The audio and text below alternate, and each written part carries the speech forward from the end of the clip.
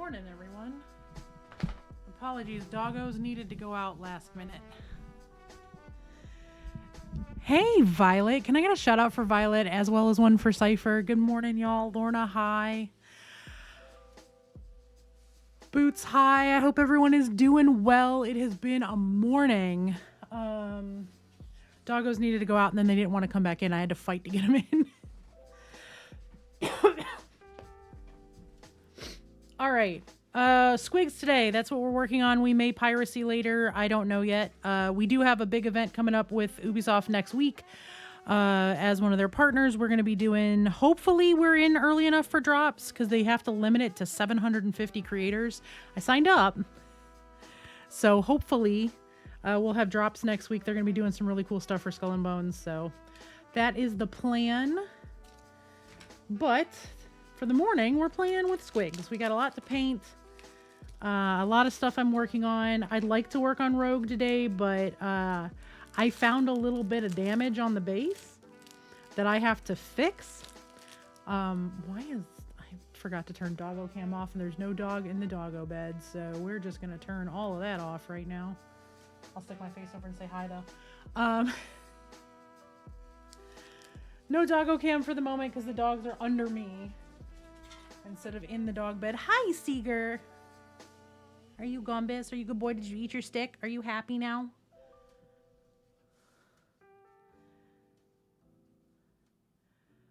Morning, Frank.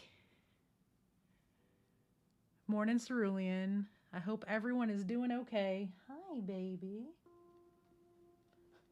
I have a big old boy right under my chair. He's just like, Mama, what you doing? Are you painting again? You painted all night. I did. I painted all night last night, y'all. Violet, how are you today? All right, first things first, we're fixing Junie because she broke off her base. So I can put her away. She is going to the graveyard of minis for TTRPG characters I no longer play because tonight is the last session. Our DM got a new job out of state and is moving. I won't be there tonight because Friday nights are not a good night for me to go out and game. Oh, gotta watch the puppies. Hey, Nerd Holla. Can I get a shout out for Nerd Holla as well? Lots of friends in here this morning. Oh my God. Yes, it's the DM that got engaged. Why is my glue not opening? Is it because I just put lotion on? No, I think my glue got glued shut. How did that happen? Welp. Let me get out my other one.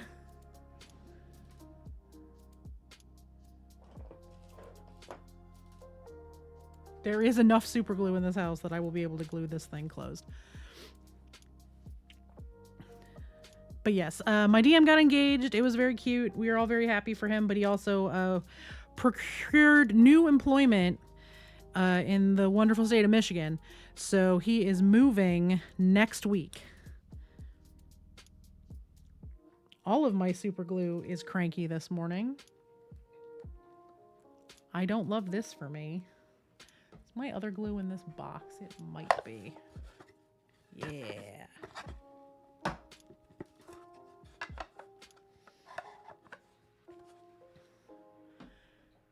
And when one gets a higher paying job in a cheaper state, sometimes you just gotta go. But the game is ending, but my oldest has decided that she wants to try her hand at DMing. So to make everyone's life easier, especially because I'm so fucking irritated with my local game store, you know,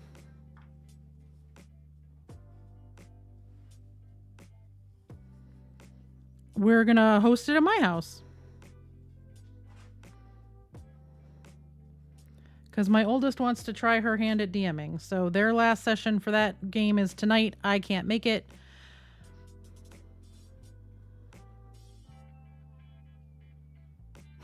Yeah, autocorrect is a whole thing.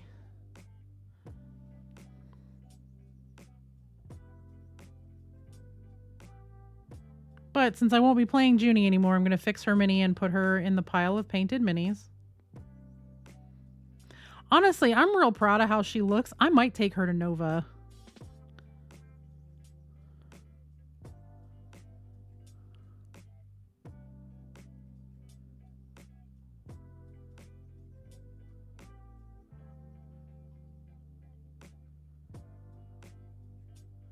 Nice.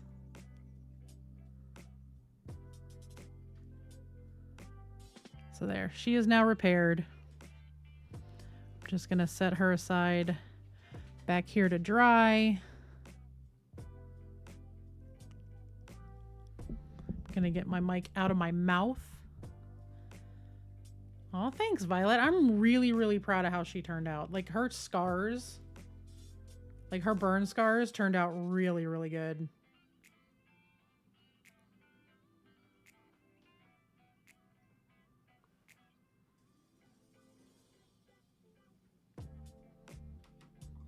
But my oldest wants to try her hand at DMing, so we're going to host here at my house. And it's going to be like every other weekend, basically, is kind of the idea.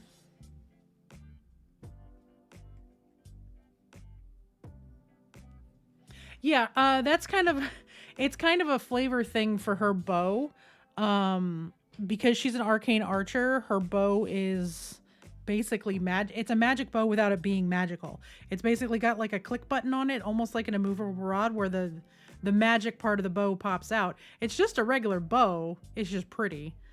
I asked my DM about it, knowing full well he was kind of new to DMing. And I have found so many ways to abuse that bow. He's like, they check you for weapons. I'm like, okay. I hand over my arrows. He's like, what about your bow? How do they know it's a bow? It's a little piece of wood in my pocket that's wrapped in leather. Squigs! Hi, Junebug. Yes, we are doing the Squigs thing today. I'm just getting all of my stuff set up. My dogs were assholes and did not want to come in the house, so it took me a minute to actually get into my office. Because I usually hit go live, wait for the ads to run, and while the ads are running, pop the dogs outside. You don't know what Squigs are. First of all, tell Bennett they're grounded. Second of all, these are Squigs. And Grots. Squigs are two-legged, gigantic space danger puppies.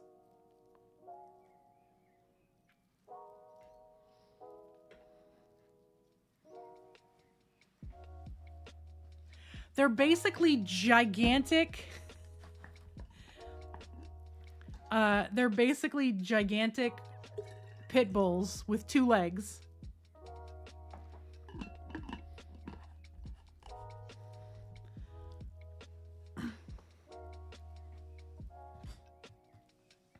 But yes, purple Squigs. I'm doing the whole Squigicorn thing for Adepticon.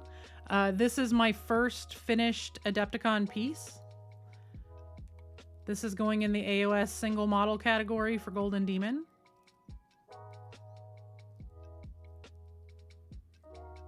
He's looking for a snack. The problem is the snack is probably you.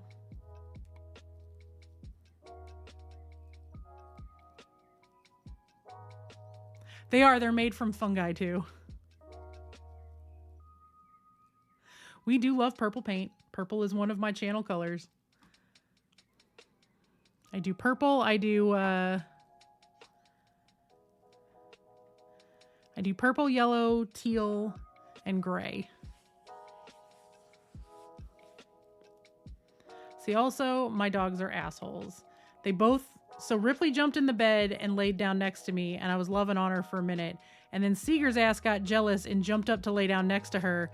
And then she jumped up to get out of his way, and somebody jumped and scratched the crap out of my hand. All of my dogs are assholes. Yeah, I said your name, ma'am. Go to bed. Aw, Buppy, did you two switch? Okay, well now I gotta turn doggo cam on because the Void Boy is in the dog bed. So now we will do doggo cam. And I can give everyone one Robert James Seeger III. And all of his I am a gigantic void with a white chest glory. I will adjust the exposure up in a second so y'all can actually see him. It's just going to blow my camera out. So where like if I go like this, it's going to look like Gondor is screaming for aid, not just calling for aid. Let me go into my camera settings.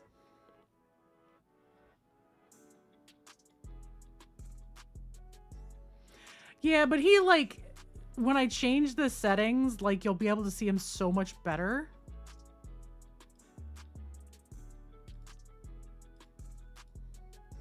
Now it at least looks like he has a face. But now if I go like this, it's... He's not that dark, but he does like eat the light a little bit, and the camera gets... This particular camera gets a little weird. It's an Anchor, and it's auto exposure is a thing. Hi, baby. Are you going to start talking? You see that you're on camera, and now you're going to tell chat you have problems? Go ahead. What you got to say? Go, arr.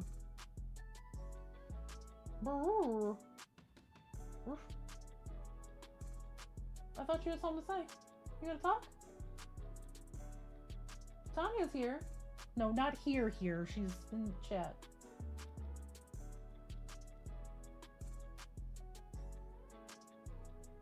Figure.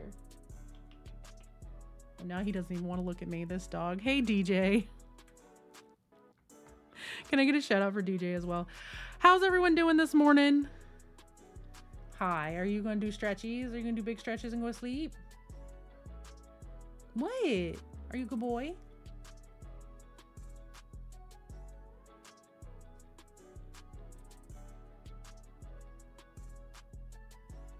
He's always plotting something.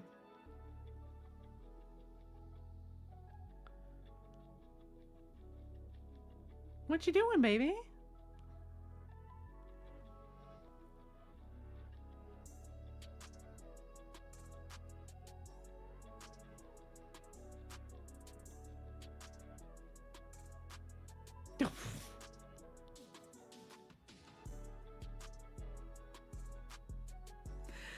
Y'all, this dog.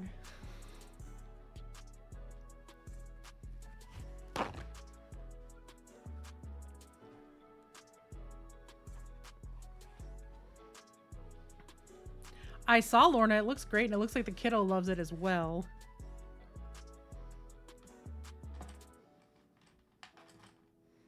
As a heads up, I have removed the Pandemonium channel in Discord. It really wasn't getting used as much as I'd hoped it would. So feel free to share your stuff, obviously. If you want to drop your Instas in chat, that's fine. I just don't know if I'll get to look at stuff on chat or on stream because, you know, I have ADHD and I'm easily distracted. Okay, I have Squigs. Don't know where my painting handle is, but I have the stuff to put the Squigs on to hold on to them. I just had like a bunch of my stuff just randomly wander off over the last couple of weeks. I am trying to figure out where things are.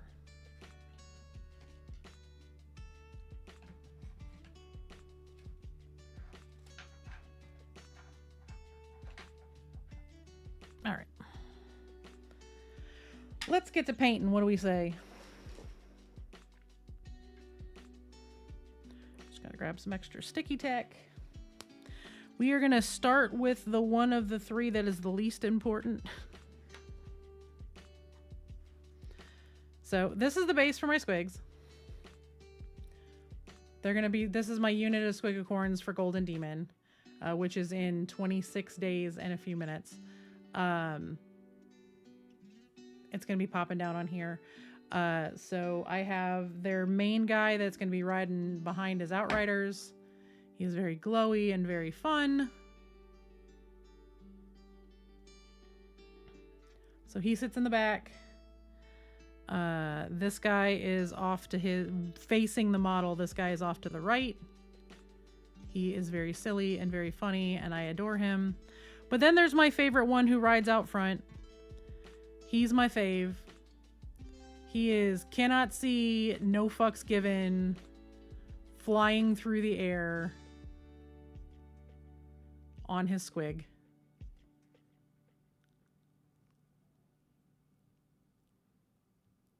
The best part about these models is that you can mess with them a little bit because the way that they're designed, the face, the body, the inside of the mouth, and the rider are all interchangeable.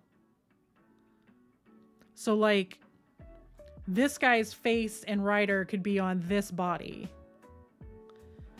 Or, you know, this guy specifically is his own little dude. I just got to pick which mouth got in him.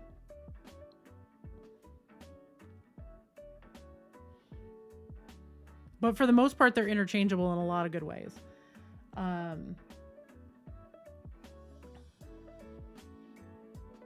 Yes, this is true. Matter of fact, I'm waiting for some sculpting putty because I found a crack in the base on Rogue yesterday while I was painting that I could not get the paint to just fill. Sometimes you can fudge it a little bit. It's so egregious that I literally had to scrape paint out and like fix it, and I'm waiting for good sculpting putty to get here to put where the crack is and repaint it. But I can show you kind of where she is right now. So the crack is right there that I have to fill. But because it's near the front of the model, I really need to do it right. So I'm just waiting for the stuff. But there's your 3 foot, what Rogue is looking like right now. If I work on her today, it'll just be bodysuit and hair and that kind of stuff. I might go in and paint the fire. I could probably work on the fire too. But I'm pretty happy with how she's looking. I think it's going to come out really well. I need to go in and do some stippling and some fudging on some things, but you know, she's getting there. And then for those of you who are new to the channel and have not seen, this is Star Princess Aries. She is painted to look like my daughter. My little one picked all of the colors. We're getting her hair braided with mint and green in it so that she can have her hair up in pigtails and go to Adepticon and go, hey, look, it's me in the case. I'm exceptionally proud of this base.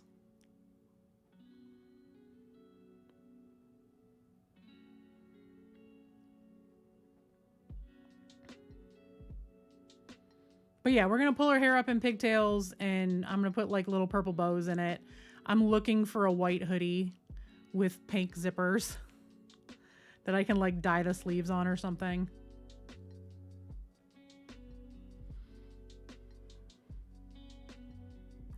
And then I just showed him, but I'll show him again. This is my squig. This is my single unit squig.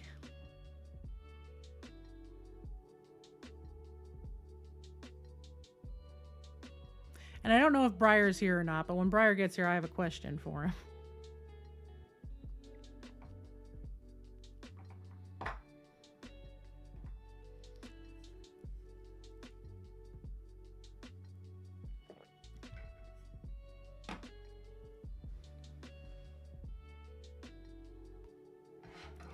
And then Rogue's base is also on a plinth. So the way Rogue works in MCP is she sits over the top of another base. So this is her base. Once it's all done and I have her sitting on top of it, I'm going to kind of mark off down on the bottom of the plinth just for stuff. Kind of a little bit of a glow from the explosions that stick out over the base. You are here. Hi. Should I tell everybody about the thing that only you and Cerulean know about? Since we're under a month?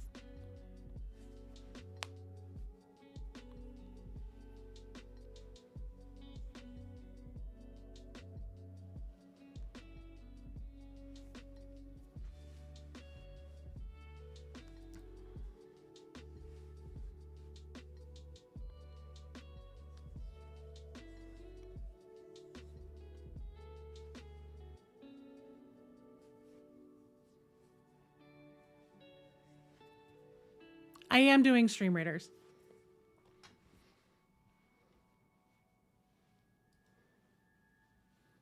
I usually wait for, I am a Stream Raiders partner and stuff gets a little weird based on how many viewers I have in chat. Oh, there's an echo. There is no longer an echo.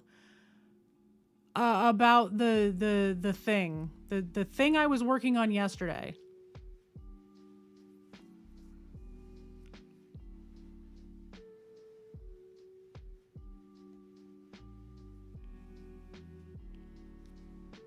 So I usually got to wait till there's about 20 people in stream and then I'll fire up Stream Raiders.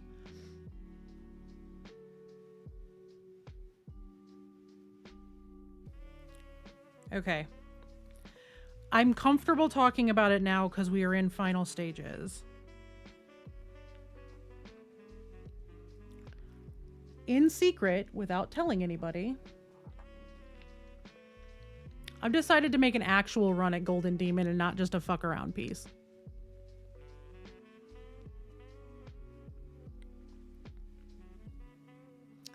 I've been working on this for like 2 months, month and a half. It needs the blue highlighting. It needs the rest of the barrel bluing on a couple of spots. But I am making an actual run at Golden Demon with my chapter colors.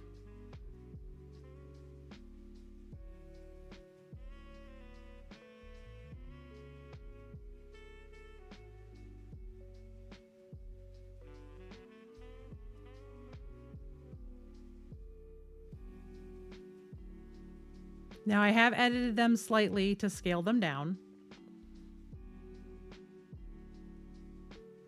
from the Dreadnought, but I'm making a literal actual, I'm really trying to do this run at the hardest Golden Demon category out there. I haven't said shit to anybody about it. Only Cerulean and B have known about it for a while now. Because I've been working on it in quiet because I didn't want everybody to be like, what's going on? I wanted to see if I could get it to a place where I was going to be content with it before I got going. But since I'm also working on the sister in tandem. Oh.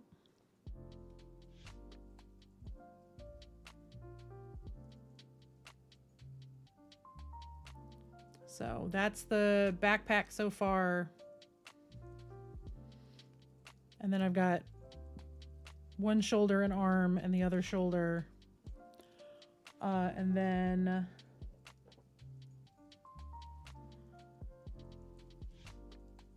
his sword. Hey Metatron, welcome in. Thank you so much for your streak. So I'm making an actual run at it. So then that begs the next question. Would you all rather see me work on him or would you rather see me work on the Squigs?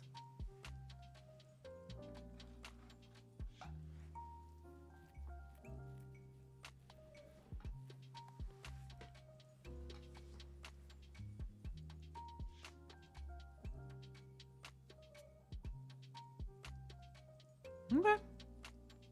Squigs it is. Feel free to ask me how this one is going along. I'm working on him a lot off stream. Shiny, thank you so much for your 5 stream streak. I appreciate it. But like his helmet, when I tell y'all I spent 16 hours on this damn helmet.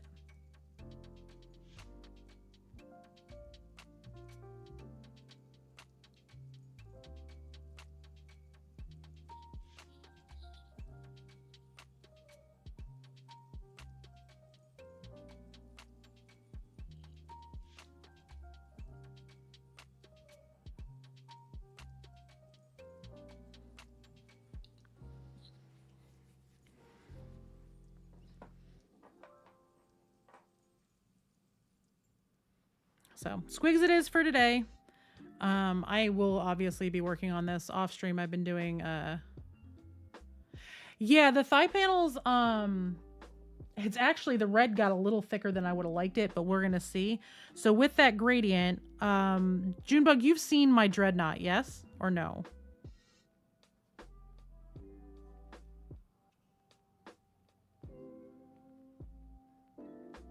Let me grab him. Hold on. He's in a box. I'm going to have to unwrap him, but I'm just going to grab him rather than pull up the pictures because it's easier to see it in person. And I'm going to walk over here, and just for everyone in chat, we're going to boop the boy. Can I have a boop? You are going to let me boop? Boop. Boop. You never deny the boops. What is wrong with you today, sir? Back to laying there and looking cute.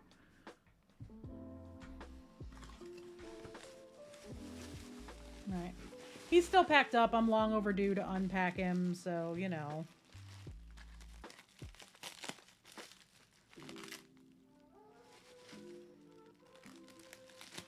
Might as well.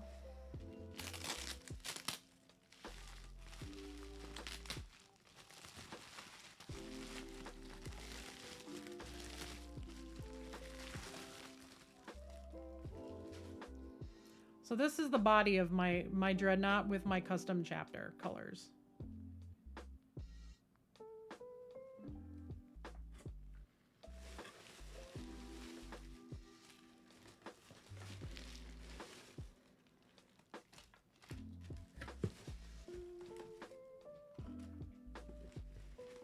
I'm just pulling all of his pieces out so I can put them together.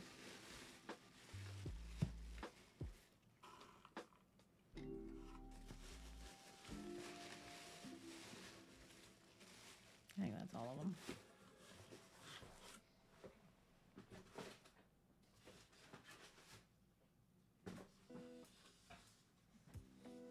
Hi, Gumbus.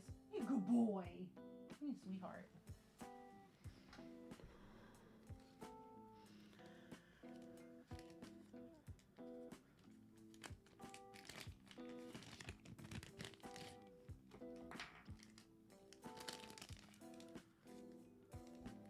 So I'll show everybody what it looks like and then show y'all kind of like what we're doing here because it's easier to just see it.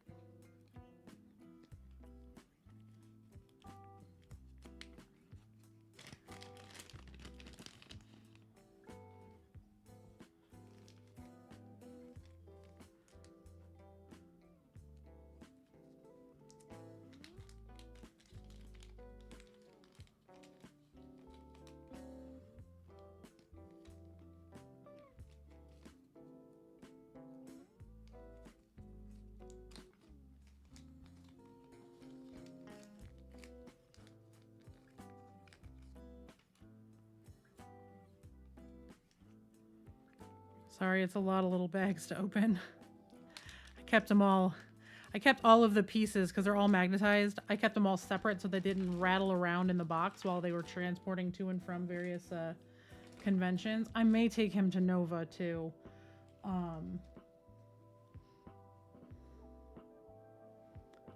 So, Dreadnought. He is fully magnetized, but those panels on the side are going to go into barrel bluing like this. Like I said, I'm not real happy with how thick the red laid down. We're going to see what I can do to mess around with that a little bit.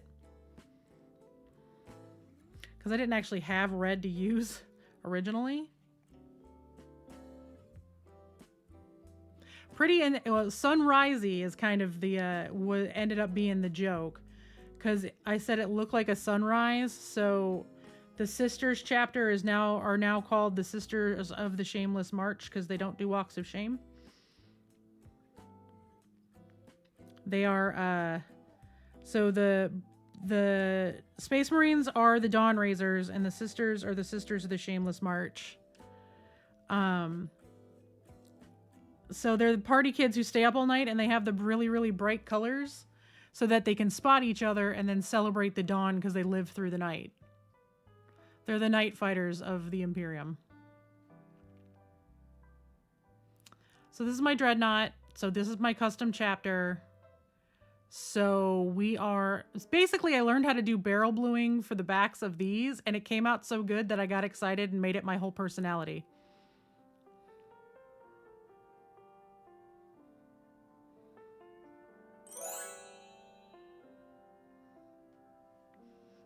Hey, Bennett, can I get a shout out for Holy Fireman, please? Thank you so much for your resub. Nope. It would help if his rocket launcher was on straight. That was his... There we go. Better. To give y'all, like, a point of reference for scale, those letters are 1 millimeter high. So... This was from Dreadnoughts last year, but this is going to be the thing. Bennett, now that you're here, and I've now spilled the beans, would you like the beans?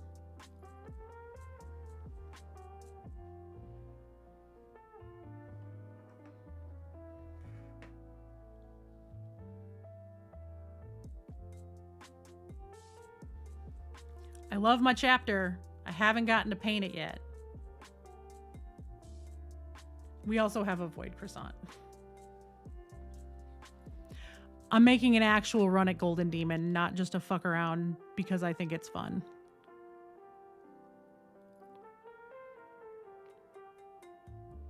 using my custom chapter.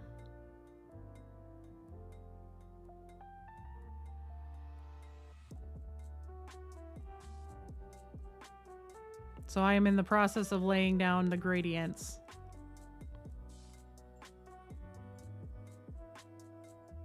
Now, I have edited a little bit rather than have all of the, like, the barrel bluing and the gradient fire. The fire is just copper now because it's going to translate better on the smaller miniatures.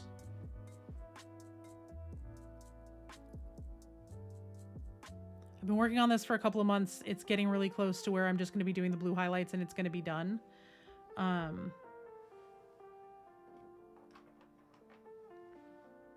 So I'm really proud of him. I'm very excited about it. I'm a little nervous, obviously. I'm entering the most difficult category, arguably the most difficult category in Golden Demon with it. But at the same time, you don't win anything if you don't make the attempt.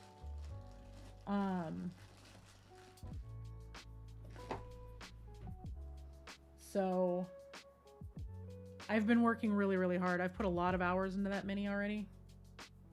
I'm gonna roll back here and put my dreadnought away. I don't have a comfortable place to set them down over here.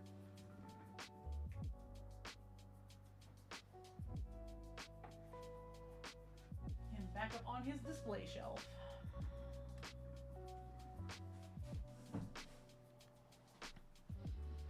Yes, I've been working on for like probably 6 weeks. Maybe 7.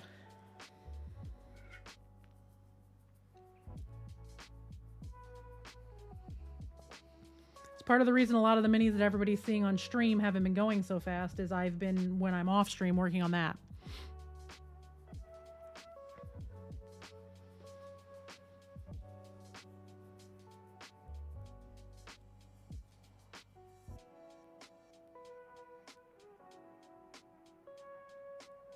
So, you know, thank you. This is my base for my squigs. We're working on the squigs today. Chat, wait in. It is going to be a squigs day. We're going to start with this one. We're going to get this gentleman squoze down in here. Here's my paint handle. It was behind my water bottle for my paint.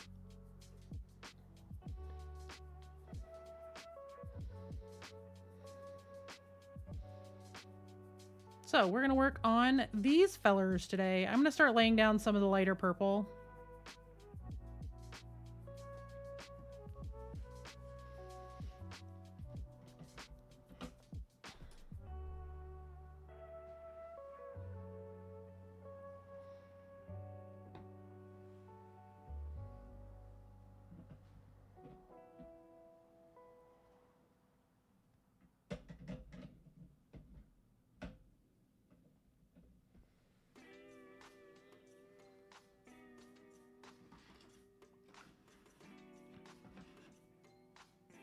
Yeah, I love the orange mushrooms. The next step on the orange mushrooms, I'm waiting for my order from Turbo Dork to ship on Monday. We're going to cover them with some of the new formula for Miami Sunset. And then there's going to be very similar to the ones that I did here. There's going to be the little dots on them. Only I'm doing, instead of doing the dots under the coat of Miami Sunset, I'm doing it over. And they're going to be a little bit brighter.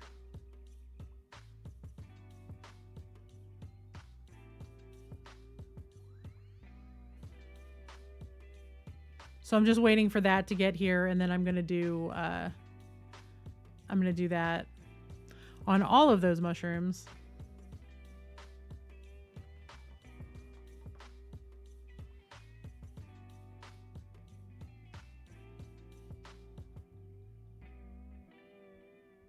At some point today, I need to go in and start working on the grass and start highlighting the grass a little bit. But for the most part, this base is pretty close to done. Like I said, I have to do, I have to paint this friend and this friend and this friend. I need to do some highlighting on the mushrooms still a little bit, which I might do a little bit more with the orange and yellow today. I will also try to keep my dog's hair out of the grass. The grass still needs highlighting because it's going to get brought up to a very bright green. But yeah, I'm real happy with it. The water texture, I'm really happy with how the water is looking. The plan is once the squigs are on here, I'll be putting mud texture around basically everything, similar to, where did I just put him down? Similar to him, and then dry brushing over it and then adding the water texture. And then the plan is we're going to do one thin coat of flat water texture, let that dry. Then we're going to put a coat of my Woodland Scenics ripple texture, and we're going to make ripples in the water. Then that's going to get dry brushed with the same metallic sheen that I have on the base here. And then that's going to get dried. And then I'm going to put one more thin coat, maybe two, of the flat water effect over the top of that. So it'll look like rippling water to a point, but it'll also have a little bit of a shimmer in it and some dimension. But I have to do that after, at the very end of everything. So the plan right now is get the squigs painted, sealed, get them glued on here, do the mud texture, and start touching all of the things up. I haven't decided what color I want to paint this little dude yet, because this is a baby squig, right? So I'm wondering if I need to just paint him the same purple that I'm painting everything else. I think that's probably the right play.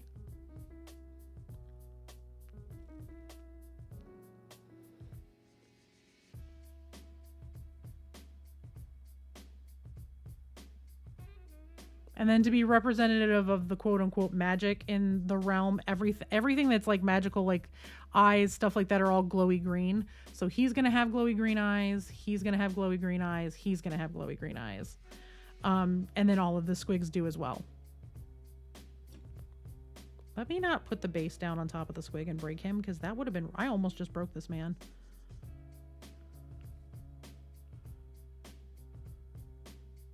But we're going to start on him. We're going to start with like some light purple highlights to start blending that out. Doing some cleanup on his gums. I'll probably do a little more squig dentistry.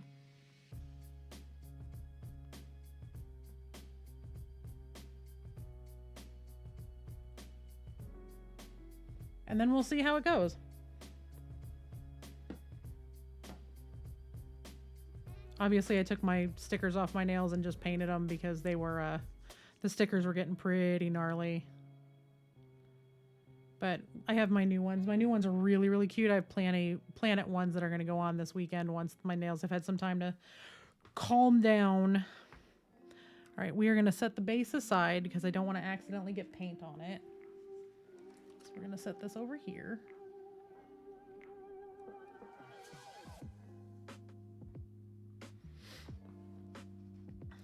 Basing is one of my favorite things to do, so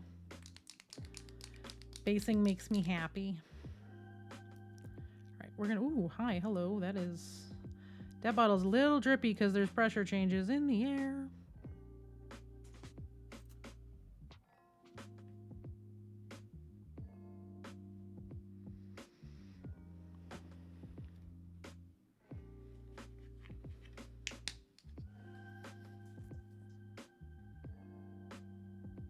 I'm putting a little bit of glaze wash medium from Monument Hobbies in there just to thin it down a bit to make it a little more translucent.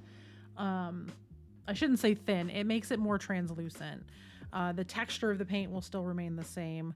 What's going to thin it down is I'm going to put some flow improver in it.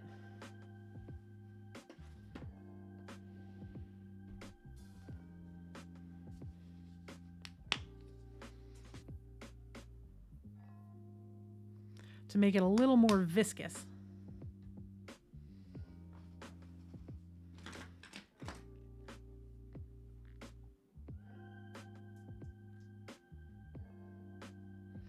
We're going to stir it really, really well. I love these new stir sticks that Turbodork came out with. It may seem like such a silly little thing, but to have it be reusable and I'm not destroying my brushes, or having to use something that's not reusable or the end of my brush or whatever to just get my paint stirred, and then it rinses right off, and then all of this can peel right off or get washed off with dish soap. It's such a help. headset so I can see what the F I'm doing.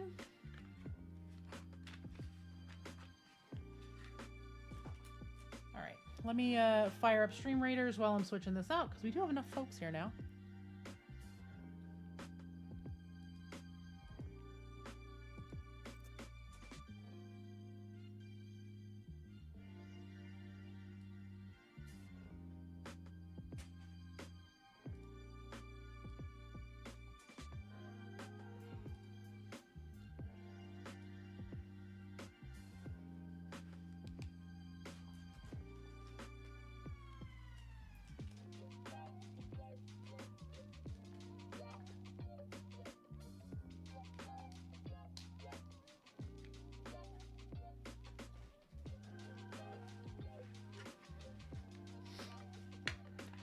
Yep, that's what the raid call or the raid battle call, battle cry, something like that will be when we get to fighting.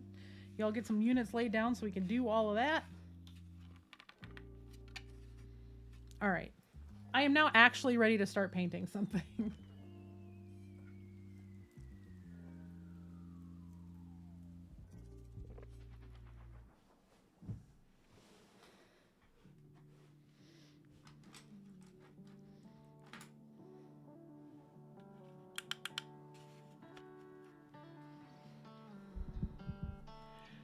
As y'all can see, the marble base test did not come out as well as I had hoped. Now, it doesn't look bad now that it's fully dry.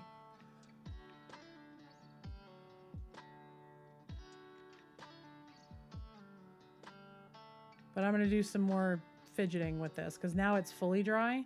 So I may try to do another coat to see what happens. Matter of fact, let me just do that. How about we just do that? What do we say? Just had that bottle of nail polish sitting here. There it is. Since it takes forever for it to dry, we'll try it again. See if we add another layer, see if we can get it to look a little more marbly.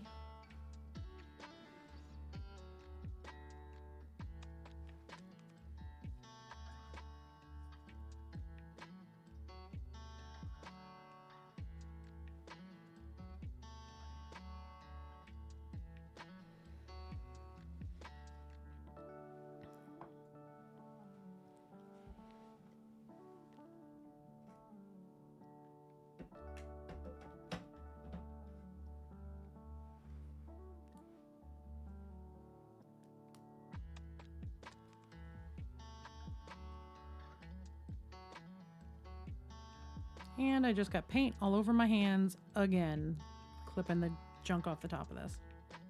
Never fails.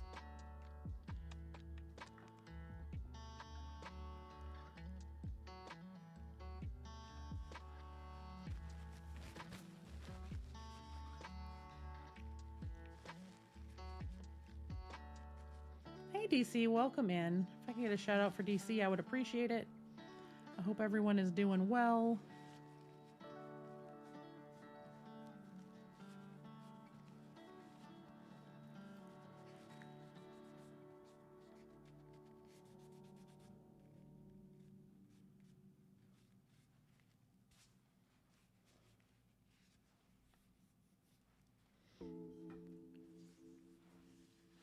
Thank you, thank you. All right. I'm going to get one of my larger brushes here. I'm going to get some of this water. We are going to pool water all across the top of here.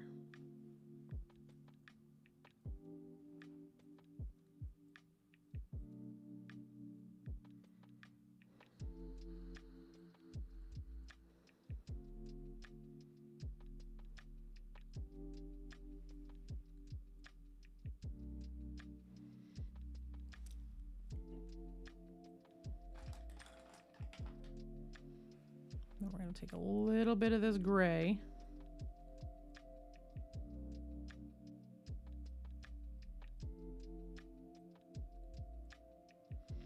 And we're going to swirl it through.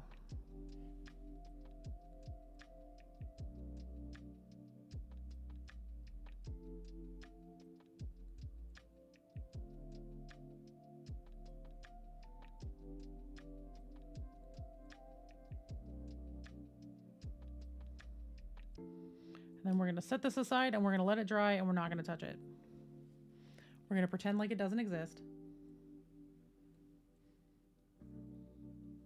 I'm going to put it behind stuff where I can't even like really fuck with it while I'm streaming. And we're just going to leave it alone and we'll see what happens when it dries. And it might be a day before it's completely dry so we can see.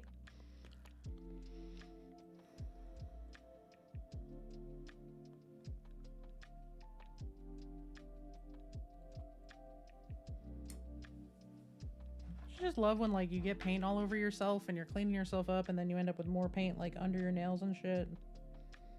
But you've painted your nails clear.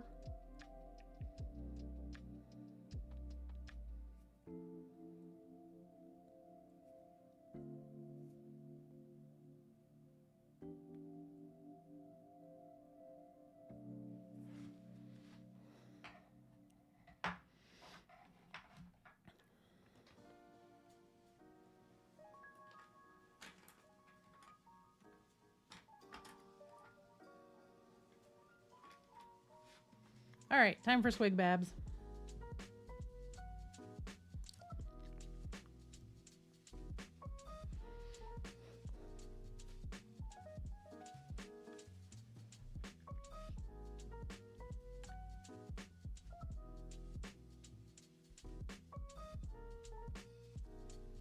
Okay, so looking at it like this, you can kind of see where highlights need to go.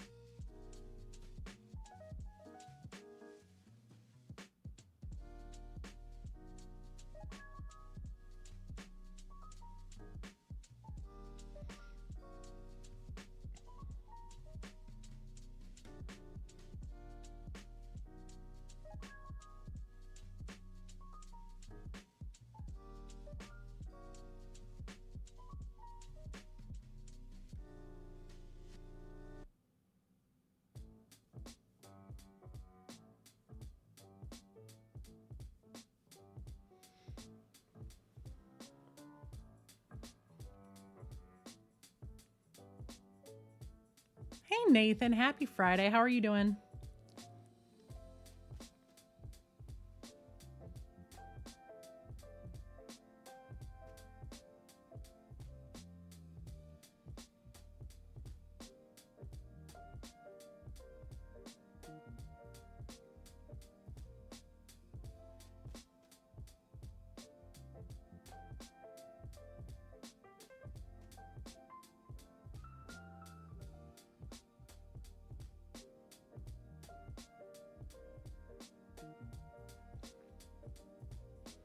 Hey Kat, welcome in. I am doing okay. I am working on my squigs for Golden Demon. I have 26 days and a few minutes to get everything done.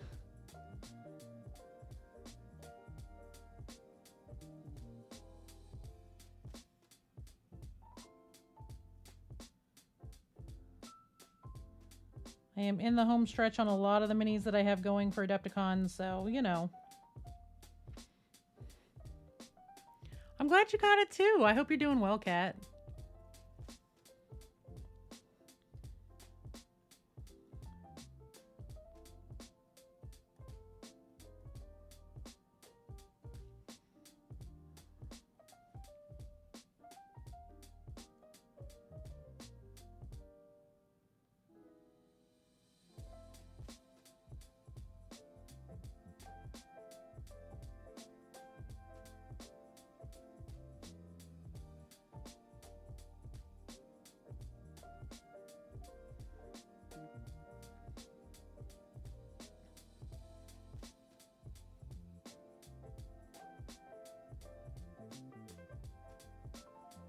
May actually go down a brush size because I'm struggling today with this.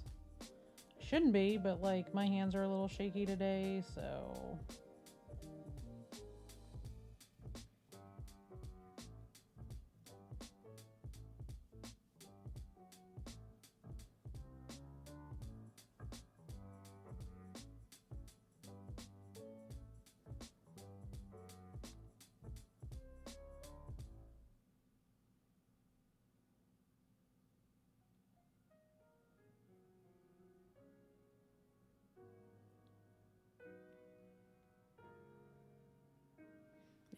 I'm going to switch down to a different brush size. I also have to kind of adjust the way that I'm sitting because I'm struggling a little bit.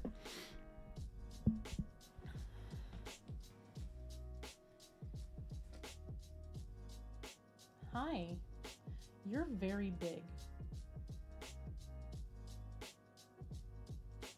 You know you could go back that way just a little bit and you'd be way more comfortable, but okay. Ripley is taking up the entirety of under my desk right now. If a dog could starfish, she's starfishing.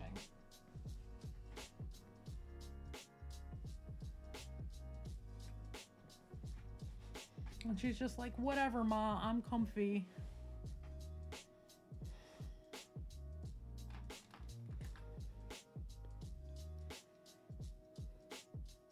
Oh, what, Seeger? Yeah. He's salty because we're not in bed.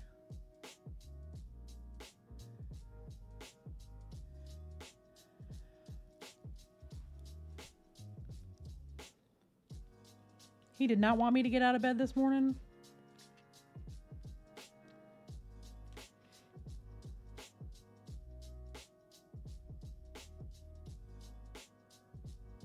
But you know, fair. I didn't want to get out of bed either, but like, I gotta work. This is my job. I don't make money when I'm not working.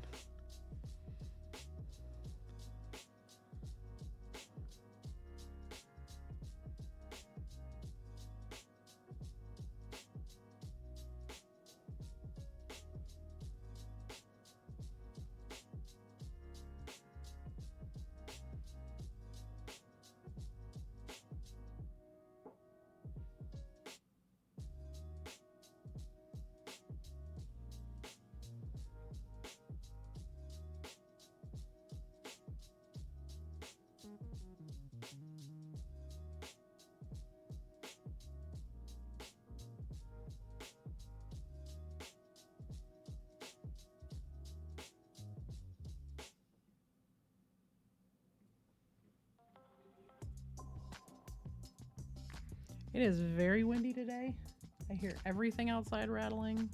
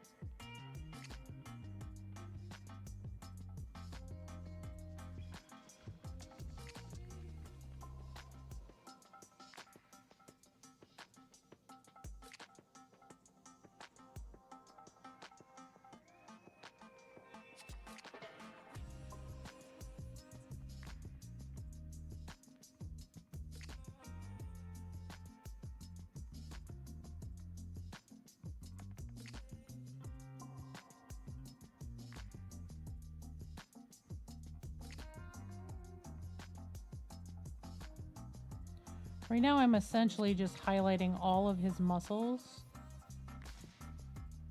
Anywhere that light might get just a little bit of an extra hit. We'll do a much more defined like blend out as we go. Right now I'm just trying to get right up close to the line. And I'm sorry, I know people are caught behind ads, but we'll be back in a minute.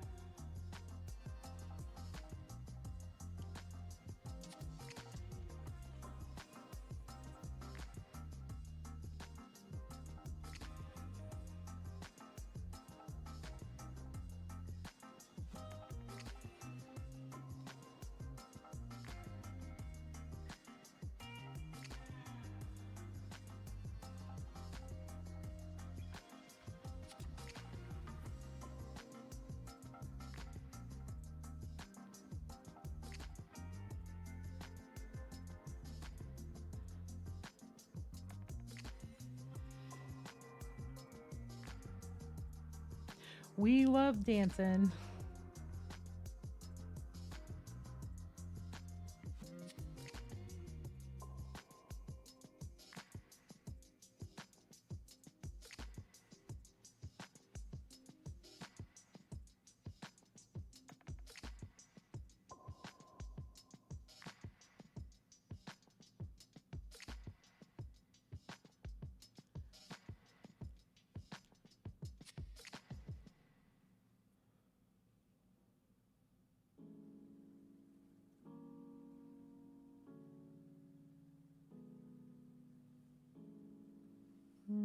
Some of the primer came off that low. I didn't realize it was his foot too. I'm going to have to reprime the bottom of this real quick.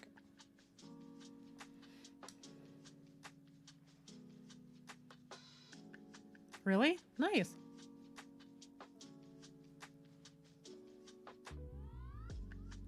Full disclosure, I know very, very little about the game itself of Warhammer. I know a decent amount of lore. I like painting the models. I can't parse the rules really well because brain injury and not a math gay. And they keep changing them so frequently that by the time I figure shit out, it's different again. I would really love to be able to learn how to play, but they make it very, very difficult for people who are neurodivergent or have stuff like traumatic brain injuries. And that makes me sad.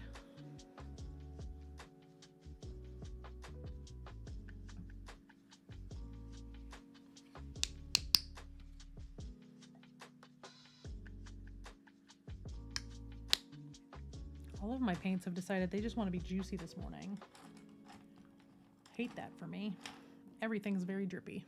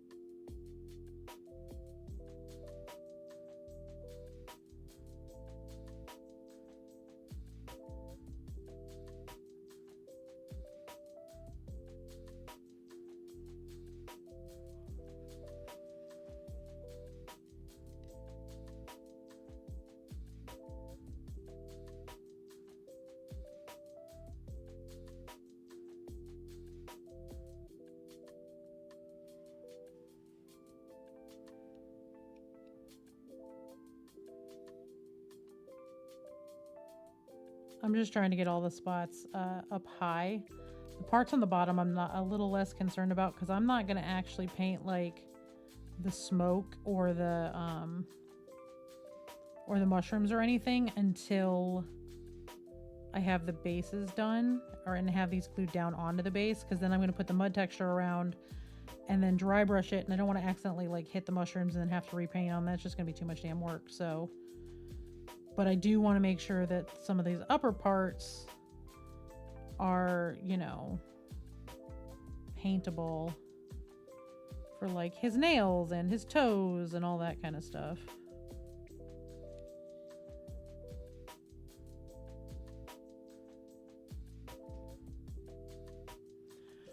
In a perfect world, I have these on the base next week.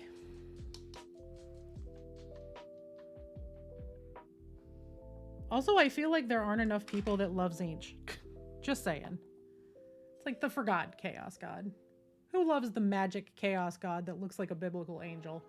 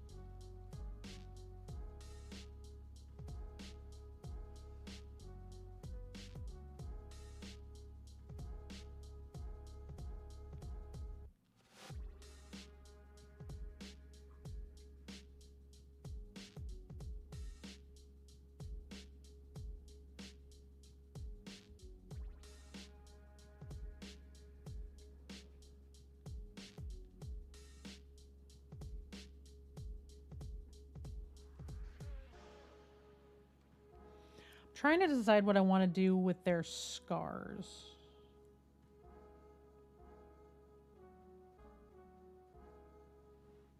Also, I'm going to back my camera up a little bit because I feel like I keep pulling him out of frame, and it's because I'm having to lean over so far, so I'm just going to back it up.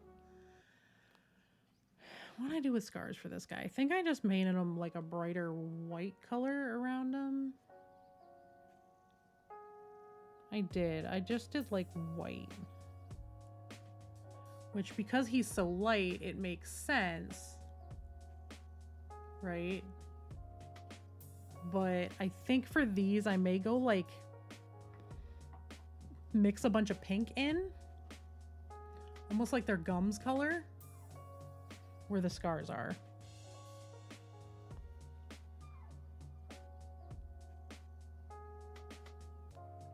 I mean, more purple than that, obviously, because we want it to look different than, you know, the texture of their gums, but...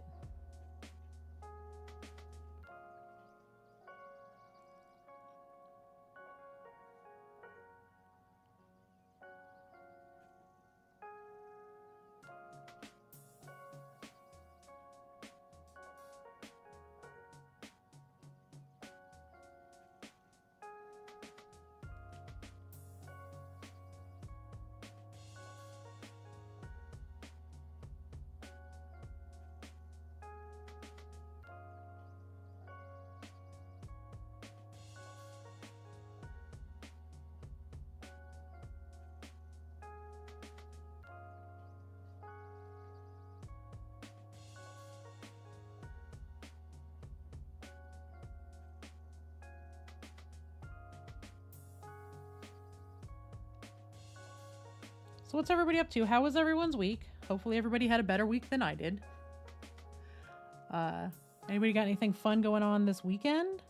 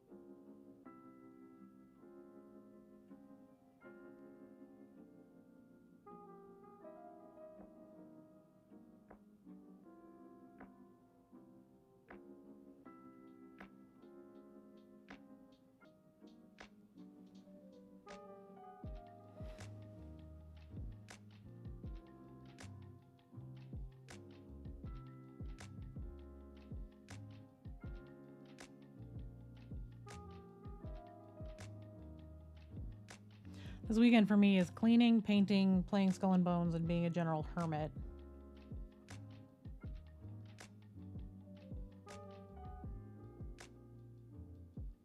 But mostly painting.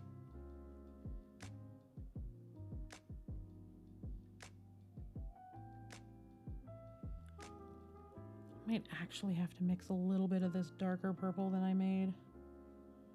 But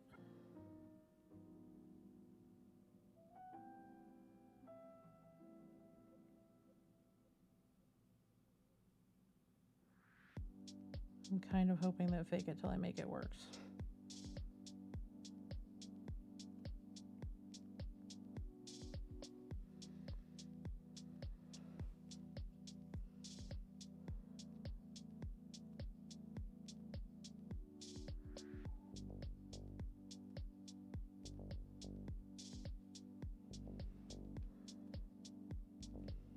Because I will eventually go in and highlight over all of this anyway, so.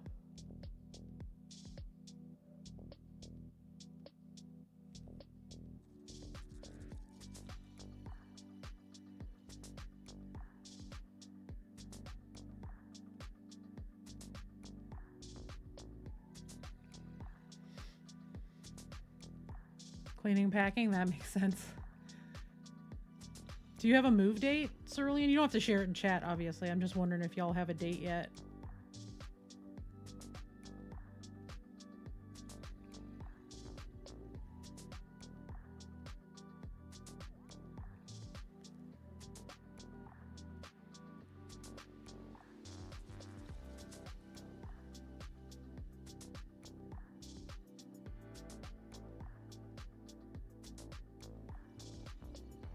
Yeah, I'm glad you got to go do some fun stuff.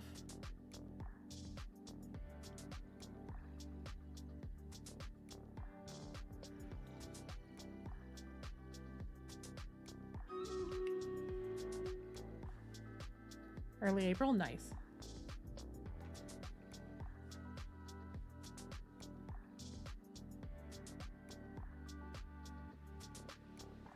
Hey Zest, yeah, we are rocking with Squigs today, right here on Maine. Battle cries in chat. An exclamation point battle if you want to use ours.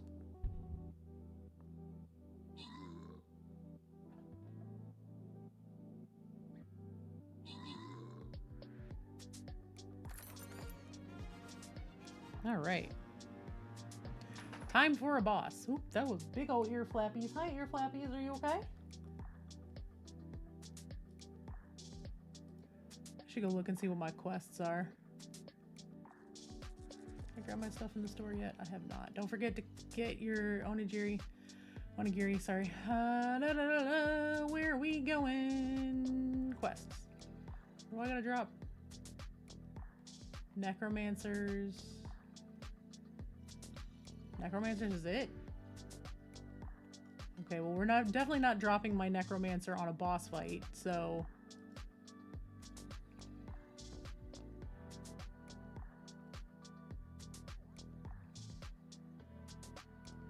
Oh, we do have this though, so I can give everybody high ground. Bring your ranged units back here.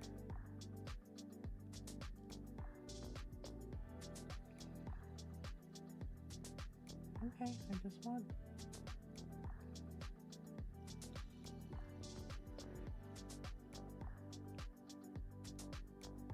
I'm gonna drop some healers in the corners.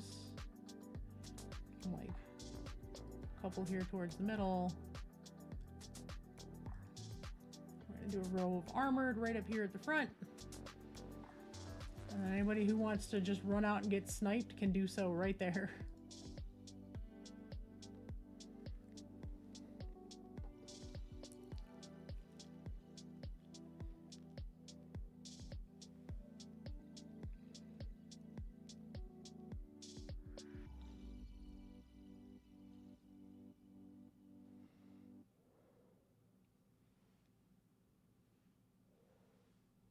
He's sniffing his own toe beans. Y'all see this?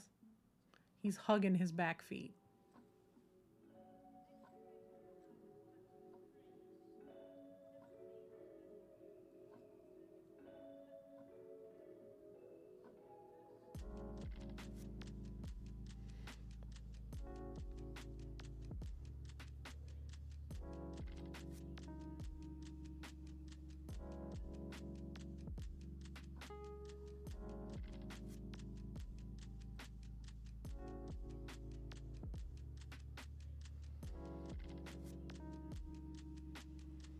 He's such a little goober. He's my little goober, but he's a goober.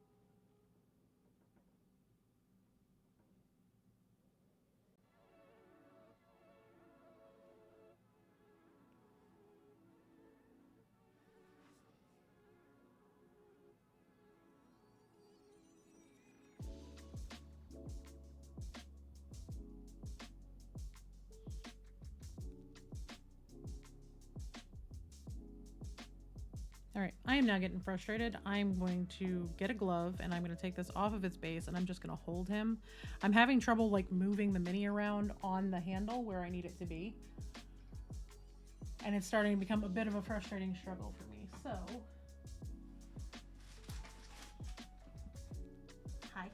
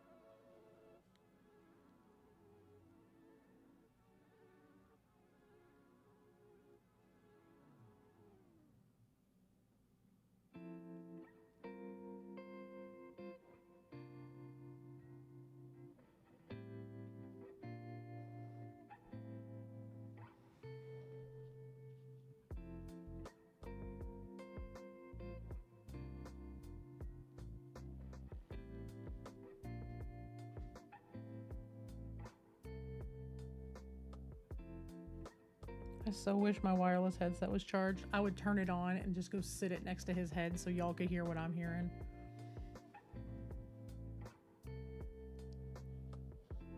I love my headset. I love my headset because the light actually comes off of it, so when it starts dying, I've got another one charged up next to me ready to go.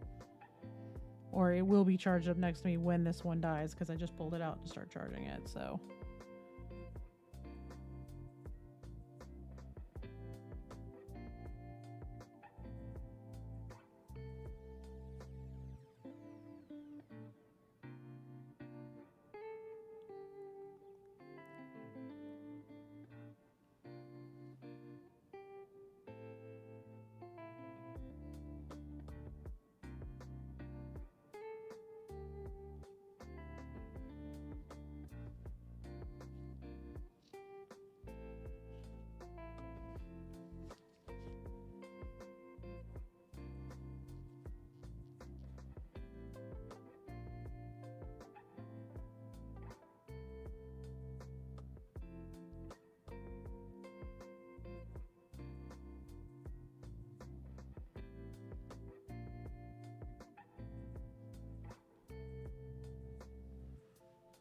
I will get that for you in just a second, Frank. Thank you.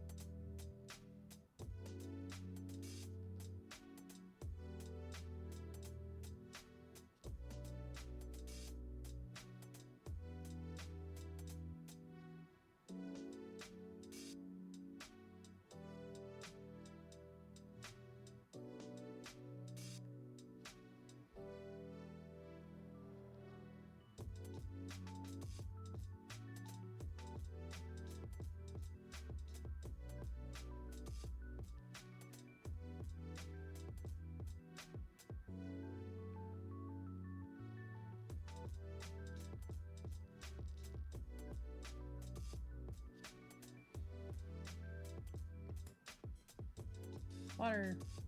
Also, I put one of my stickers on my water bottle. It's so blown out. There we go.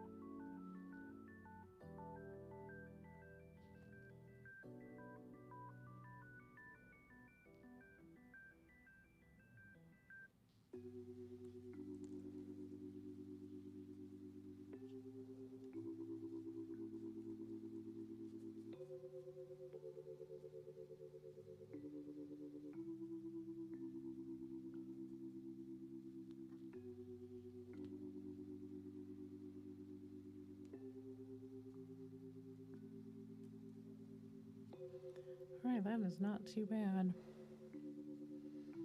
Set him down to dry, and while he is drying, I'm going to grab the next one.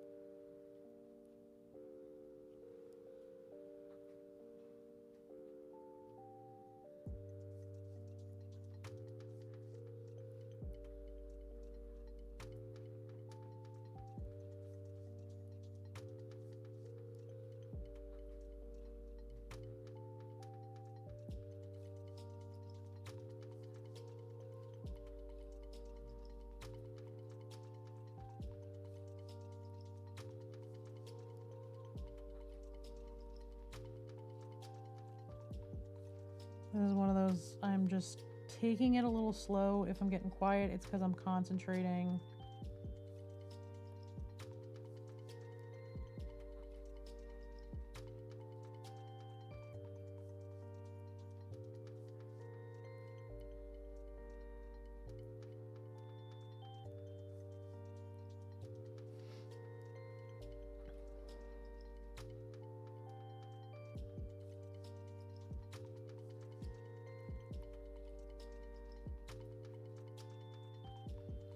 Because essentially right now it is a lot of, I am doing the mid-tone basically.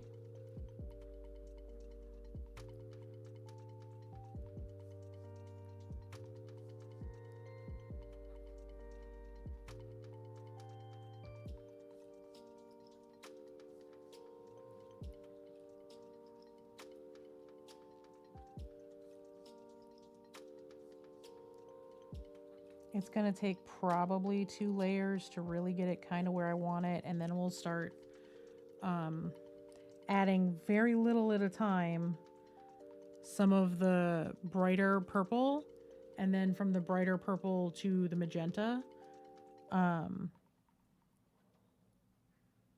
bring this purple up a little bit.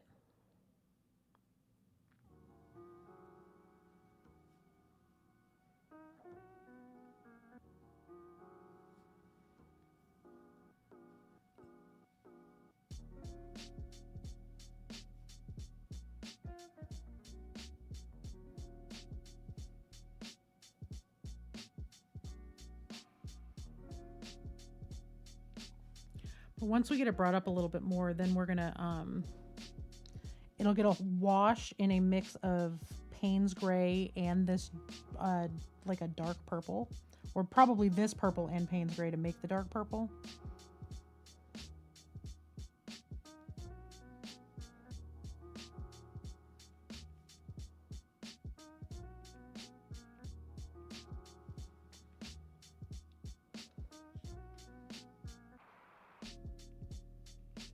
And that's going to be a very subtle, very careful wash that I'm going to go through with. Basically, it's just going to be touching the spots that are much lower that really need the shadowing to force the deepest of the shadows back in. And quite frankly, I might just cover it in some fucking Nuln Oil and call it done, depending on how much time this takes, but because that could also work.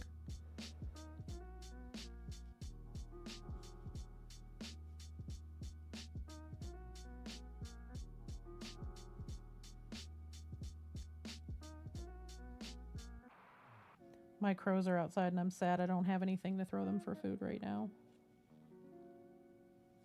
I'm out of peanuts.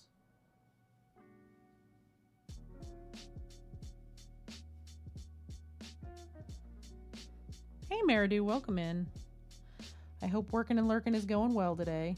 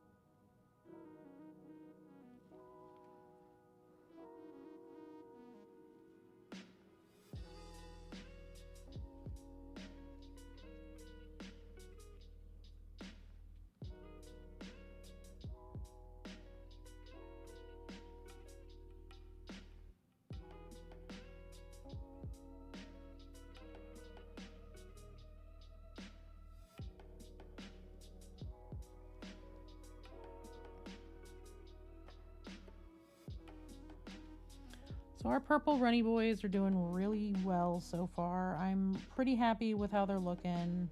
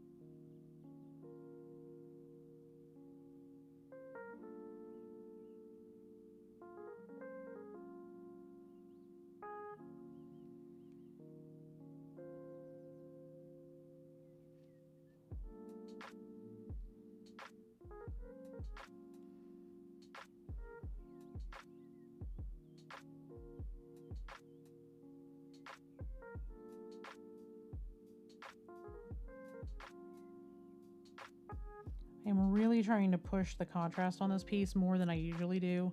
I want like the darks to stay real dark and the lights to stay real light.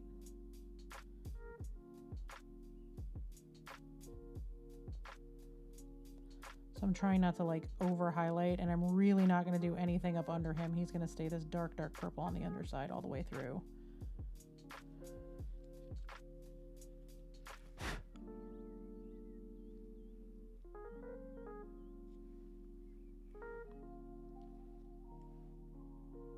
Sure.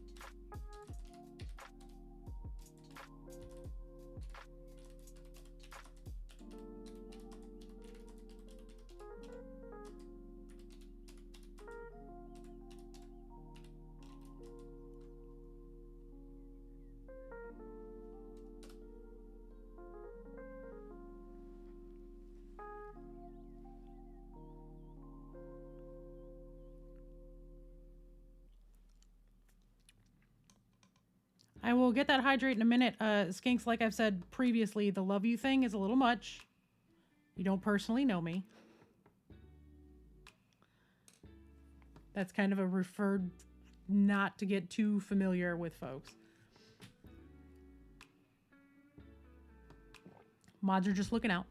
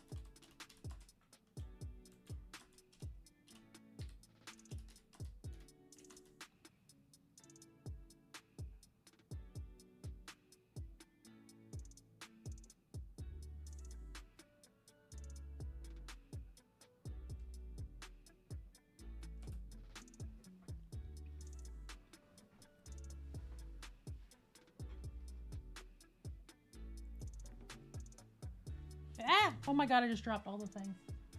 Hi, Ripper. Sorry, I didn't mean to drop the cushion for my armrest on your face. I shifted in my chair the littlest bit and this popped off. I know it's filthy. I need to replace these. And it went flying. And I bopped Ripper with it.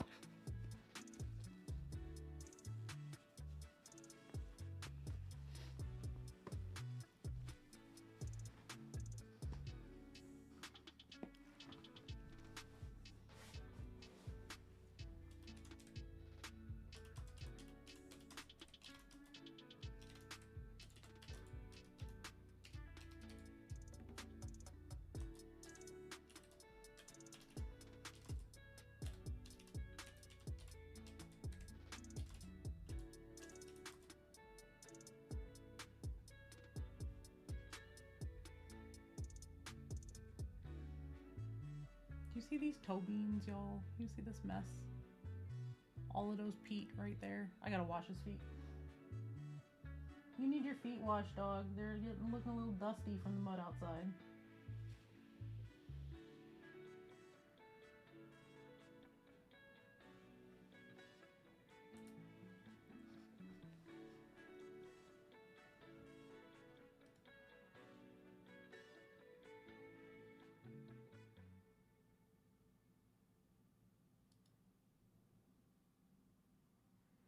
Sorry, I got my DM messaging me now. Okay, there we go. Our home games, well, our game store games last session is tonight, and he's like, how do you want me to give your character a send-off? I know you can't be there. And it's like, oh, however you want. Make her happy. I don't know what's going on. I haven't been at the last couple of sessions because they've been trying to, like, schedule a bunch of extras because they knew he was leaving and because of everything going on with B's job. I never know till like last minute if I can be at a session or not, which for me as a person with ADHD, the not knowing is the worst. So it's been a lot of, let me just cancel. Let me just say I can't be there because I don't know if I can or not. So that I'm not doing the ADHD freeze all day. Hi, Deanna. Hello. Welcome in, Raiders. Hi, if you're new here, I'm Awkwardish Panda. I'm very awkward. I'm roughly panda sized. I'm queer as hell. I am working on my Squigs for Golden Demon today. We might do some piracy if my hands keep shaking the way that they are. But for right now, I'm okay. And we are talking about something. Where the hell did my brain go? I lost my... Oh, yeah, D&D. But the ADHD brain freeze is a very real thing where if you know you have a thing or you need to find out about a thing before you can do another thing, nothing gets done because you're waiting all day for that thing. So it's easier for me and my brain to just be like, you know, until I know, and because we don't know yet, I'm just not going to be there. Like I found out at 11:30 last night or 10:30 last night that our last session was going to be today. Because they had a session last night, but I didn't know until really late if I was going to be able to make it or not. So, Lath, hi. Adiana, hi. What were you up to on stream today? How are you doing? How did your stream go?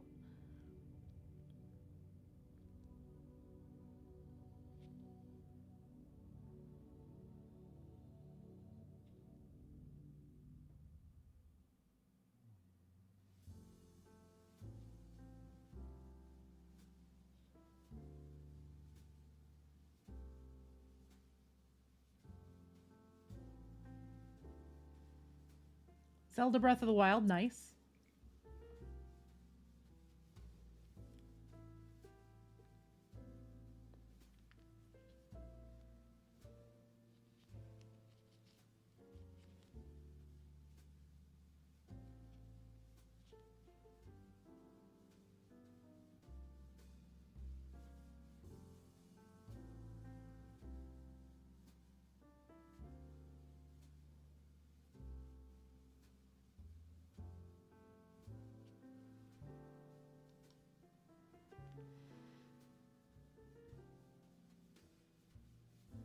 Nice.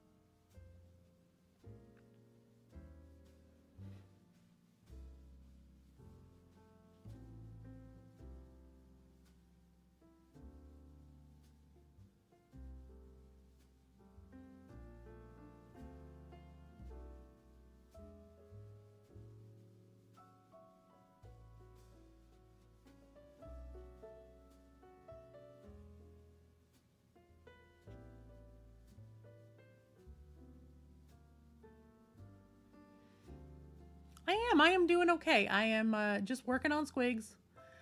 Starting to do the color layering, getting the highlights in, all that kind of stuff, because I've got to get these bad boys done and on their base. I have too much to do and no time to do it in, because I've got, 3.5 weeks till I got to have all this stuff turned in.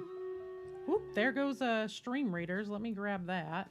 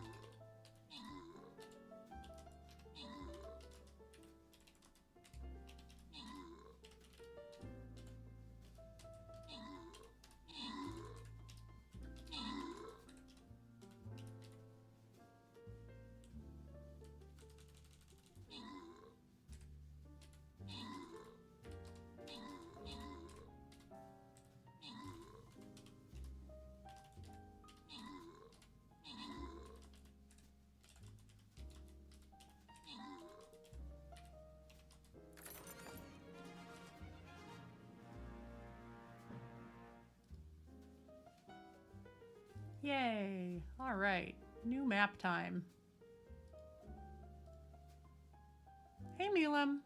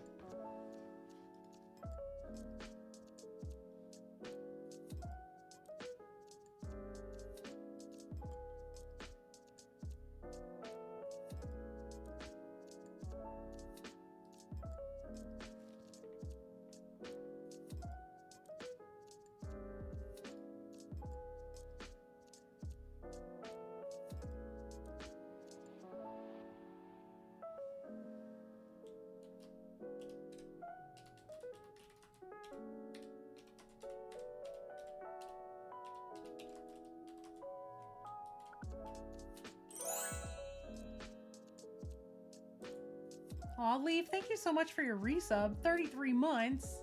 How are you doing today?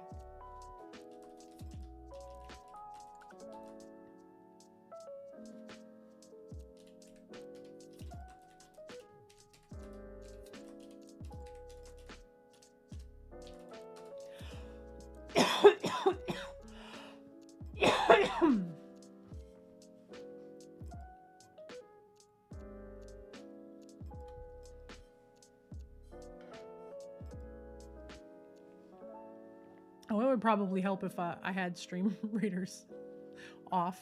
I'm doing okay. I am highlighting all of the things purple right now.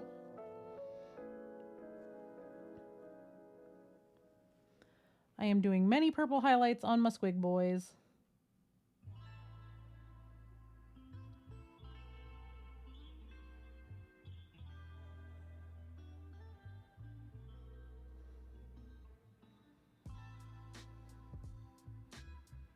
I'm starting to make some decisions on what I'm going to do with other parts and what have you. Where are my tweezers at? I have a piece of Ripley hair stuck in the plastic.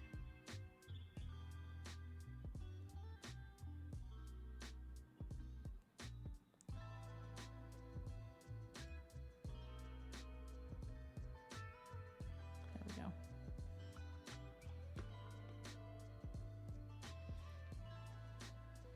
Hey, Caffeinated Miniatures, welcome in. Happy Friday. I hope you're doing well.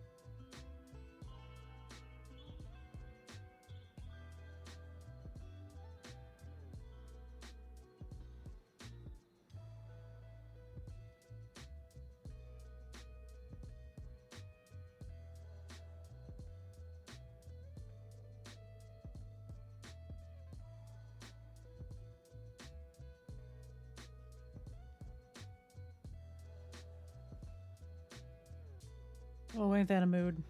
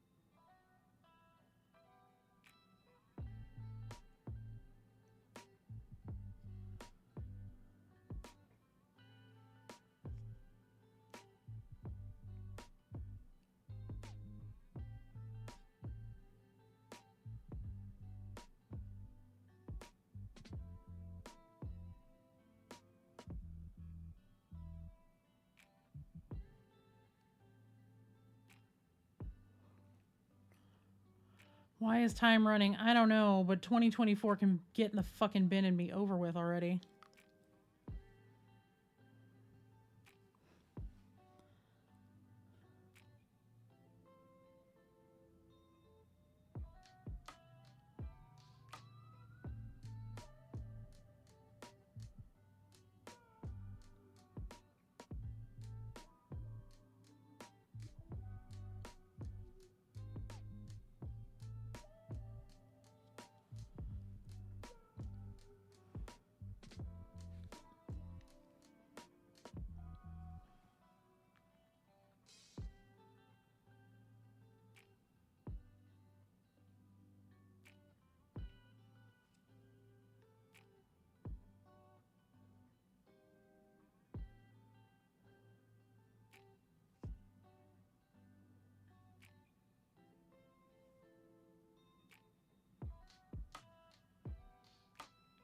It's so subtle that it's like really hard to see.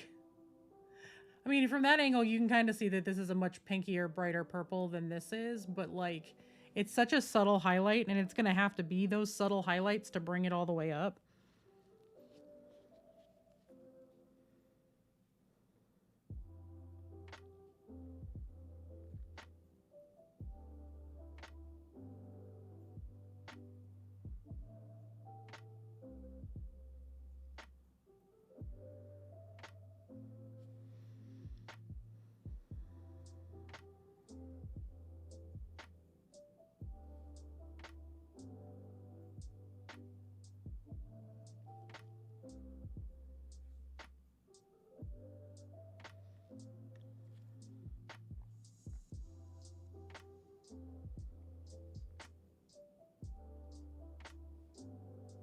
We are going to do one more coat of this color.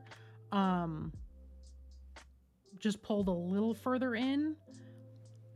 And then we're going to start the blending up to the next color.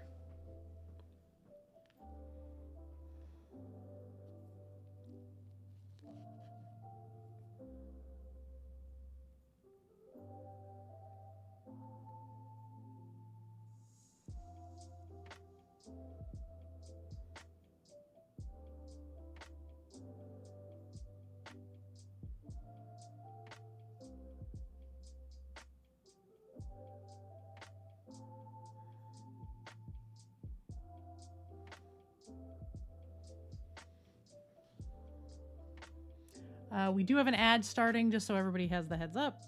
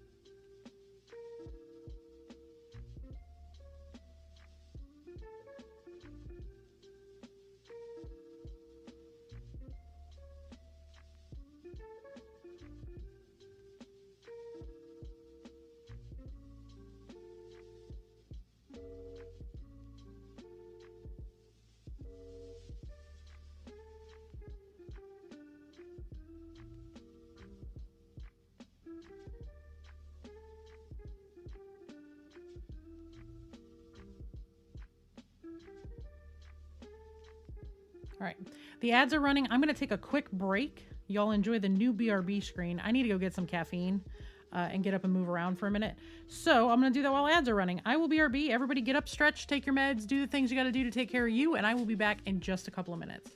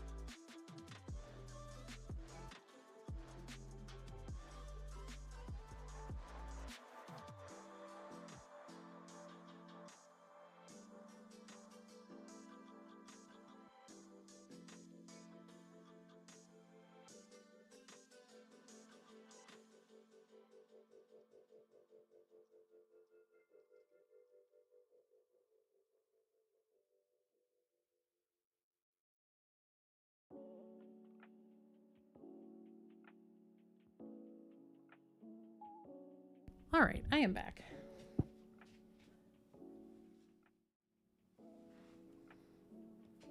Sorry, the doggos took a minute to come back inside. There's like a little strip of sunlight in my backyard, and they were both standing in that tiny little strip of sunlight, staring at me when I opened the back door like, the fuck you mean come in? It's sunny.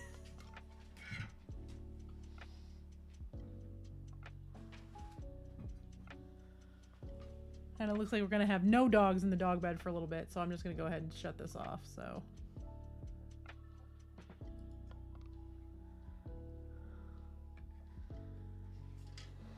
I mean, we went months, y'all, months, with almost no sun. It is one of the gloomiest winters I have ever experienced since I moved here 14 years ago. And we've had so much sun the last few days that every time they go outside, they just look for the sun.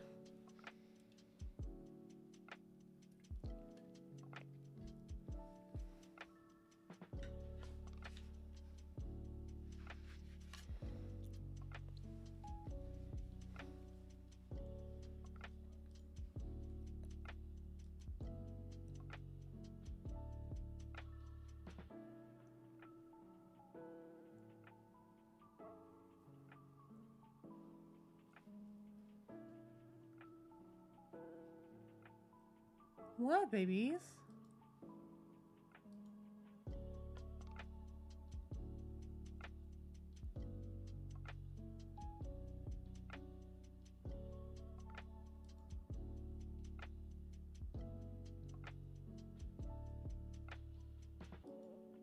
I'm just checking a couple of things. Trying to get settled back into my office.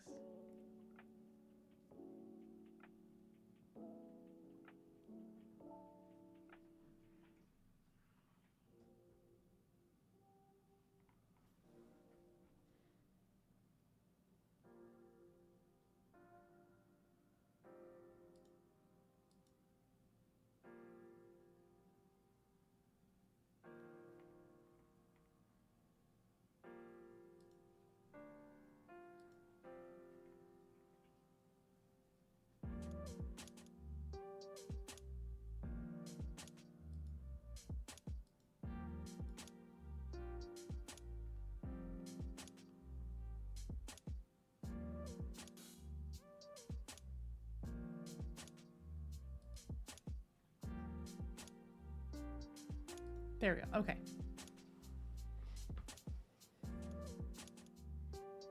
No. But Boots the puppy is so cute. Does the puppy have a name?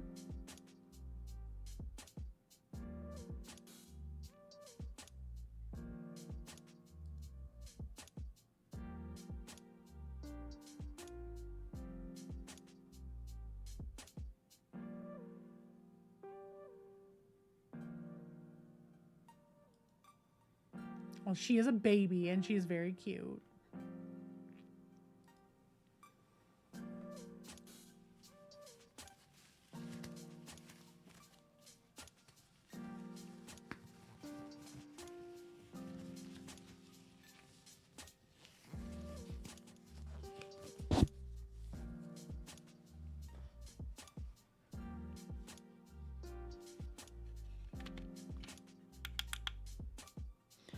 Y'all are keeping her though, right?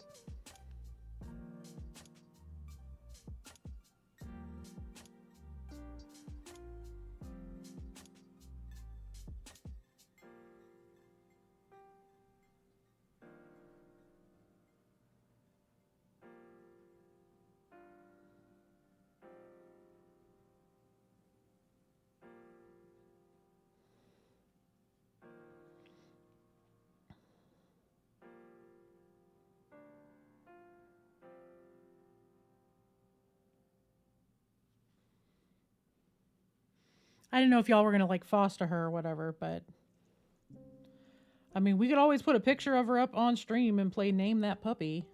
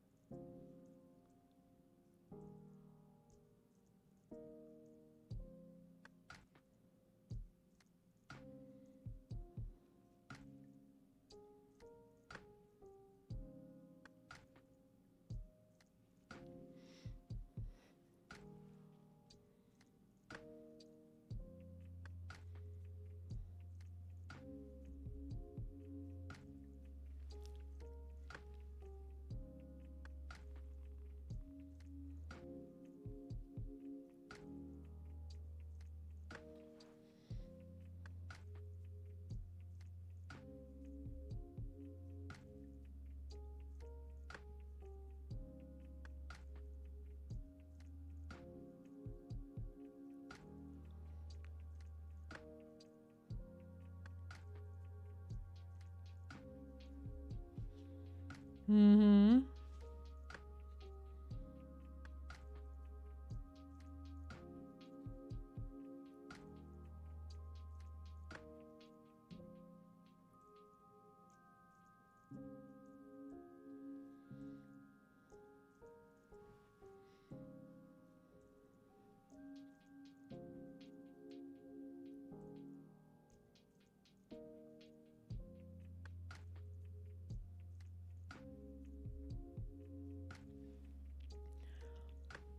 Do y'all have any ideas yet of what you're thinking about? For those of you who don't know, and if one of the mods could exclamation point Discord, Booch just got a new puppy and she's very cute.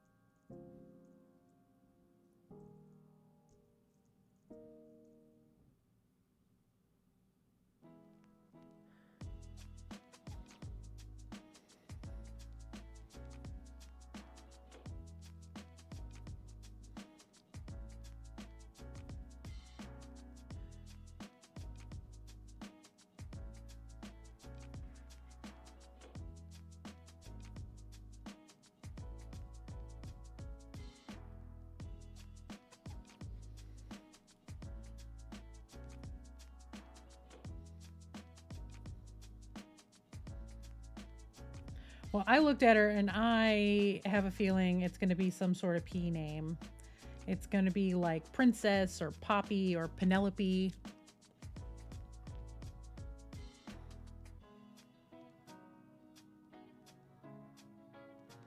Just the vibe I got from her pictures.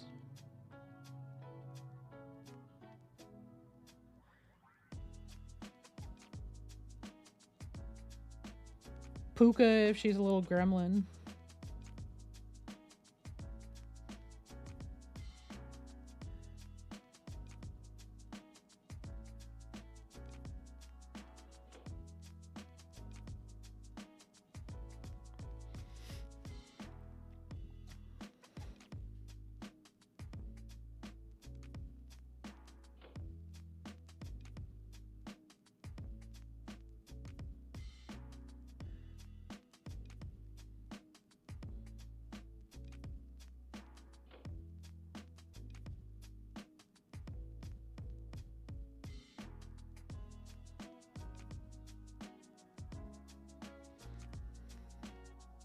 Oh, there we go.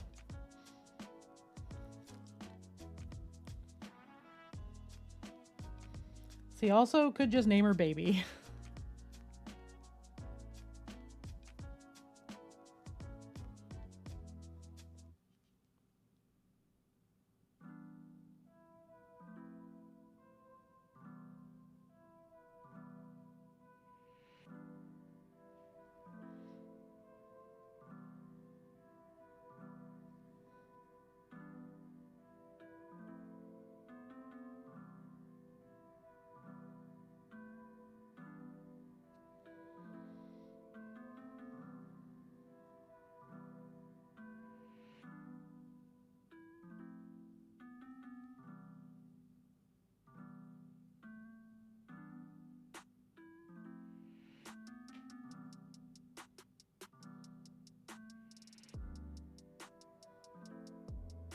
Right, that is not going to cover really well right there. I gotta mix a little bit of color. Not much, but a little bit. Is this still damp enough to do this with? Yes, okay.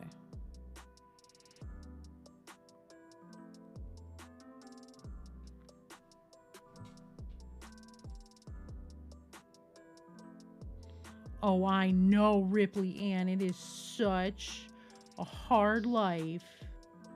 Your life is so difficult.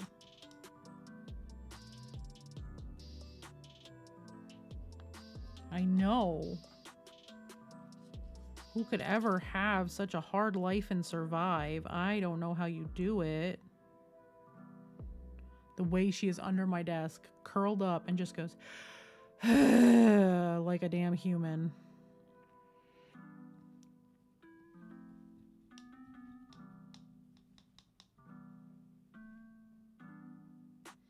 I know, your life is very difficult.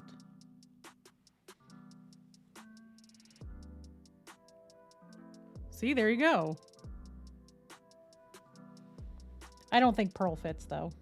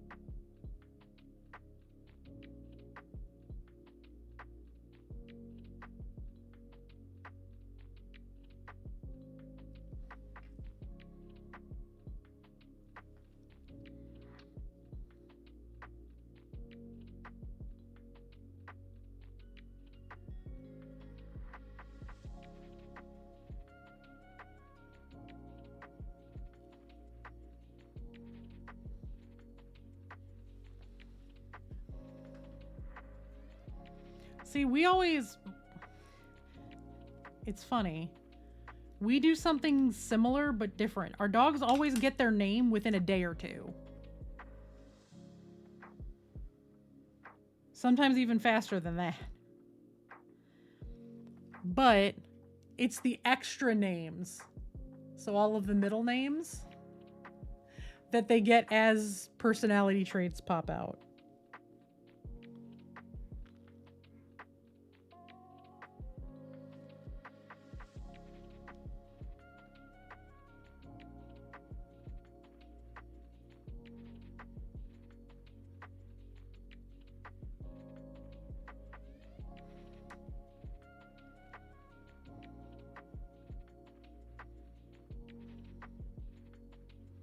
I think the dog that took the longest to name was Tank.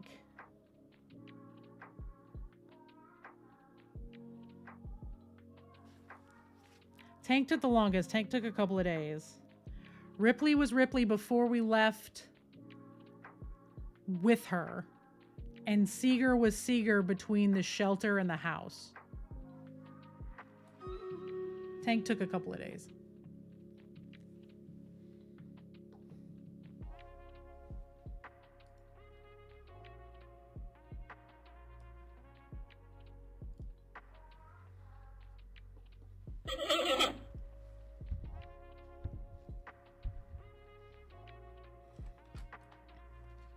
And honestly, I think the only reason that Tank took a couple of days was because we knew it needed to be a Warcraft reference and we just didn't know which reference we wanted to go with. And because there were a couple on the board,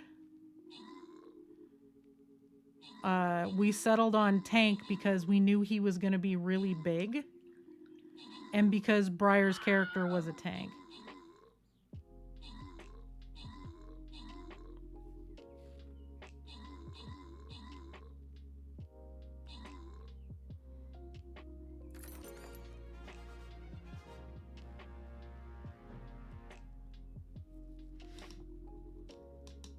Yeah, we are very fast with names.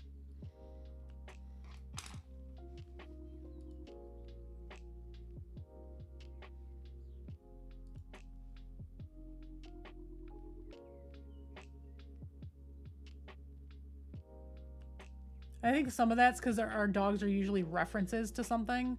Like Ripley is Ellen Ripley because Aliens is Bee's favorite movie. Seeger is Seeger because Bob Seger is Bee's favorite music artist. Nope, I don't want to do that. We're leveling.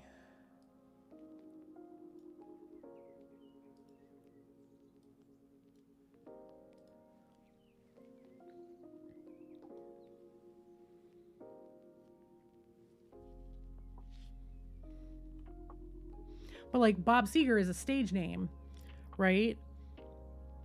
So it was Bobby Seger for a little bit, and then it was, you know, when he'd act up, it'd be Robert, but Robert Seger didn't sound right, so then we added James. And then he turned out to be this gigantic regal dog, so then it's Robert James Seger III.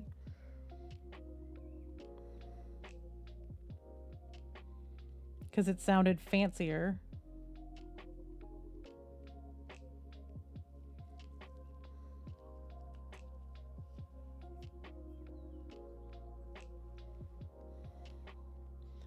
So like Ripley is Ripley and Mariah, right? So it was Ripley for Ellen Ripley, but Ellen Ripley doesn't fit her. So it's just Ripley because that's her first name. And then Ripley Ann just sounded good together.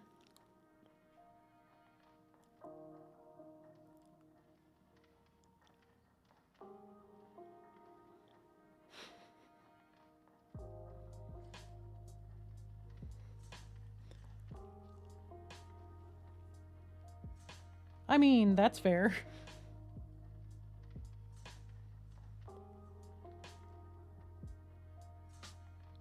So, you know, it was just Ripley because Ellen Ripley doesn't really work for her, especially because Ripley is her first name. I didn't want to give her another first name. Because it just didn't fit for her.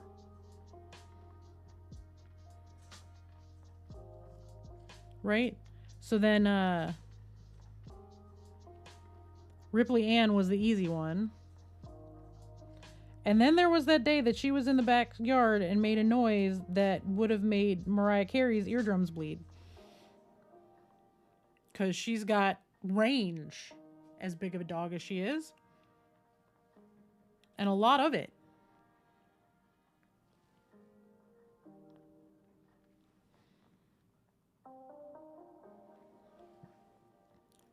So then it became Ripley and Mariah.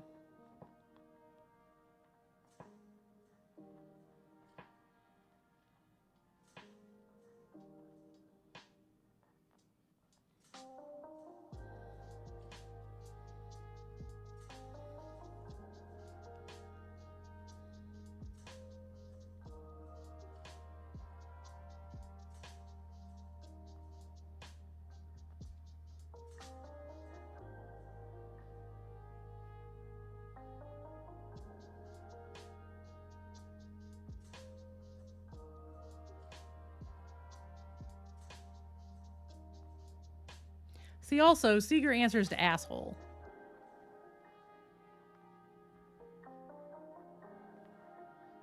I love that.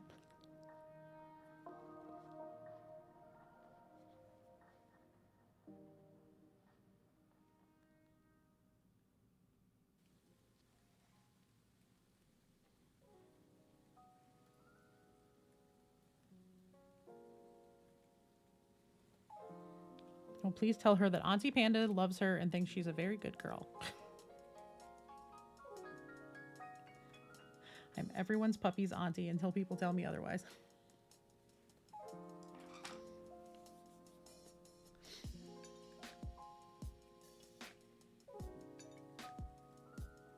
And only people I like actually have some sort of like relationship with. Sorry, I'm sitting up for a second and scratching my forehead because my headset is a little heavy today. I mean, it weighs the same every day, but my new meds have sent me on a very interesting ride this week. And then the universe saw fit to put my uterus into open rebellion. So, you know, it's Friday.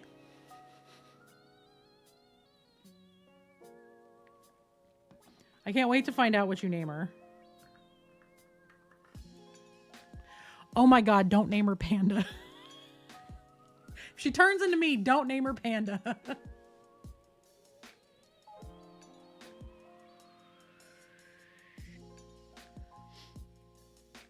I didn't even think about it when I said potential for a P name. Because I too scream out loud when I'm locked up and don't want to be.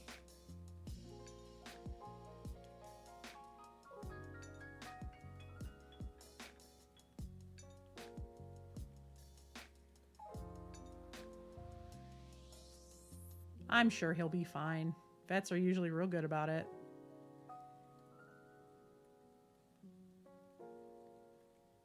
Really? I love that. That's funny because Seeger is half Bernie.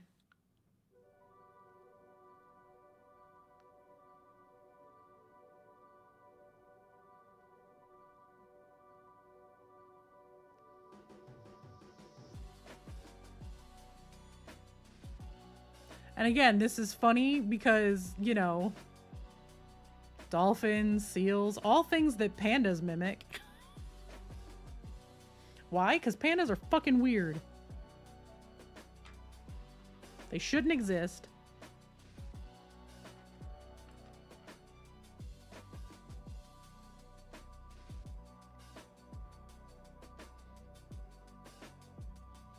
They have no business existing as a species. None.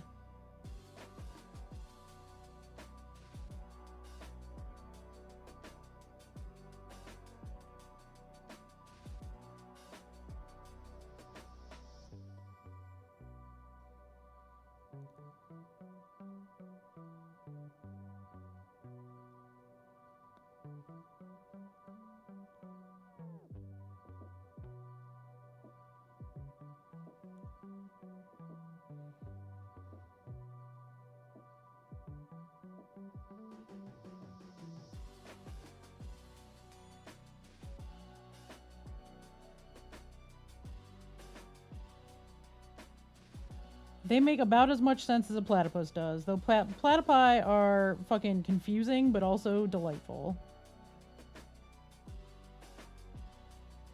The fact that I fell down a rabbit hole of platypus facts on TikTok worries me, but also it's hilarious.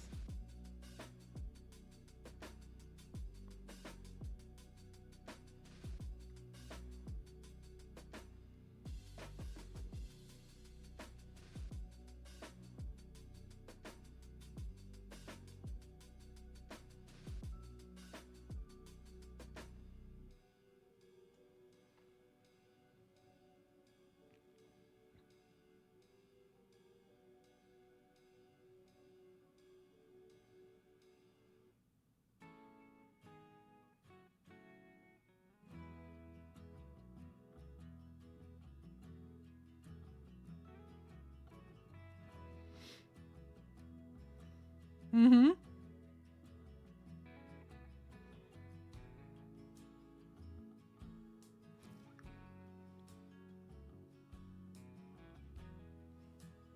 See, the thing is with capybaras, I'm friends with Ryan and Jace. And Ryan from Between Two Gays is obsessed with capybaras, like favorite animal kind of levels of, like, knows all the things.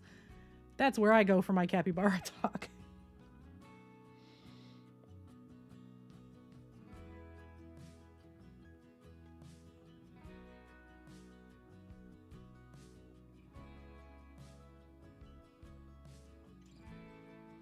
I mean, there really aren't a ton of panda facts. Like, pandas, their babies are very tiny. That's a fun one. When a baby panda is born, it's about the size of a stick of butter.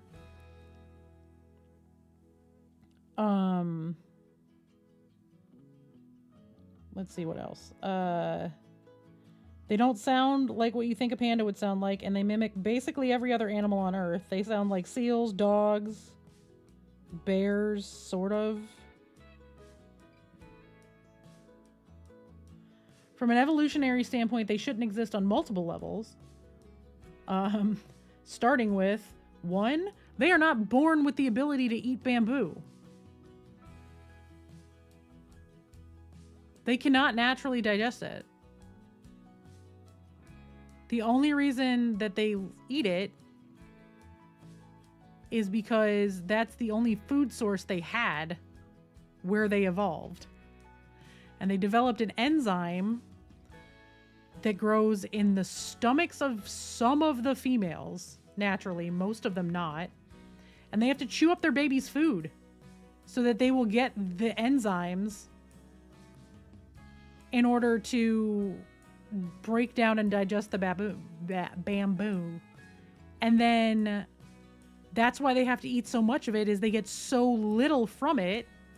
They basically have to do nothing but eat all day. And then they're so tired for eating, they forget how to bone. So there are no baby pandas. They had to invent pornography for pandas to teach them how to mate.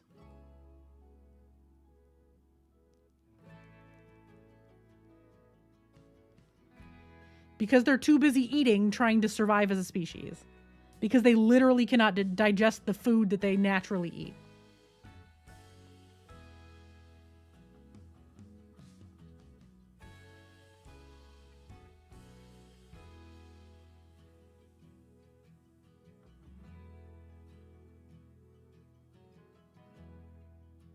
Pandas are literally a species that is surviving out of spite. Sometimes it's the spite of humans and sometimes it's the spite of the panda, but it's just spite. They're also giant danger puppies.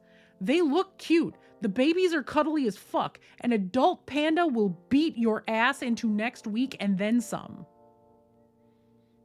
But only if you piss them off. They've got to be angry at you.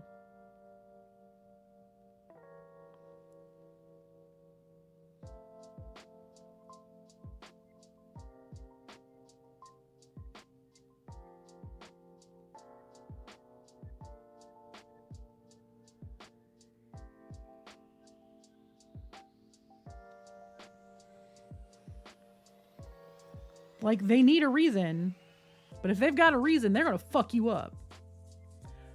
But at the same time, there's some pandas that will just walk up to a human and be like, want a hug?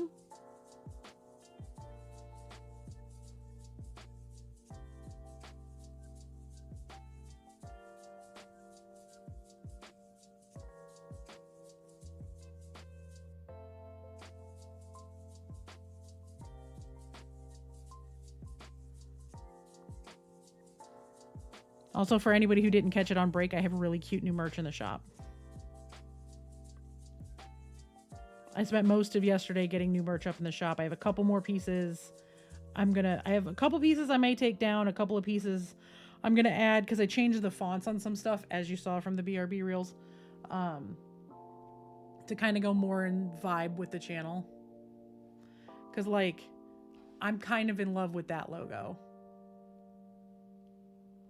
It feels very me.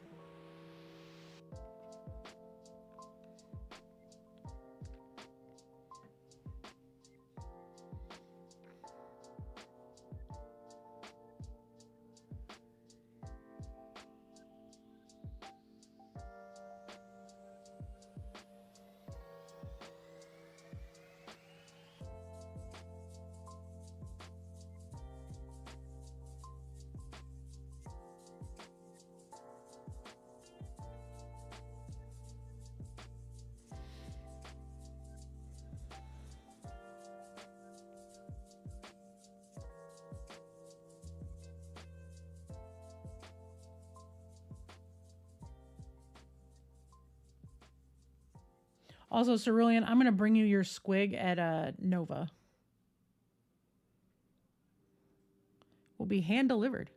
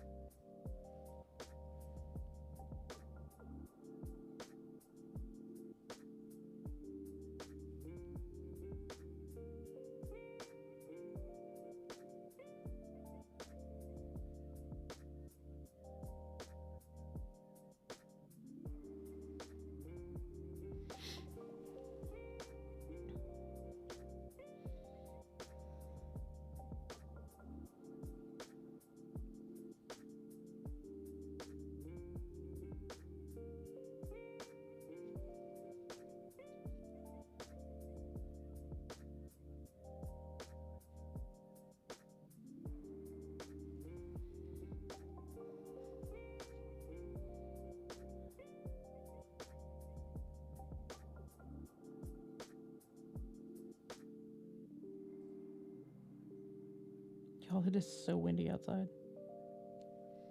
All I'm hearing is stuff tap against windows and stuff because the wind's blowing so hard.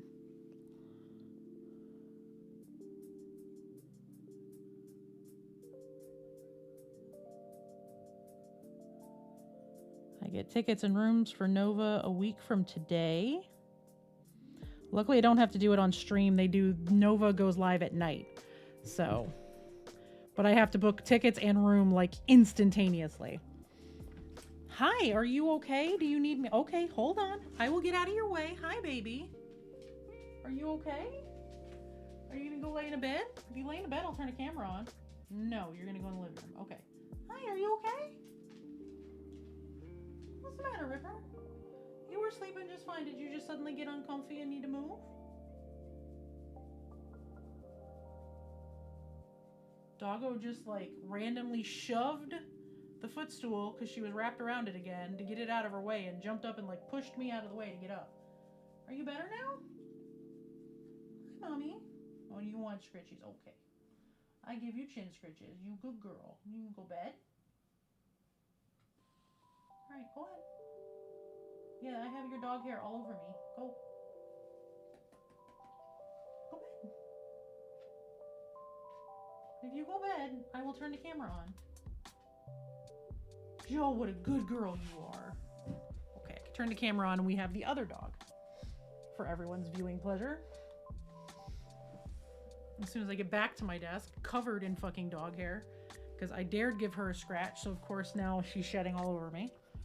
Because, hey, spring is coming. Have one Ripley Ann.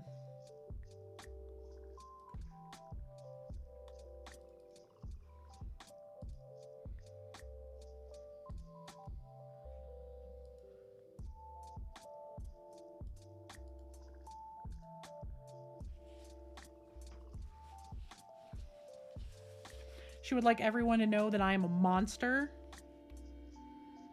because I gave her brother extra food last night. The thing she doesn't want you to know is that I am a monster because I gave her brother extra food last night because she ate half of his bowl of food before he even had a chance to sit down and eat.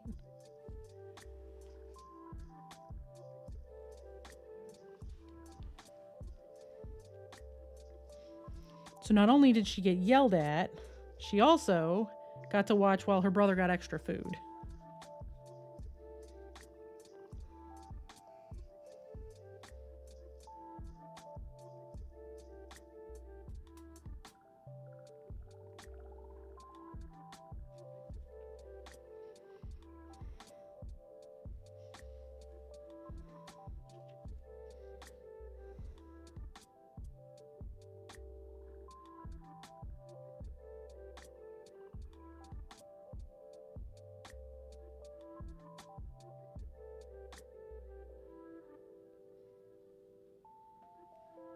Well, I mean, like the problem is she weighs way more than she should for her size frame.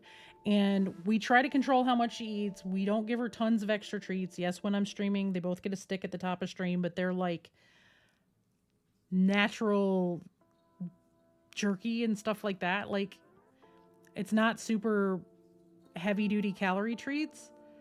So she will get like one of those. Once in a while, she'll get a chicky stick. The chicky sticks are literally just dried chicken. That's all it is chicken jerky. There's nothing else in it. It is dried out fucking chicken breasts.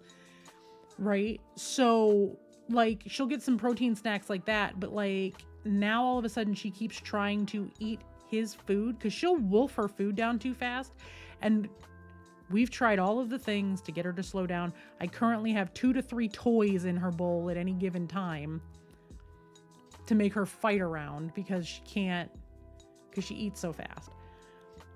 But then she still feels hungry because her food hasn't settled. So then she goes after his food immediately.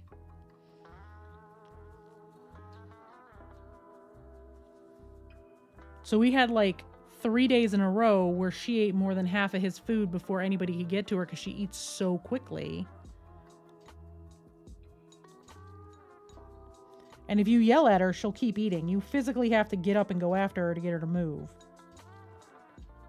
And of course, you know, normally Bee's in the basement and I'm disabled, so I don't move that quickly.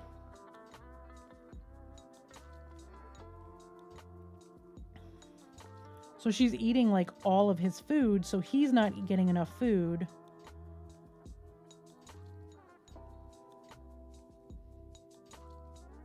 So now it's just trying to sit with him. So last night I just got him more because he was hungry.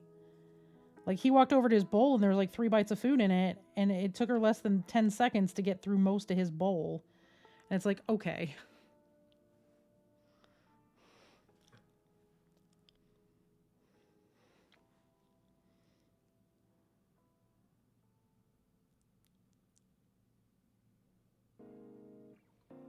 My doggo's got to eat too, ma'am.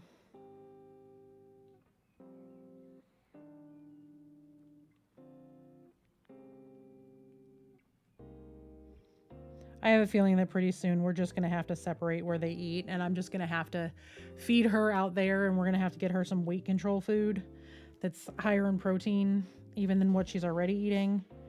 And then get him and feed him in my office and just shut the door.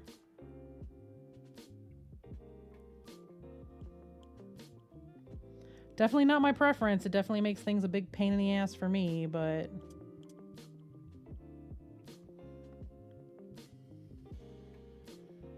I need him to be able to eat in peace. Because she is a lot bigger than he is, and we'll just shove him out of the way.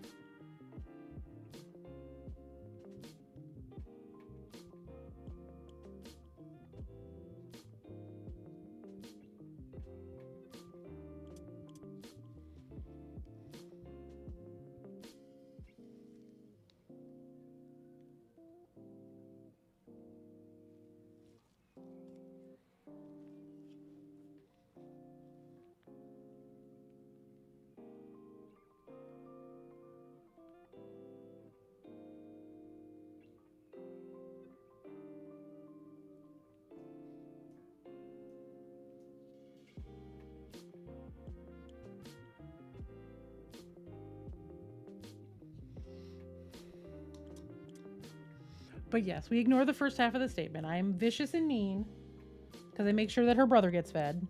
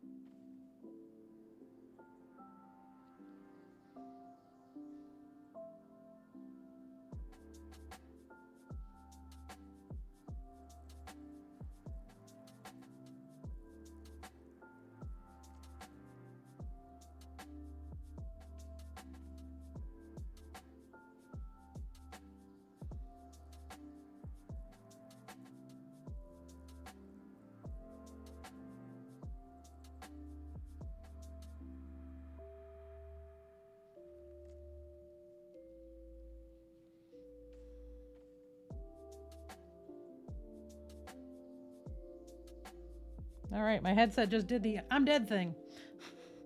Where the light just suddenly goes. And it's funny because it's not really dead. It just dims quite a bit all of a sudden. And that's when you know you need to switch. But I just switch it from, just plugs right in. I keep it right next to the desk. I use the same cord that I use for all of my Logitech G stuff to charge all of that. So like for my mouse and my keyboard and all that, all the same plug.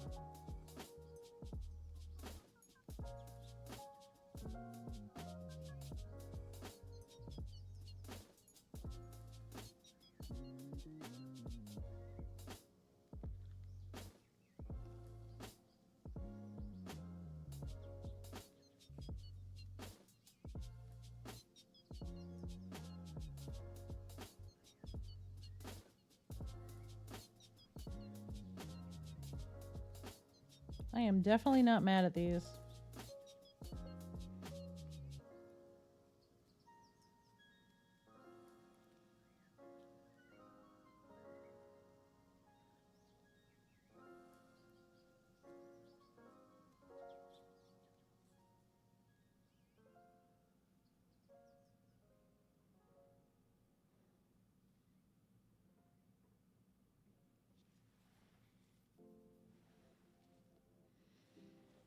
Nope, she's doing the thing.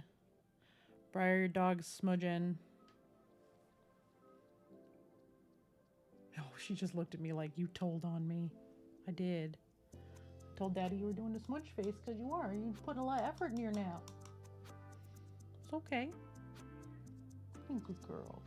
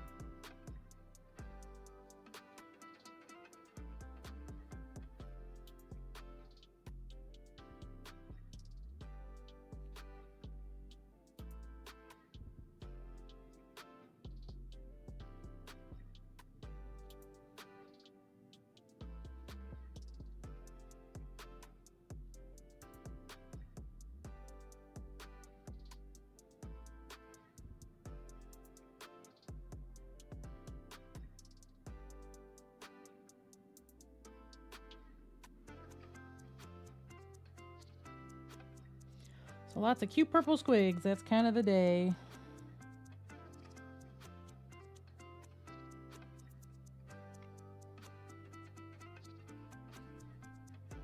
I'm actually not sure if I'm gonna do pirating today. I probably am not, at least not on stream. I'm probably just gonna paint as much as I can. That is a lot of units. Rad. Battle cries. Woohoo! Bye, Seeger. Damn.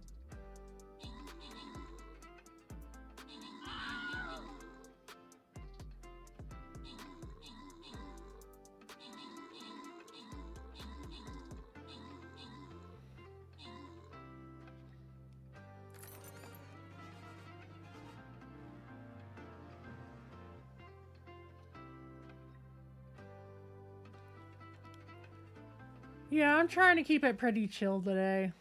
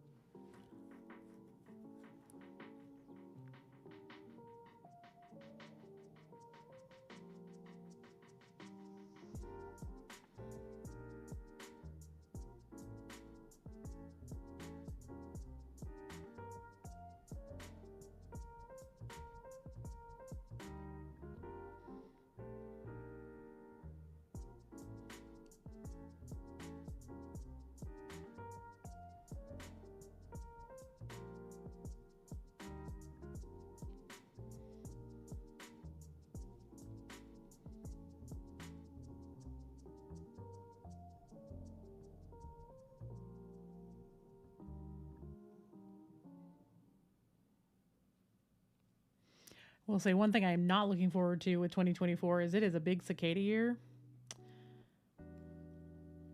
It's the 17 year and the 13 year, two broods that are like the closest together, both go on at the same time. So all of Illinois is going to have cicadas because the crossover is right in the middle of central Illinois. So entomologists are very excited for what happens, around Springfield.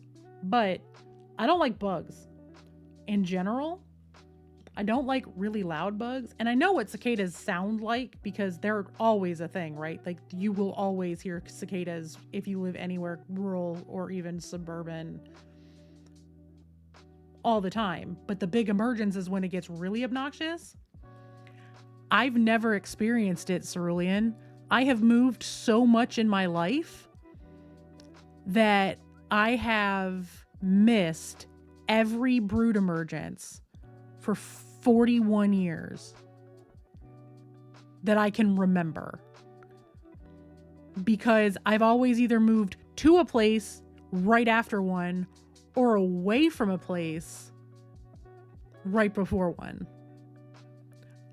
Being here in Northern Illinois, I've been here for almost 14 years. This is the longest I've lived in one place. Hey, Shiny.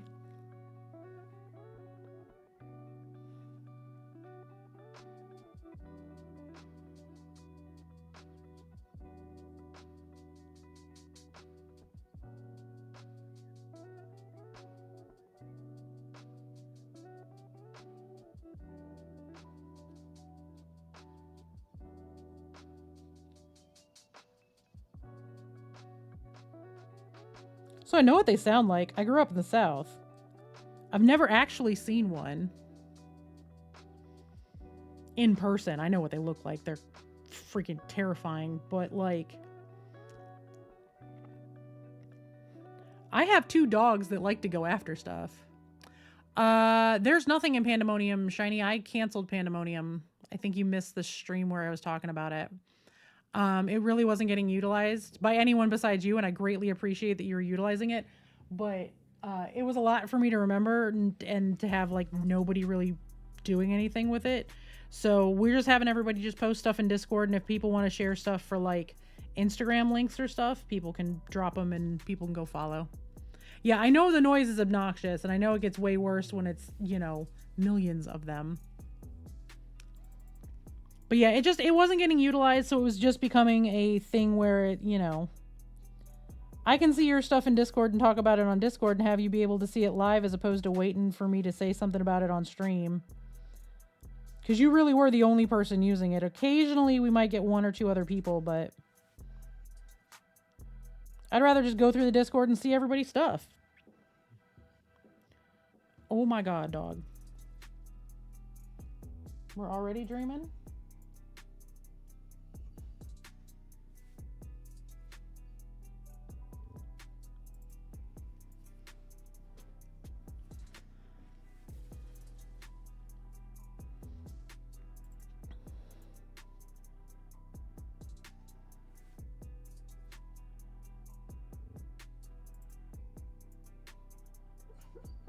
But I gave it a couple of months. There just wasn't enough participation to justify continuing it, basically, is what it boils down to.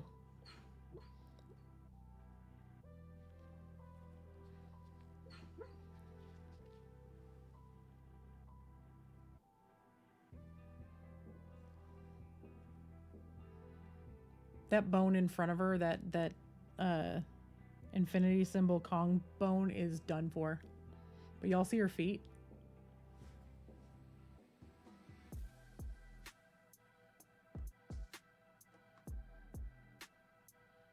She is running.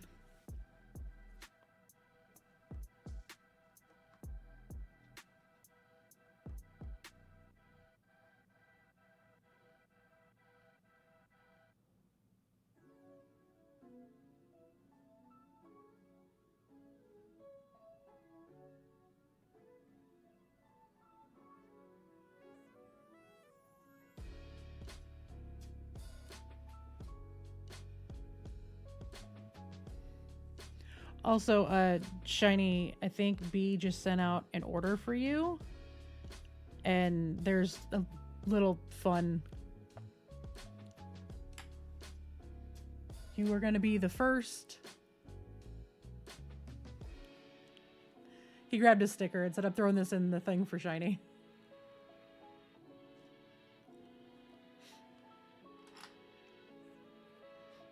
Also, ads are running. They'll be done in a moment.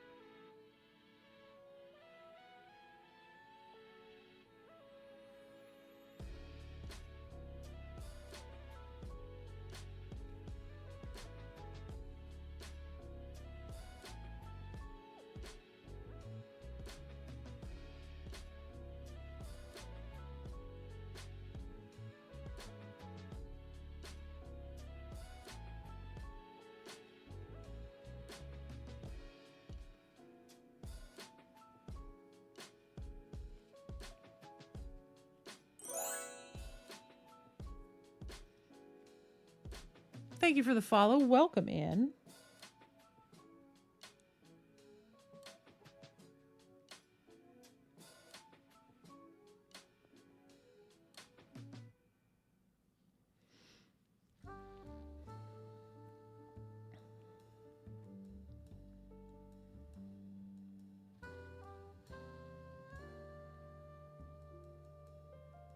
How are you doing today, Fox?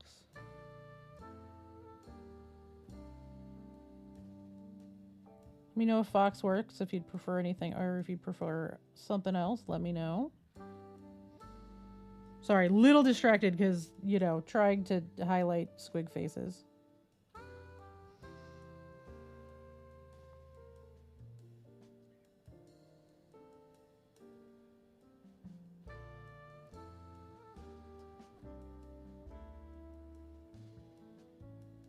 Not you, too.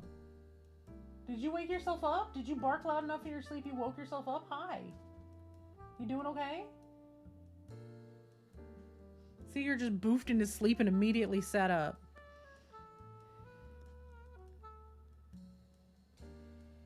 Found me via Stream Raiders, awesome. Yeah, we do Stream Raiders while I am doing the mini painting thing. So doing okay today. I'm getting stuff ready for Golden Demon. I'm trying to get my Squigicorns done and ready to go.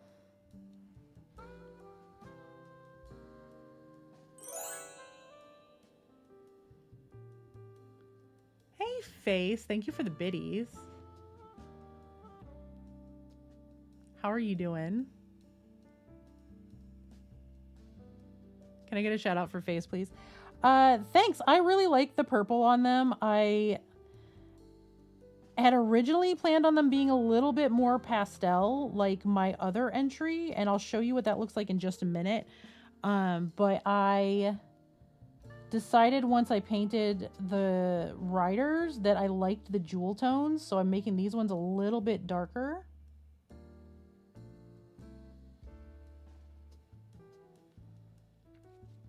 But my other Squigicorn entry for my single today is great. Guess what? What?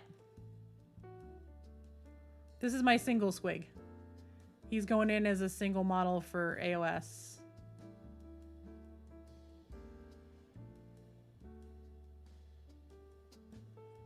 And then these are my unit, so I have 3 of these.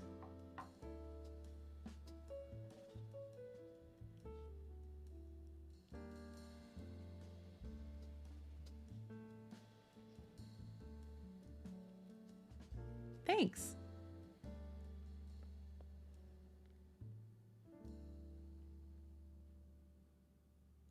Oh, yay. Oh my God, Face, I love that for you.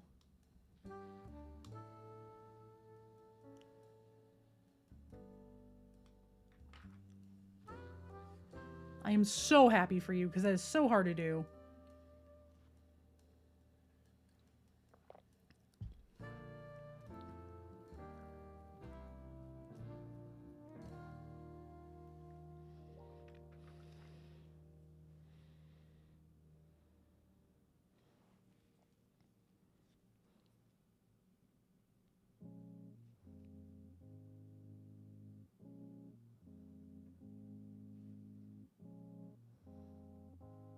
Oh, I'm so glad. I needed a win from someone this week. Thank you. I am so happy for you.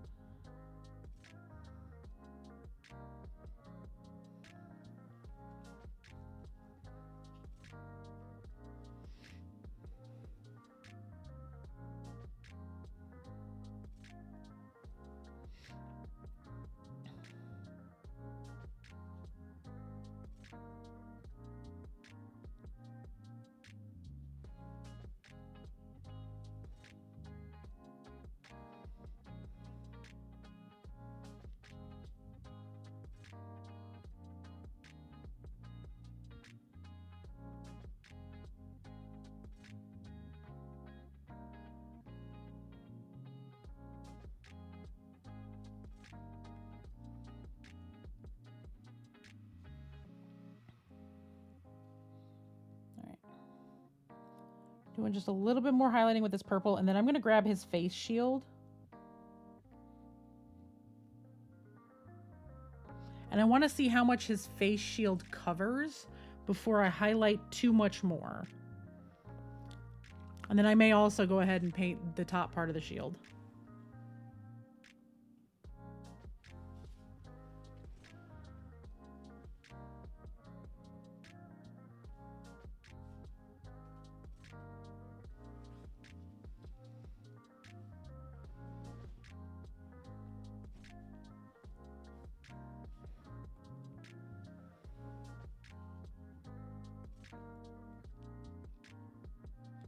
Okay.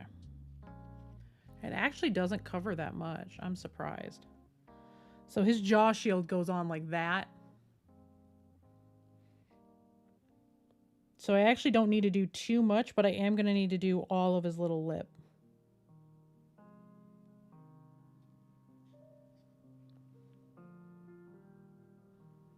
Good to know.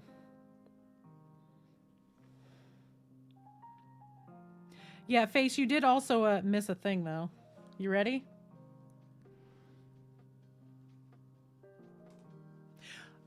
Okay, Fox, I'm just going to let you know a thing that we do in our community. We try not to use stuff like crazy. We use like ridiculous, wild stuff like that. We're trying to work really hard on getting ableist language out of the community. Angry at all, just letting you know it's one of the things that we're working on here. Last thing you did was the big eagle from Reaper Bones. Nice. So you know how like the Squigs are my golden demon, like I'm just trying to enter because I want people to see my stuff and get really jazzed about it?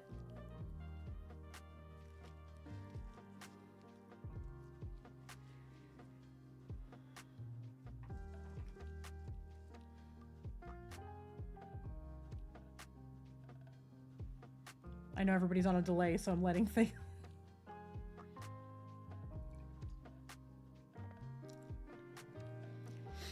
What if I told you I'm making an actual run at Golden Demon in the hardest category?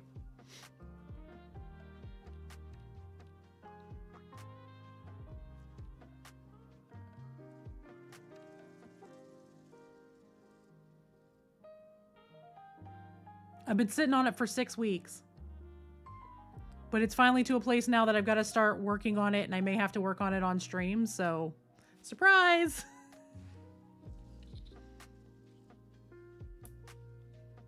But yeah, Fox, if you're a beginner, I mean, practice is progress. I've only been at this for super seriously for about a year.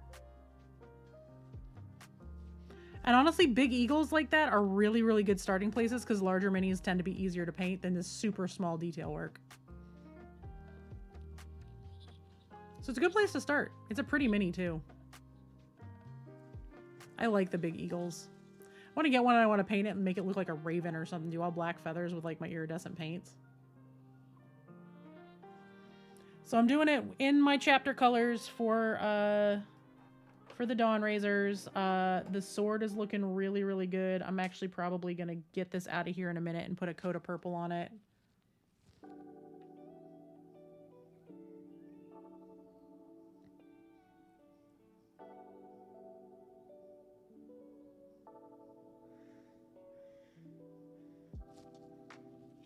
Yeah, I mean, if you ever want advice, if one of the mods could !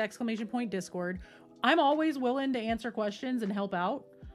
My big skills, like the things that I feel like I do really well on, are eyes, basing, and color theory. So I'm always down to help. The mini painting community here on Twitch is really, really, for the most part, very helpful. Most people will stop and answer questions. I usually will, as long as I'm not in the middle of like painting an eyeball and somebody has questions about how to do a base. Then it's like, okay, give me a minute. But like, I can see if I can get it zoomed all the way in on her, but eyeballs are my favorite thing to paint.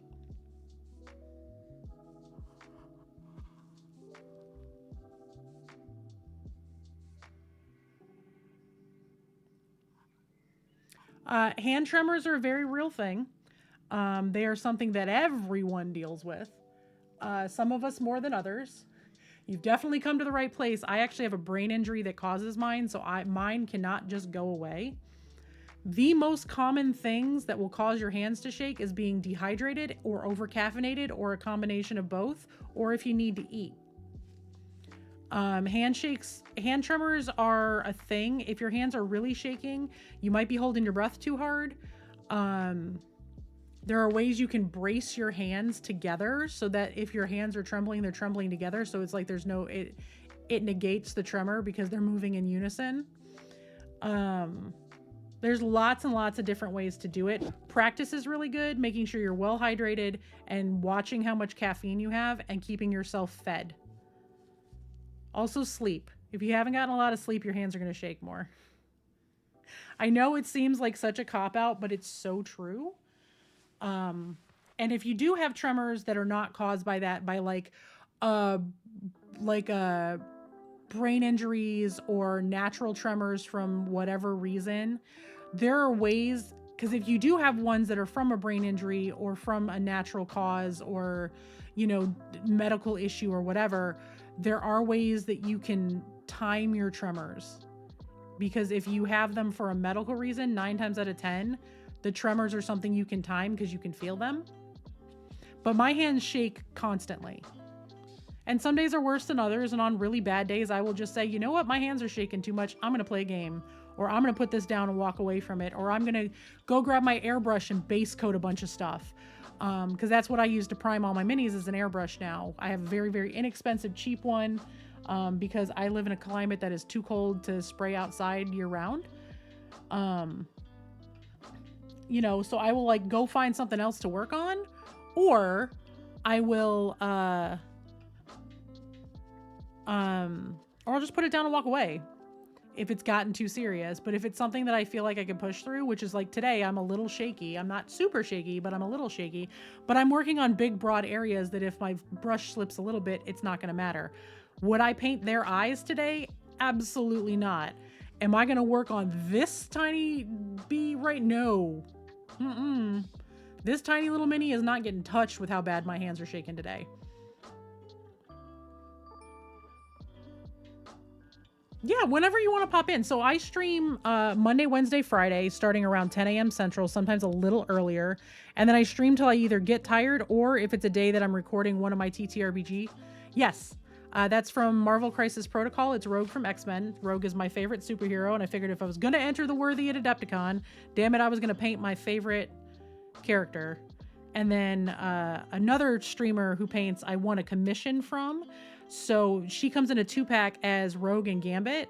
So I am sending Gambit to my good friend Painting Pirate, who's going to paint Gambit for me, and then they're going to sit on the shelf together.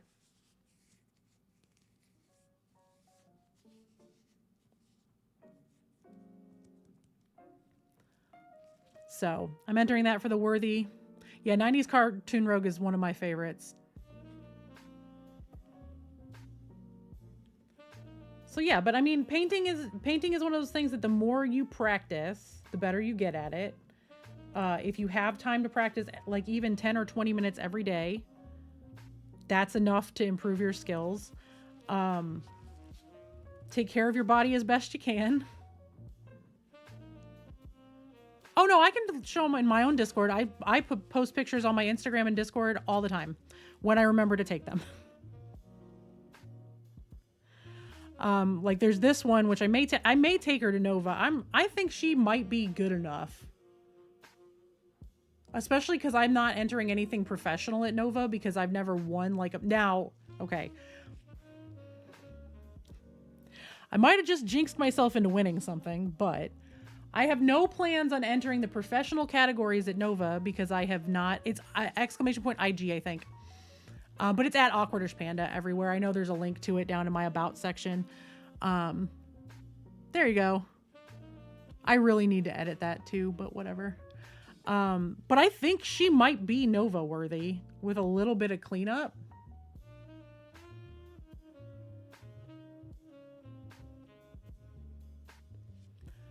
Because I can enter her as an amateur at Nova because I've not won any of the big ones. If I win anything like finalist level type stuff at Resin Beast or Golden Demon, I can no longer do that.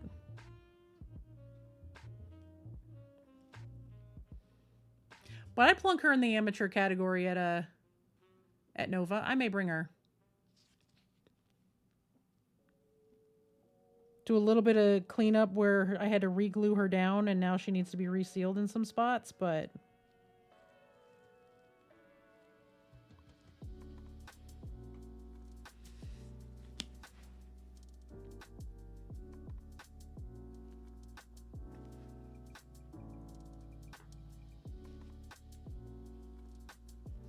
Ripley and Mariah, I swear to God, the way that hair was wrapped around this dude's leg.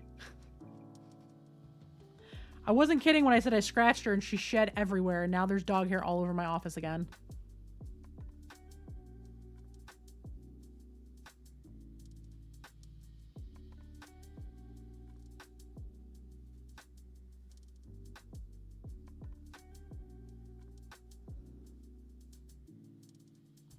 And by all over my office, it's usually all over my office, but this is like literally all over my desk.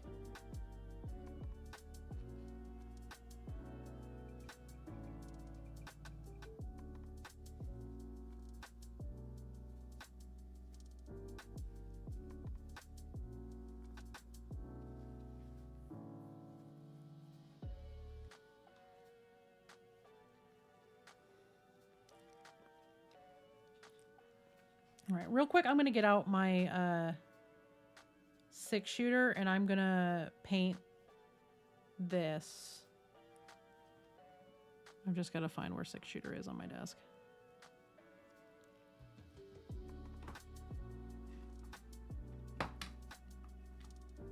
Looking for the new one. I know where the old one is on my desk. It's right there, but here it is. Awesome. Well, I will drop a follow back after I'm done streaming. I usually don't check my socials while I'm streaming because that is a distraction that someone with ADHD does not need.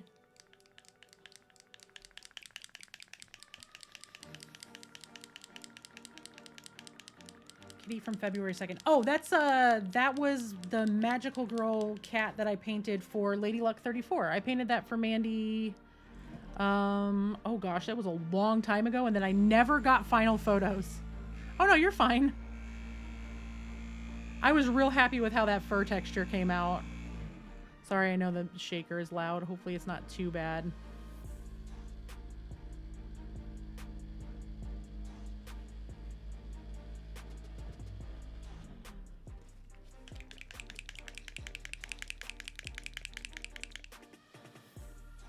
I also painted another one from that line, which is my Druid, which is the best mini I've ever painted.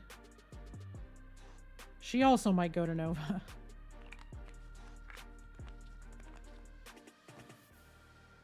If for no other reason than so Cerulean can see her in person. I'll get her out. She's currently tucked under a couple of things, being protected from life, because I already broke her once. This is my Druid from that same line.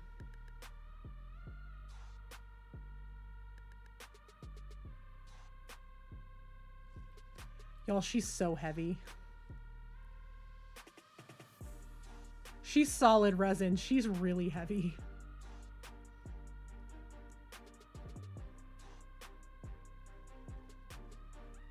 Yeah, the rainbow skirt. She's my little pansexual disaster. Just like me.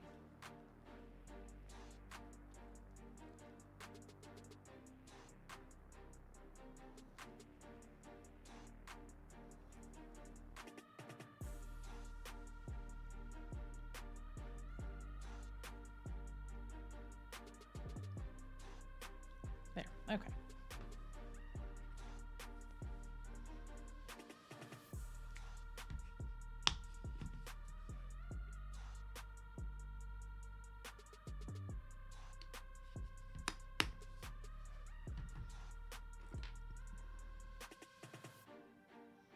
See how long that hair is? This dog is all over my desk now because I dared pet her. That's what I get.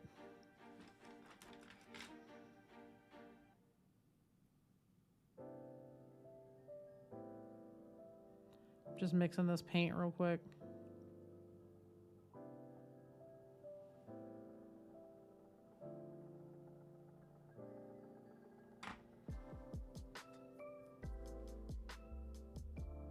Yeah, Galaxy stuff is my jam. I actually have another piece that I'm going to be starting here very soon. I got to work on the cleanup for it this weekend. So it's 2 pieces. It's this one and then this one. It's the same model. So this is the 75mm version of the model, scaled up just a little bit. And then this is the model at 35mm. I'm painting these in tandem. All of this fabric down here is going to be that nebula. As a commission for someone. I do take commissions.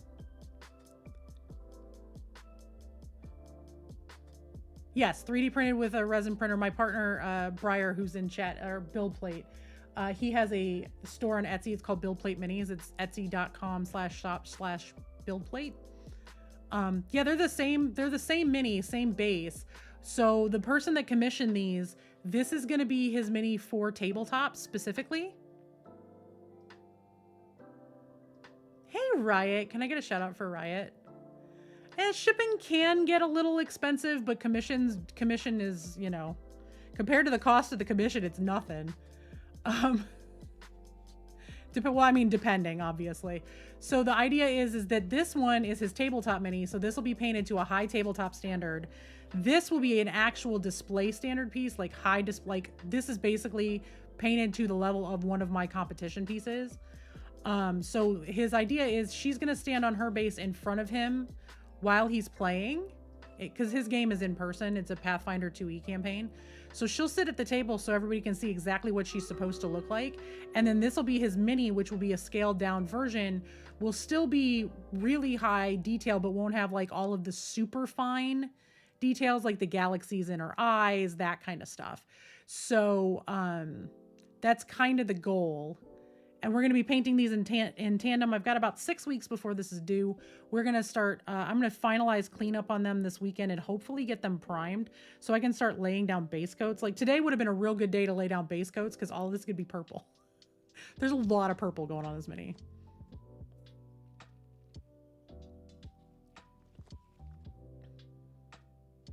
So lots of purple, lots of green.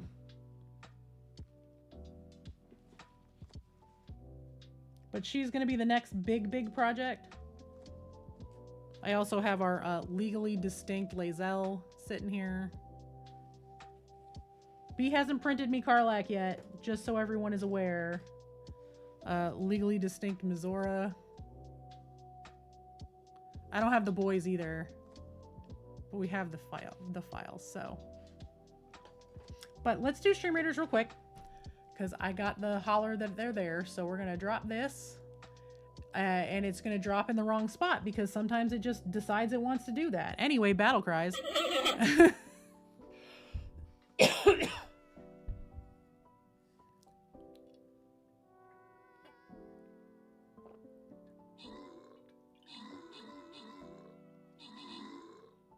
Okay. Enjoy your lurk. I miss your face. Feel free to text me all the details. Tell me all about what happened. I'm not worried about it. I'm not one of those people that cares. Like, if it's one of the ones where I feel like we need to do something specific, I'll always put down like an actual plan. Other than that, I don't care. I mean, part of this is also we get these huge crowds like this because of my being a Stream Raiders partner. I think well, that's fair. Because I'm a Stream Raiders partner and I do have a bunch of skins and stuff for sale, but I don't have the general numbers that I had when I became a partner, CV-wise. They add bots to my things. Totally not my choice. I've asked them to stop. There's nothing I can do about it. It's a thing that happens, and I'm pretty sure that it's Stream Raiders themselves doing it. So we do have some legit players that'll pop in. We do have some bots that will pop in. When we get to something really hard, all of the bots will disappear, and it's to slow down getting head skins. It has the bonus of slowing down getting head skins, but also being able to progress through stuff. I don't know. The algorithm is really weird. They don't like to explain exactly what's going on, so we just chill and play. We're going path of least resistance here, trying to get over here and then here. Any day now, game. Thank you. Like this one, we're gonna do almost all ranged. So we're gonna do armored on the outside, and then we're gonna do ranged on the inside of that. Because I'm gonna drop high ground, which is all range buffs. And then we're gonna drop some healers in the corners to help out, and like, you know, a couple peppered through here. And if anybody wants to do rogues, they can do so on the outside. So there we go. All right. Back to doing all of the painting. It just got really gray outside. Is this supposed to rain today?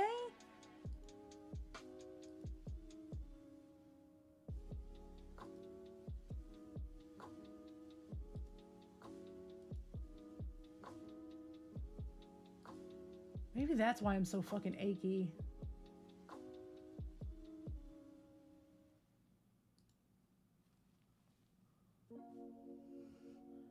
There's a cold front coming through.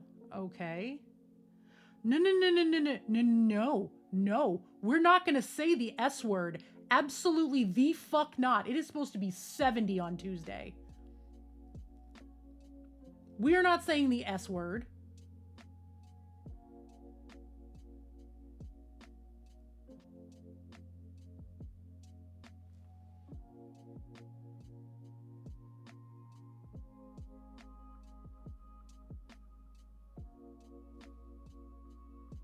No.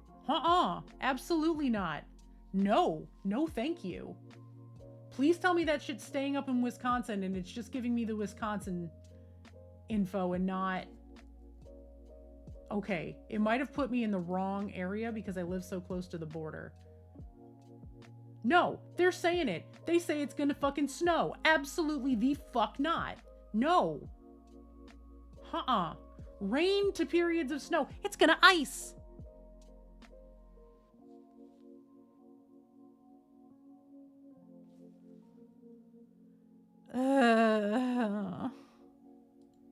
No wonder I hurt. There's going to be a cold front and it's making my bones ache. 80% chance of rain snow mix this afternoon. 60% overnight. Briar's working outside.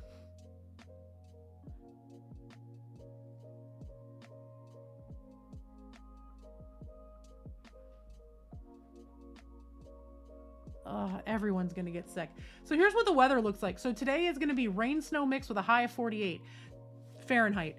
Tomorrow is going to be a high of 34 Fahrenheit. Sunday is going to be 53. Monday is going to be 60s. Tuesday is going to be 66. Wednesday is going to be 40. Thursday is going to be in the 30s.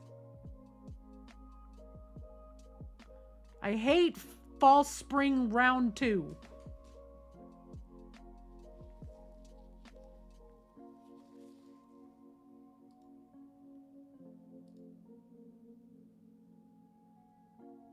Sorry, y'all, I got distracted because I looked up and I saw how dark the sky just suddenly got.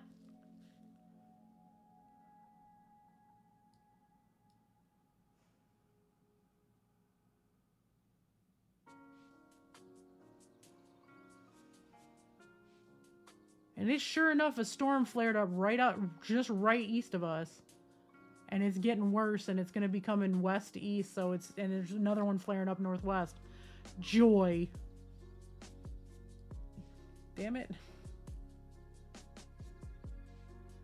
Yeah, something like that. 34 Fahrenheit is like right around 1 Celsius. Yeah, thankfully you don't work tomorrow, but it's supposed to start this afternoon. So you're going to have to let me know if I need to go get Princess if the roads are really shitty.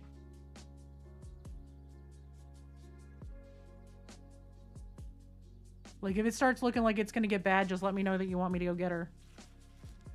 Sorry, for anybody who is new in chat, Briar is my partner. He picks our daughter up on the way home from work.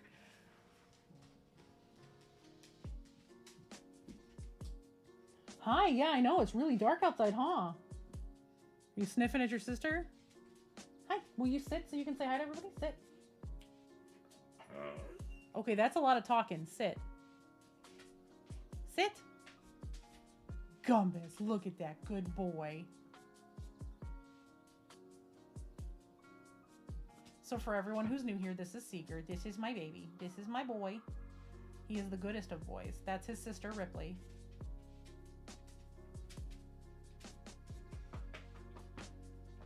What you doing? That was a big yawn. Do you have opinions you need to share with chat today? Do you need to go brr, brr, brr?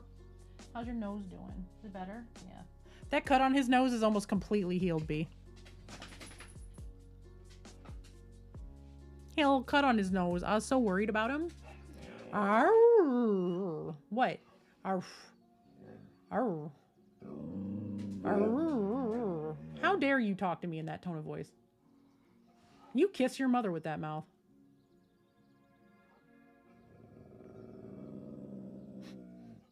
He has big opinions today. What, you trying to come over here because this is where the microphone is? It's right there. Go ahead and give everybody your opinions. Go. Or just go under the desk and go to sleep. That makes me much happier.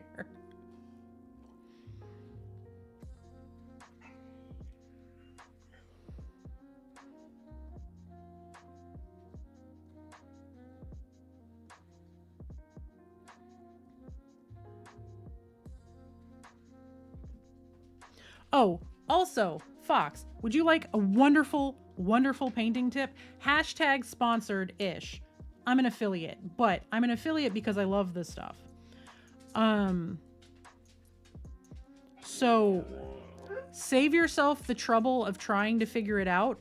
This is the best brand of paint on the market. Exclamation point MH. Now, you can order through my link and use my code for a discount. They do ship to Germany. However, they also, on their website, you can look it up. They have a whole list of all of their vendors around the world. And I know for a fact that in Germany, they have multiple local game stores that carry their stuff.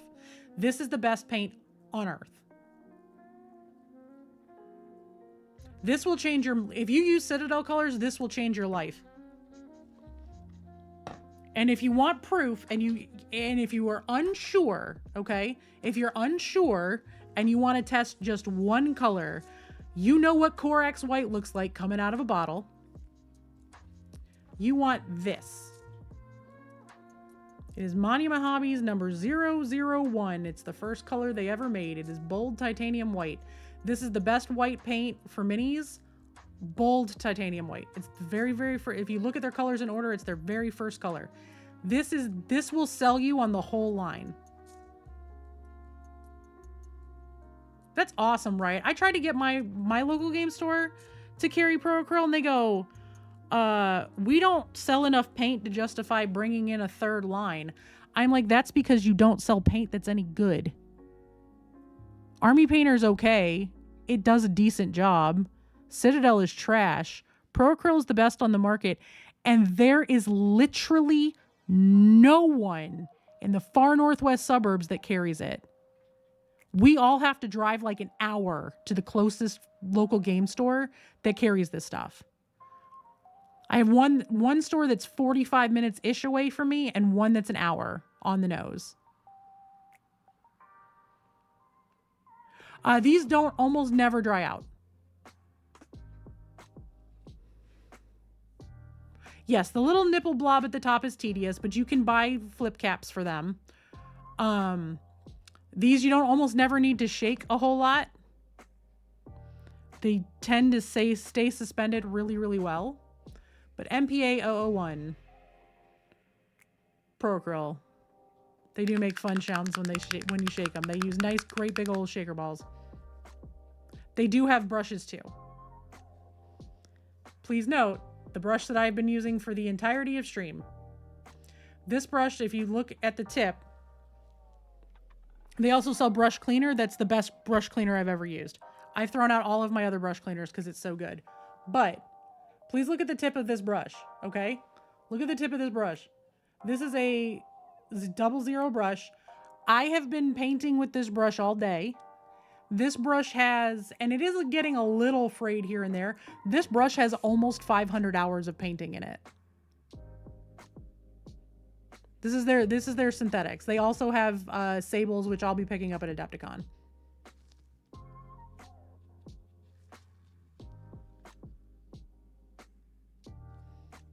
I love their brushes. Oh yeah, no. Citadel brushes are garbage. Like, they are the worst and they're so expensive. They have no business charging the amount that they do for those brushes. They're trash. These are amazing. These are 100% worth it. There are a couple other browns out there that are really good. Game Envy has really, really good ones. I need to clean this brush really badly, and these ones will fray out as they dry, but they will very quickly, if you get them wet, their tip will pop right back up. It's just one of those that just naturally hair splays out while it's drying. That's why people get poofy hair. Ooh, Sylvaneth. I know a lot of people that paint Sylvaneth. That's a really good brand. Another really good brand is these Fox Bright brushes. Though the Fox Bright brushes I really like, but they're very bendy at the tip. So they are good for like, for me, for if I have to do really long pulls of color as opposed to stippling, because otherwise they're a little too floppy for me. But they work great for specific stuff for the how I paint. And these ones, again, the Fox Bright ones are just, they're good brushes. But my Monument Hobbies ones are hands down my favorite.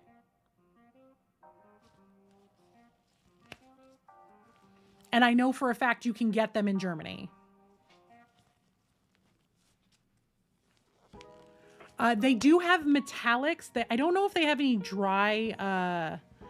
They do have some texture effects. I don't know if they have any that are like the powders. They do have metallic paint. Now, I will say, in terms of metallic paint, I've never used the Monument Hobbies metallic paints because I am a Turbodork stan. This company has been very, very good to me over the years. I'm one of their influencers. I don't make any money on the product, but I sure as hell sell a lot of it. Because this is their true metallics are like loud. Very like their metallics are loud and stand up for themselves very well.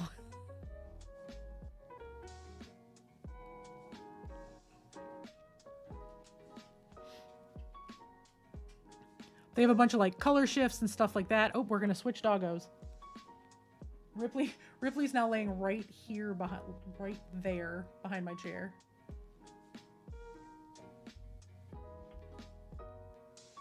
So, yeah, Turbodorks are and Turbodork is available in Europe. I don't know the specifics on who carries it. I know they ship, but I also know there are some local retailers. That would be a turbodork.com question. But for all of my other stuff, besides like my colored metallics, because they also have like colored metallics.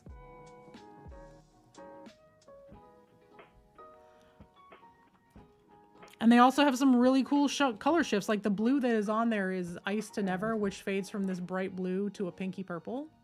Sir, what did the bed ever do to you?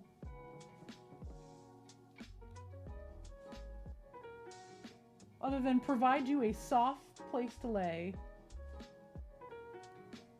Awesome. Well, I appreciate it. If you are going to order, you can use code PANDA at checkout and you get 5% off.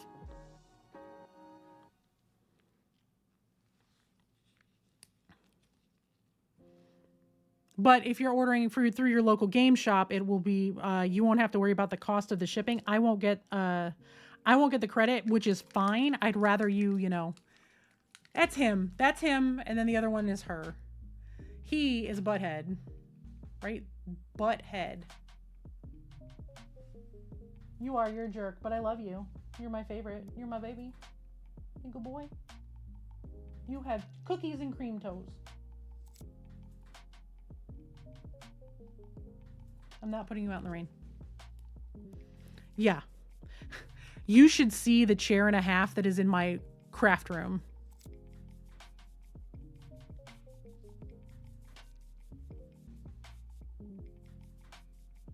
Yeah, Citadel and Army Painter tend to be the most popular brands for places to carry, but they're not always great paints.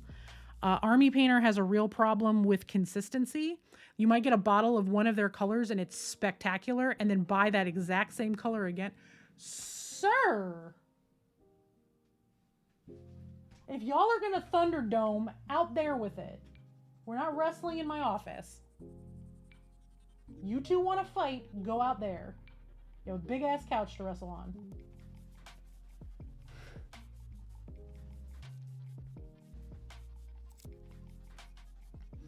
But Army Painter has like some serious consistency issues. Like I could go grab my other bottle of this and it will likely be a slightly different color and consistency than it is in this bottle. No, I mean consistency, not even just like the actual consistency of the paint, but the actual consistency in the paint across the line. Like this, I might buy 2 bottles of this and both of the paints are going to be different colors and different everything.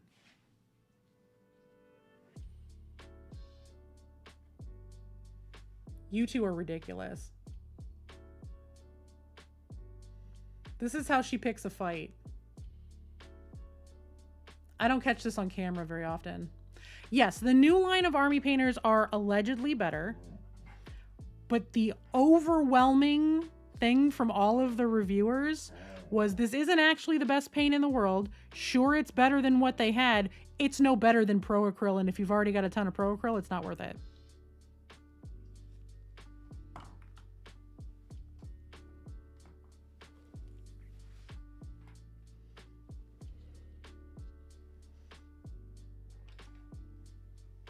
Are you trying to rile up your brother?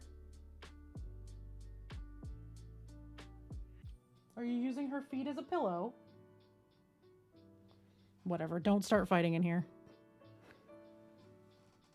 That's all I'm asking. Don't start fighting in here.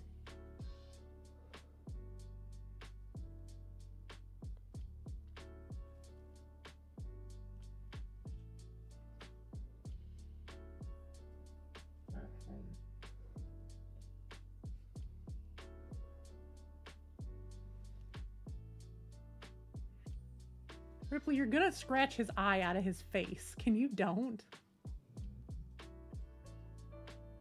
She just went, "Arr." Why you reprimanding me, Mom? I just want to fight with him. Can't I fight with my brother? That's why. It's because it's not tipped down. Like, why is my light not bright? Because I hadn't tipped it at the mini yet. Right now I'm just taking some of the 6-shooter, which is a very, very dark blue-gray metallic from Turbo Dork to cover his face guard, because that's where we're going to lift from, and it's going to be a very dark silver.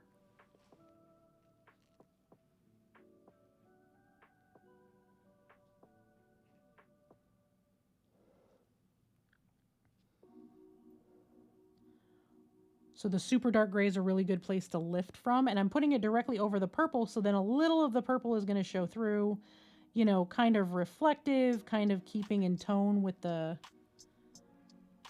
model itself.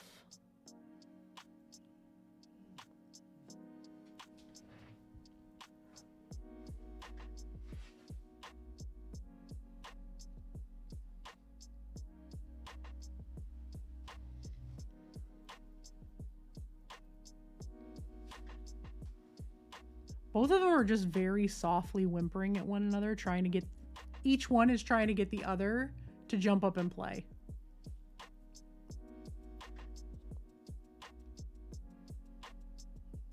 Because if he didn't want to if he actually didn't want to play, he would pop up, turn around, and ball up and go back to sleep, and she'd leave him alone.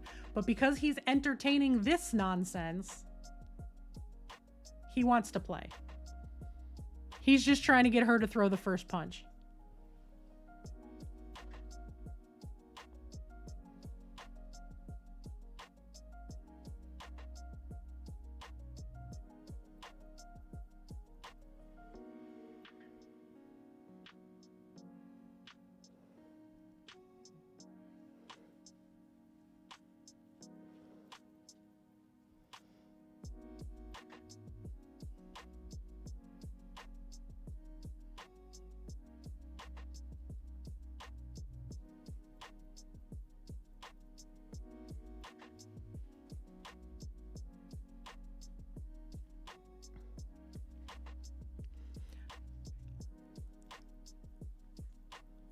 Riot, what are you painting right now? Anything?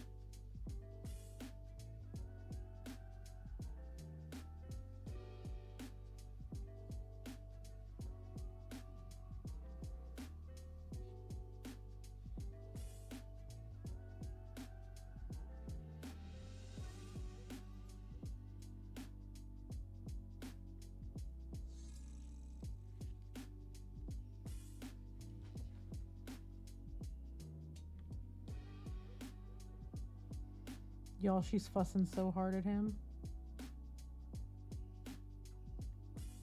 She's whimpering and crying and just trying to get him started.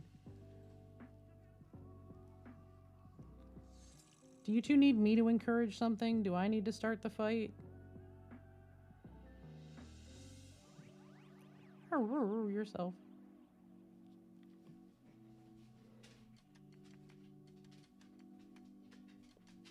Oh, I was talking to my dog. I was also asking chat what they were painting. No, she gave up. She went under the desk. Now she's trying to pick the fight by taking his bed. Because that's actually not his bed. That's her bed. But she's been taking his all day and been laying under my desk.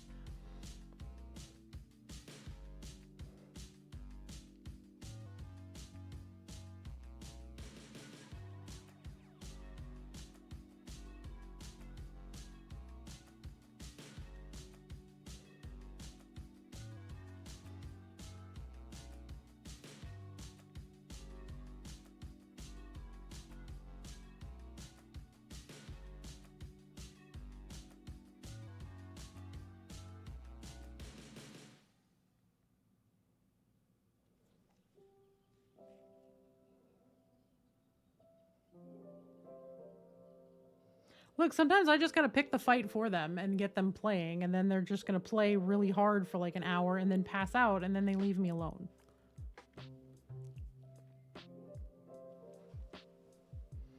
That's always the goal. All right, we're gonna let that coat of metallic dry.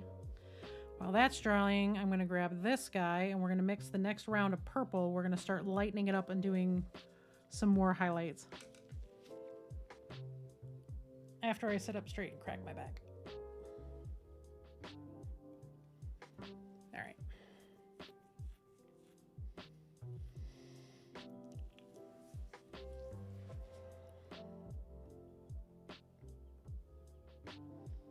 Where's my shitty paint mixing brush? Where is my shitty paint mixing brush? There it is.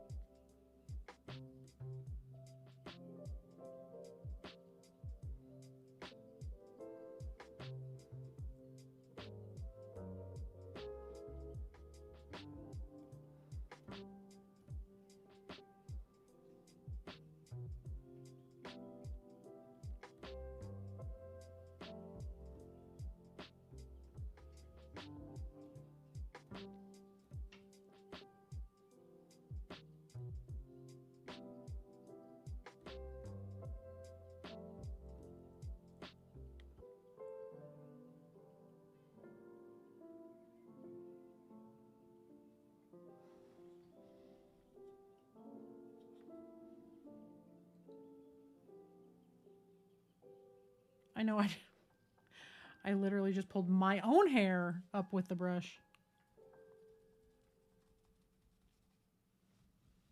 I'm okay. You'd be confused painting more than one mini at a time. That's fair. Especially when you're just starting out, it's pretty normal to just paint one. I am painting these 3 because all of them are the same color across the board. So all of them being the same color, right? So as I'm doing the highlights on all 3 of these, I can just very slowly do the highlights and do each one. So I'm not, especially because I'm mixing colors, so I'm not wasting paint trying to get them to match. They'll automatically match because I'm just going down the line. If these were wholly different designed minis, it's a little more confusing. I usually don't work on more than one during a stream unless it's something where like I need paint to dry for a really long time, like the bust that I just showed you. That one, because it's such a large piece and I'm having to use multiple layers of paint that have to dry completely in between colors to bring the color up to what it's supposed to be, I have to just sit there and let her dry. So I'll work on her for a minute, grab a different palette, grab whatever else I'm working on, and then work on that. In terms of like the other stuff sitting on my desk, this is one of those, she, again, needs lots of time to dry between coats. So like I'll work on her for a little bit and then I'll set her down to dry. Like right now she has to sit until probably Monday when I get the putty that I need to repair this, because there's a little crack in her in this down here, and what I'm working on is the explosions. So rather than have to like try to remix paint or do anything else, I'm just putting her on hold so that I can repair that spot, and then once that's repaired, I'll go back to work on her. But like these 3 squigs, because they're all the same color family and all of the highlights are going to be the same, I'm just working on them together because they're all going to go on one base. So all of them go on this base together. This is not done. This is just still bringing up the highlights. So, oh, I can repair it without any kind of issue. It's just when I was assembling the model, I left a little bit of an air bubble that I didn't see until I started painting, and it caused all sorts of an issue while I was painting yesterday or Wednesday. So I decided to just set her aside and just order the stuff I need to fix her, and then I will move on with my day at that point. But I usually have 3 or 4 projects going at a time. A lot of that's my ADHD and the need to constantly be changing what I'm doing to keep my brain awake. So, you know, and then like this piece and the bust that I'm working on are going to be the very similar colorways. So I've kind of been working on those in tandem. I've just been doing a lot of work on this off stream because it was going to be a surprise for everybody. I wasn't planning on telling anybody until it was turned in, but I may have to start working on this on stream to get it done in time. So I didn't want people to be like, what the fuck? You know, because it's going to be all the barrel bluing like this. Like this is the colorway that a lot of that metal gets brought up to. This still doesn't have the blue on it because I don't have the blue in hand. I'll have the blue sometime next week. My order is supposed to ship on Monday when all the pre-orders ship. And when my order ships, I should have it Tuesday or Wednesday because the likelihood is I'm going to be high on the list of people that stuff's going out with because I ordered really early. So all of these pieces, so that's what this counter is right here. I have 25 days. So this is purple, yes, but this is going to fade down to blue. It's like heat treated metal. So it starts at like a silver, and then as the metal heats up over time, it will turn blue. But it will run through the whole spectrum from silver to golds to oranges to reds to purples to blue. Oh no, you're fine. I didn't say anything about it. You asked, and I'm just letting you know that's the answer. I got 25 days, and it's not that they have to be shipped anywhere. I have to hand deliver them at a convention here in the U.S. Outside of Chicago that's called Adepticon. It's one of the world's largest mini painting and wargaming events. Boy, he looks like he's just given up on life, hasn't he? Are you okay? Are you showing chat that you have the hardest life ever? You've had 2 treats today?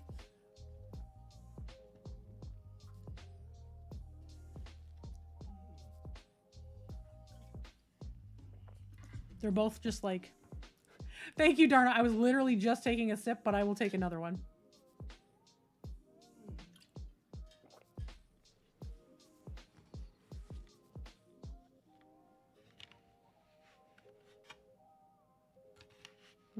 My headset shifted on my face a little bit. There we go. Okay. We're not starting with you because you are one of the important ones. We are going to start with stream readers.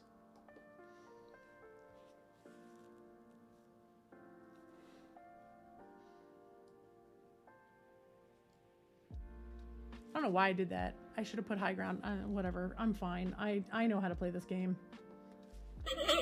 Can you all tell my brain is a little fried today? This is what happens when Panda is up until 1 a.m. painting a mini that nobody else knew about until today. I talked to Briar about it like 6-8 weeks ago. And then I told Cerulean just so I had somebody else to talk to about it.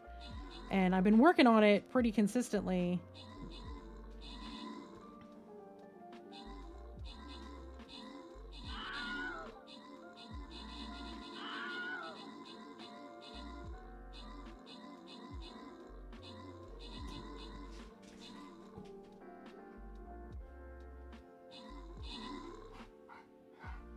Oh. Ma'am. I will show y'all what's going on in my office here in just a moment.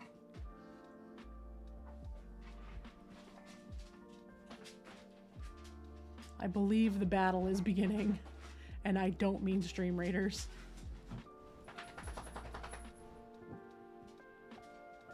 Oh, nope, he went under the desk. Hi, that's a lot of ear flapping. Are you gonna go lay down over there now? Do I need to fix the bed? I probably need to fix the bed, yeah? Do I need to fix it? Does mommy need a fix? Go mama fix. I have to fix it. She won't lay in that bed when it's fucked up like that. Go.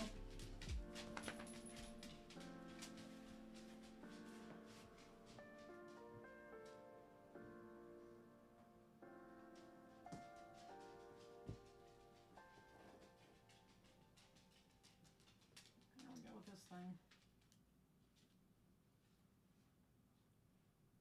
There we go.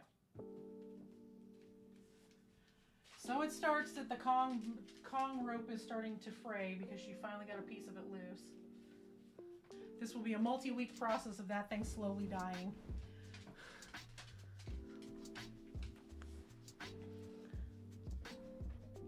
Hi! Are you Gombus? Do you want to get up here and say hi? I'll turn the camera around so you can say hi to chat. You want to come here? Come on. Wow, she did stick her claw right in your eyeball, didn't she? Her eyes all goopy. Do you want to get up here and say hi? I'll turn the camera around. Come here. Come on. Yeah, there's the boy. All right. I'm going to go like this. Here.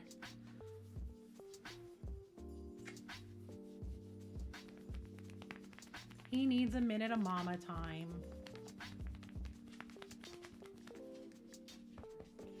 Oh, thank you for gentle kisses. Look how shiny you are. My good shiny boy. So this is Seeger. He is half Bernese Mountain Dog, half German Shorthair Pointer. He's very shiny and very soft. He gets that from the pointer. Yeah, I will give you all the smooches. No, I'm not going to do bitey face. We're not going to bite your face today because you still have a little cut on your nose.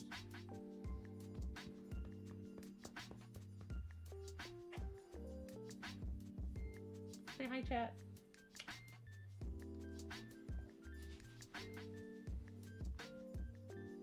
I know, I flap his ears all the time, and then once in a while, like, he'll get down and he'll give us a really good ear flappies. Okay, flappies, are you gonna flap? No, you're just gonna give kisses. Okay. Now everybody's looking at the Demon Daddy hoodie and not you.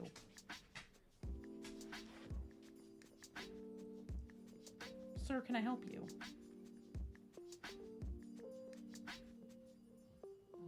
Thanks. This is from my show Fiends of Fairwick on YouTube. It's youtube.com/Fiends of Fairwick. It's a Monster of the Week campaign.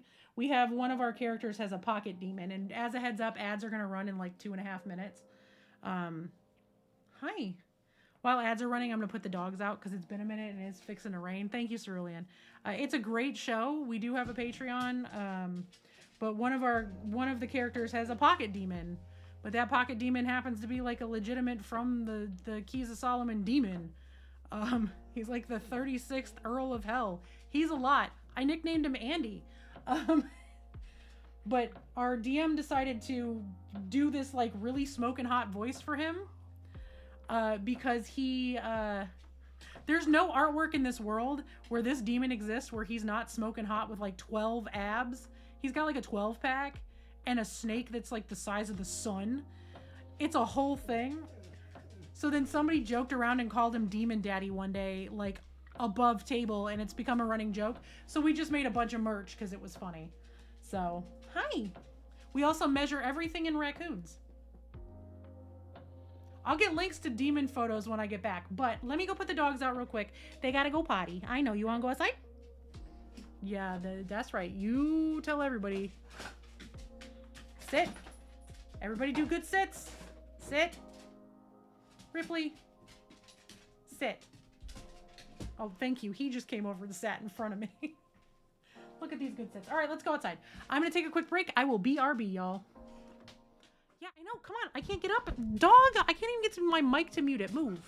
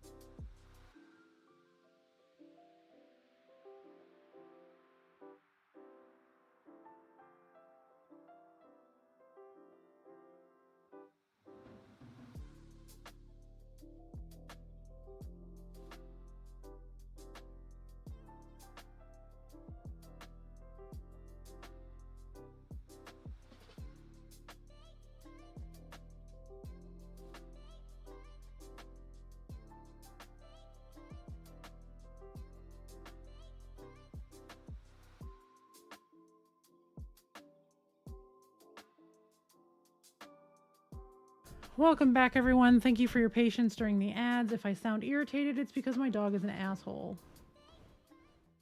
May have inadvertently just got some of my birds killed.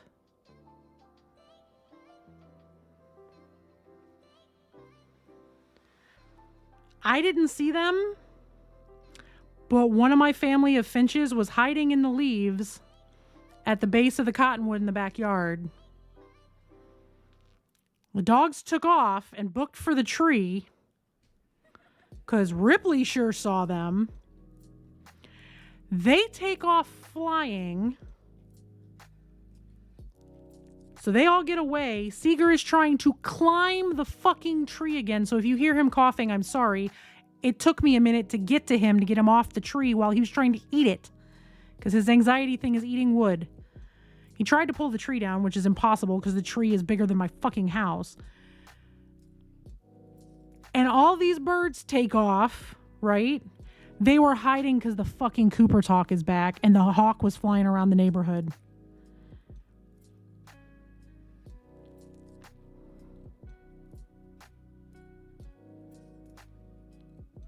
Because as soon as they took off flying for like the front side of my house, the hawk flew from the neighbors behind us up over the houses.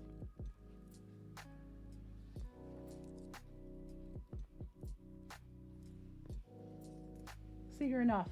Stop looking at your feet. Yeah, I'm sure your gums don't feel very well. I told you not to chew on the fucking tree.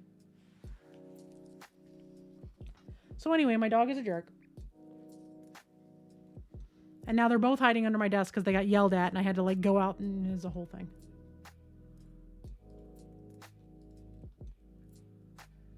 Seeger, enough. I don't want to hear any more licking. If you have a splinter because you were trying to climb the tree or you broke a nail because you were trying to climb the tree, that's your own fault. Go lick your feet in another room in the house. Yeah, you're a jerk. I realize you're a bird dog, but you're not going to get anywhere trying to climb a 60-foot tall tree.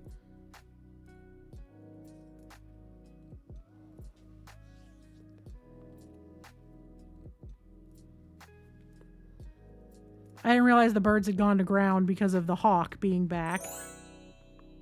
Bennett? Hi. Holy Fireman, welcome in. Can I get a shout out for Bennett, please?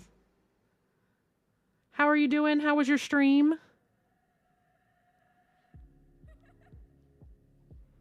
I just came back from break where my dog tried to climb our tree in the backyard and scared off all of my birds while there was a hawk in the neighborhood.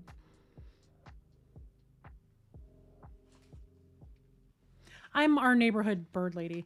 Bennett is another wonderful mini painting streamer to follow if you do not. Their stream is delightful. What were you working on today, Bennett? How's everybody doing? Welcome back. Just in time for the panda bop, too. Look at y'all. All right, I am now very warm. I gotta get out of this hoodie because I had to go run after my dogs. The birds are still flying all over the place outside, so I don't know what happened.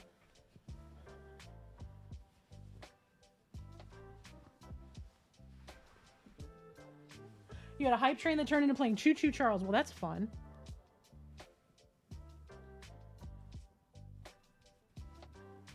Hype trains are always fun. Especially right now because Twitch gave us emotes again.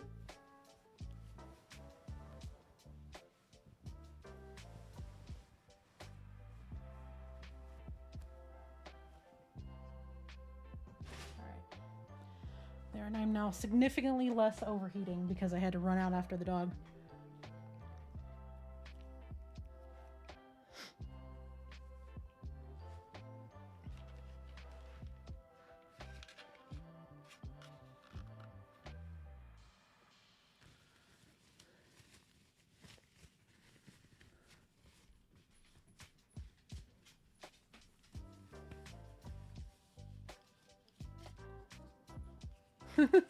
Yes, we do have our squigs. It is squig day.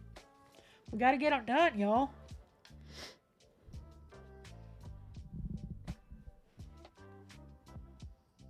No sooner did I turn it off.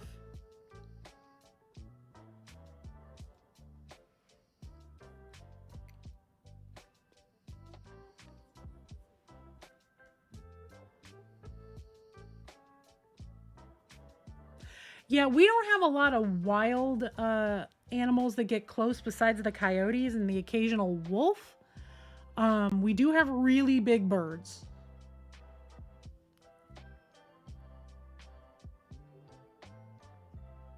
Like really big birds.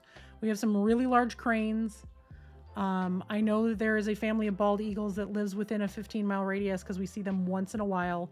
Golden eagles are real big around here in the part of the country I live in. We have a lot of hawks and a lot of crows. But we do love a hype train. I love that for you, Holy. I hope the community was super generous.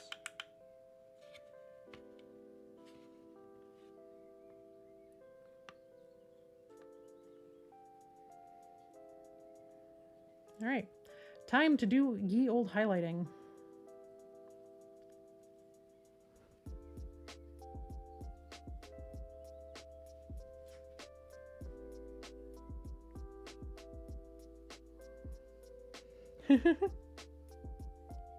To the Gummy Bears theme song, as is right and just.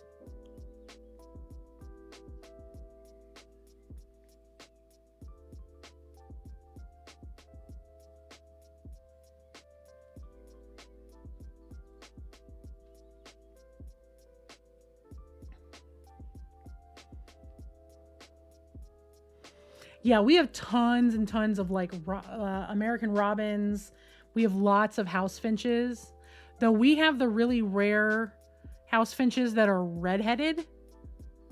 So I have tons of little red boys flying around. We have some goldfinches. We have lots of finches. I get a decent amount of crows, though my crows are very picky. And I do mean picky because like they'll eat the peanuts and stuff that I throw out for them. But if they are not out there within like 30 seconds of me hearing the crows, they're just like, whatever, we're leaving. And it's like, yo.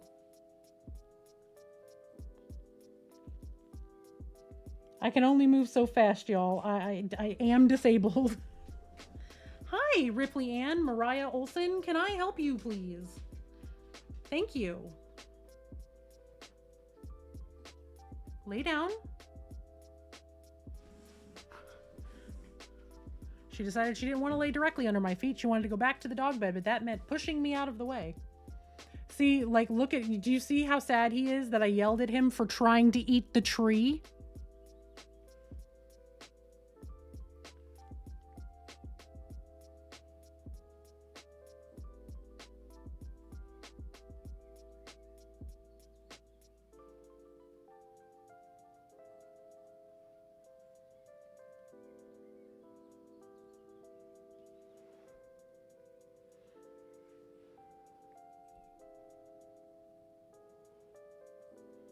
Blue jays? I don't know if I've ever seen a wild blue jay. I might have seen like one or two. We have a lot of cardinals.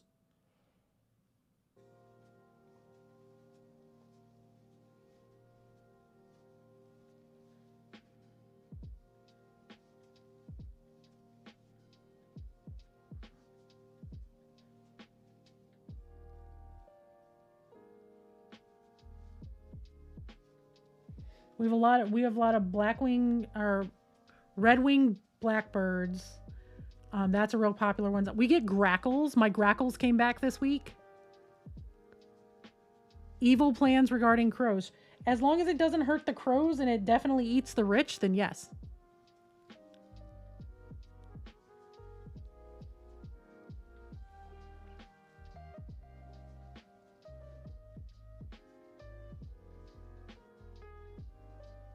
The grackles are new.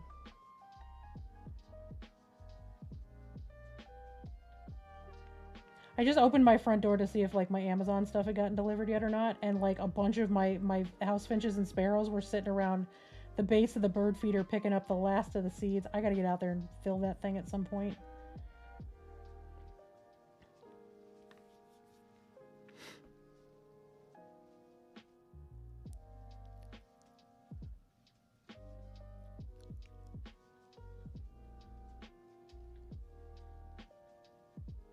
We get bunnies sometimes. We have one family of bunnies that tortures Ripley. We have one bunny that is bold enough to sit on our back porch right by the sliding glass door with Ripley standing right there, losing her mind trying to get through the glass. 101 plus pound German Shepherd just losing her absolute mind on the glass door. And the bunny's like, yeah, your mom's not letting you out. And then we get the chipmunk, and the chipmunk keeps trying to burrow under our front porch, which is bad because it's a concrete porch. So we finally got rid of him. We had to ammonia his house, basically, to get him gone. Because, hey, guess what? In the state of Illinois, catch and release is illegal. You catch like a wild bunny or a chipmunk or a squirrel or anything like that and try to put them elsewhere, it is against the law. You have to hire someone with a license to do it. And the license they have to then apply to your town to see if they'll let you.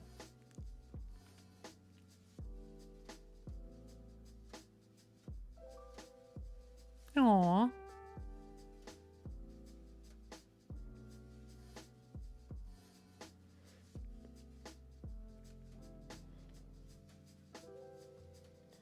I'm the person that ends up saving everybody's birds in this neighborhood for some reason. I don't understand it. It has happened multiple times now. There was a baby robin that got stuck in our window well that I had to get out. One of the neighbors had a sandpiper that got built their nest in the front and they weren't real sure what to do.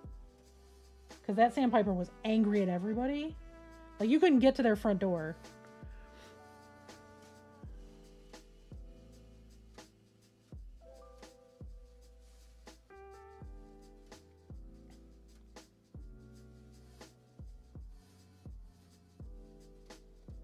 We had the mourning dove that got trapped in our garage last fall.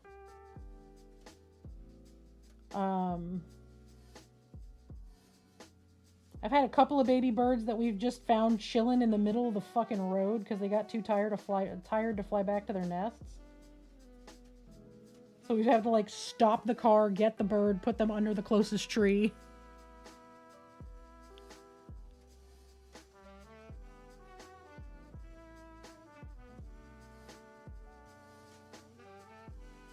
They were super scared. So the robin, I think, was probably my biggest win because he comes back now.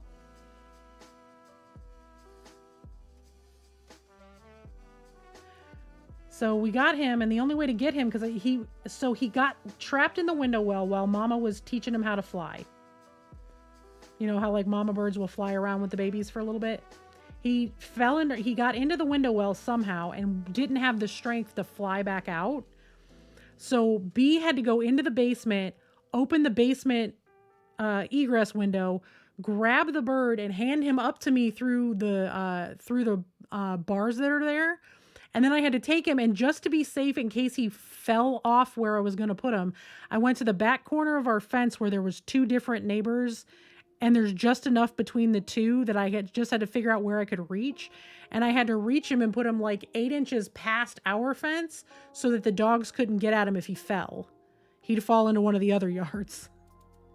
And he sat back there, and we were fixing to go out too. And he had sat back there for an hour before we had to leave. And when we came back, he wasn't there, but his mama bird was, because she kept flying to him and then flying back to where the nest was and then flying to him and flying back to where the nest was. And his mama bird was sitting there. And a few weeks later, I saw both of them sitting on the fence. And then a couple weeks later, they were both on my back porch.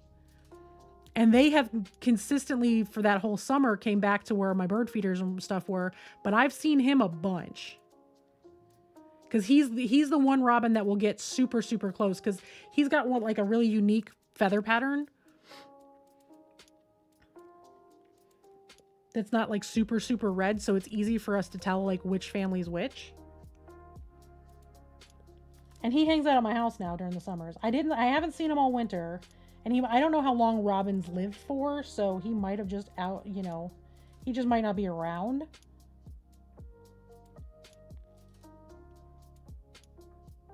But we have red-headed finches in the neighborhood.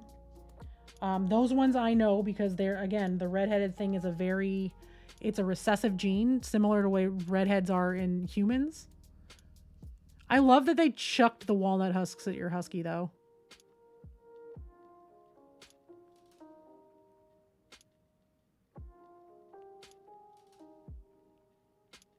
No, that sounds about right. Because I saw him for like one whole year. Pretty consistently. Because he was very little at like the end of a summer, and I saw him into early the next fall. So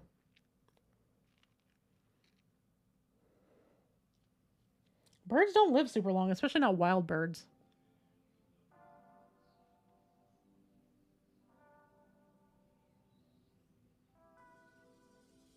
I'm also assuming that like there's probably, because there is like a genetic thing with that group of robins in our neighborhood, we're seeing a bunch of their family.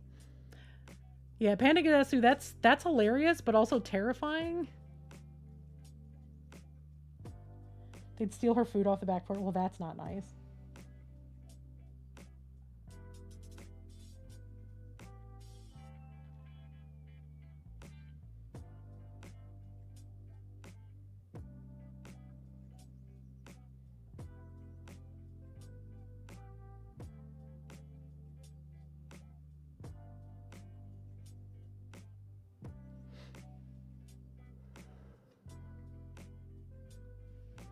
Mm-hmm. Like the hawks.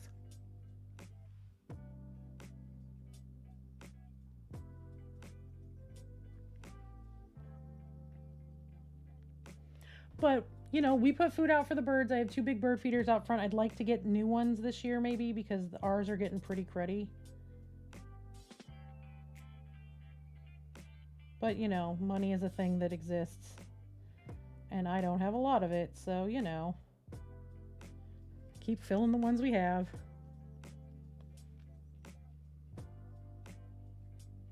Yeah, and crows are freaking, they have generational trauma. They will, like, if you piss somebody off, them crows you're stuck.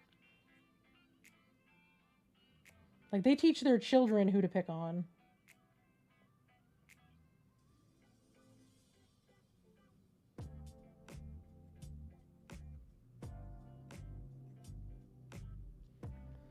But, like, the crows around here, I try to keep them happy so they stay around, not necessarily to make friends with them, which would be awesome if I could make friends with them. I like keeping the crows around because they keep the hawks away.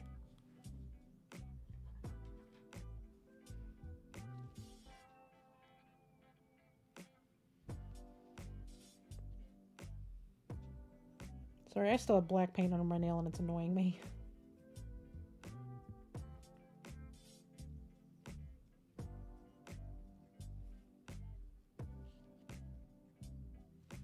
And I'm hyper obsessive about keeping my nails clean because my hands are on camera.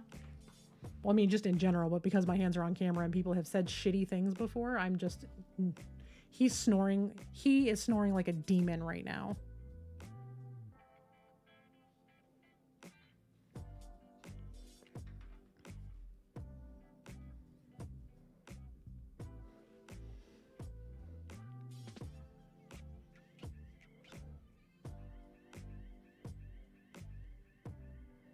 Yeah, our neighbors that live, our snowbirds, we call them our snowbirds, they leave for the winter every year.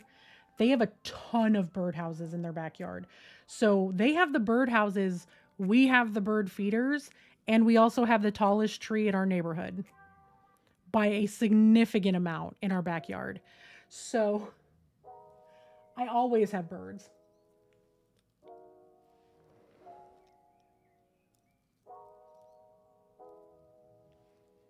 As cool as it would be to be friends with the crows, I'm perfectly content to let them just get some food once in a while, know they can pick up some food at my house, and have them keep the hawks away.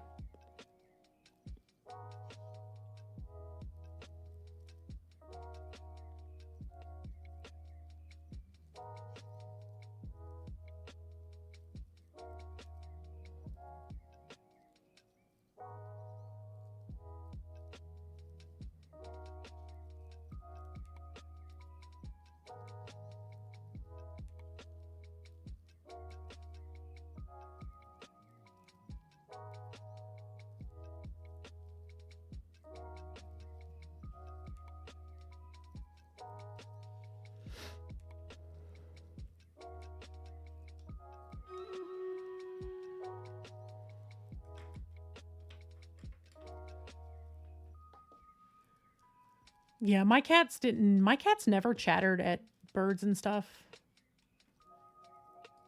My cats were super lazy though.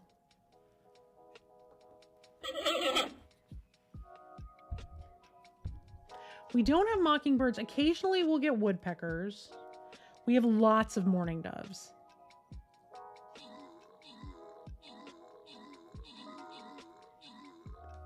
I'm actually going to go down one brush size to my teeny tiny one.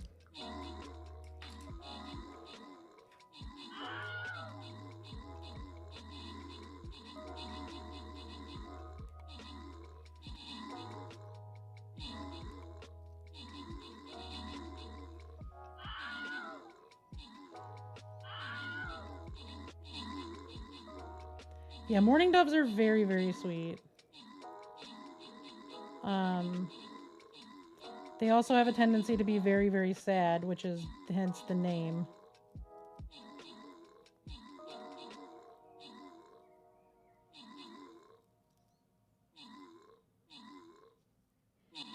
I unfortunately bore witness to how they get their name, or one of the ways that they get their name, the very first year we were in this house.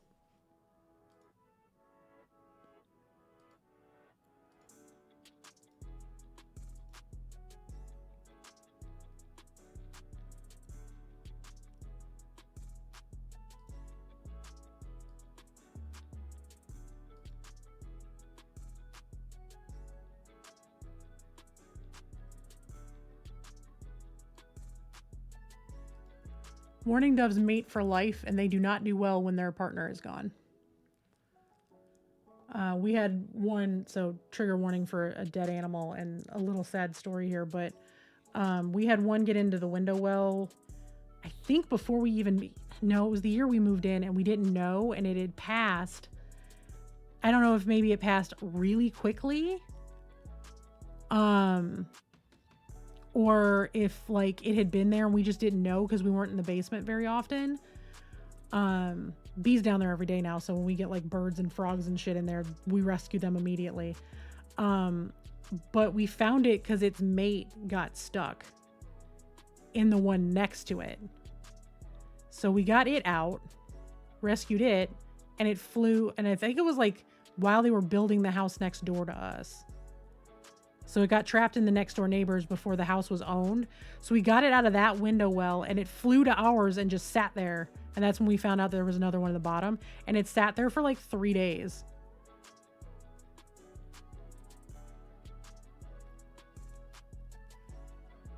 It came back like every single day.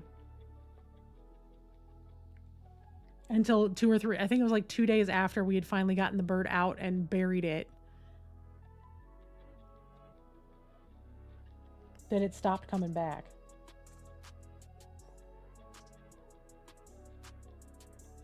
Oh, that was creepy. I was just talking about mourning doves, and the 2 of them outside just started hooting. They sound like little owls. It's very funny.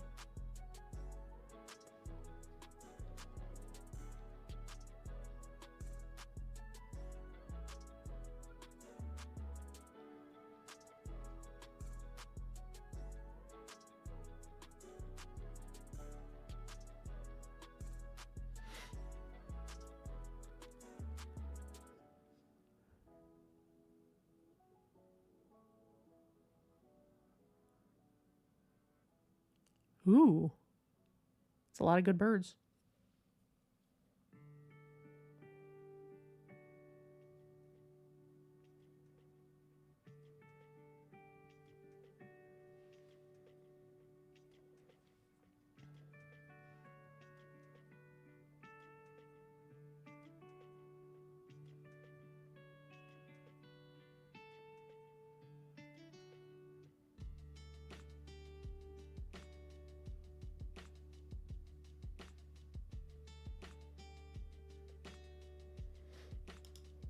We're going to see how many of our birds come back this year, see which families we get.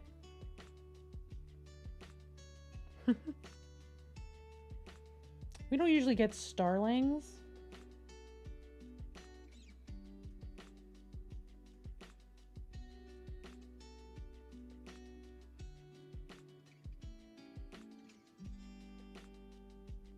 I get lots of mourning doves and finches and lots of little field sparrows. And then I get the grackles for a little bit every year. Or at least I'm hoping every year, because they were new last year and they're back this year. We get lots of robins. Though we don't get a ton of robins at like our feeders. We just see a lot of them.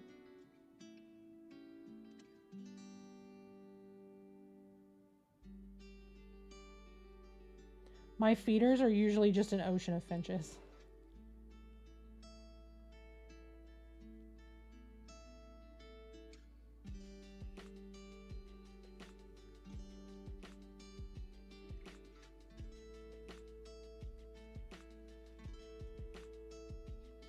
No, I think those are mockingbirds. Starlings flock.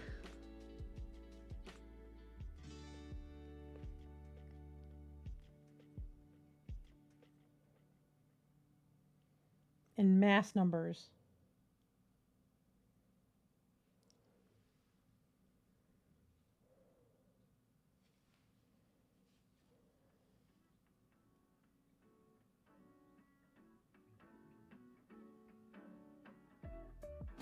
We have a singular group of goldfinches. They're very, very rare to see. I usually see 1 or 2 of them a year.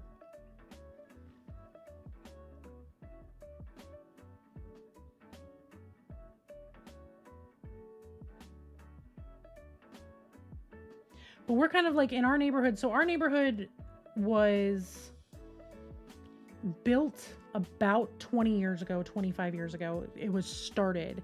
And then the housing bubble burst in 2008. And after the bubble burst, they stopped building houses and actually sold the land back to the guy that they had bought it from to build the development for 10 cents on the dollar what he sold it to them for. So he made a massive amount of money, and it's all farmland now again. But a few years ago, a new company came in, bought up all the property, started yeah,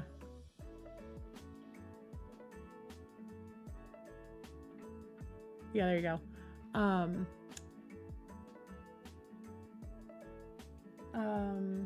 So they started rebuilding. They've finally built out the neighborhood. And as they've built out the neighborhood, a lot of the smaller trees are getting much larger. Like the pre-installed trees that everybody gets one in your front yard, everybody's trees are growing. So very slowly, the wildlife that lived here previously are moving in the same way that you see wildlife in like older established neighborhoods. Last year, we got our first squirrel. I have the largest tree in the neighborhood and 2 dogs that are prey dogs. Because my German Shepherd, don't get her wrong, she's a herding dog, but she will hunt anything.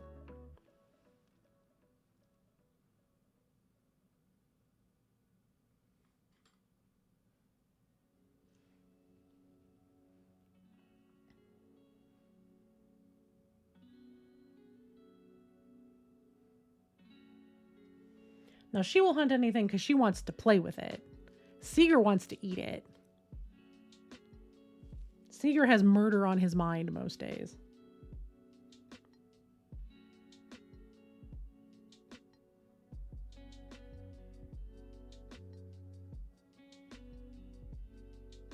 The hunting dog is very strong in him. Pheasants. We have lots of pheasants. Which those have started popping up in people's yards. I don't know if y'all remember or not, but I was freaked out that one day. I looked in the backyard on my way to stream. There's a pheasant walking around in my backyard. Like, bird? Do you not know what kind of dog I have?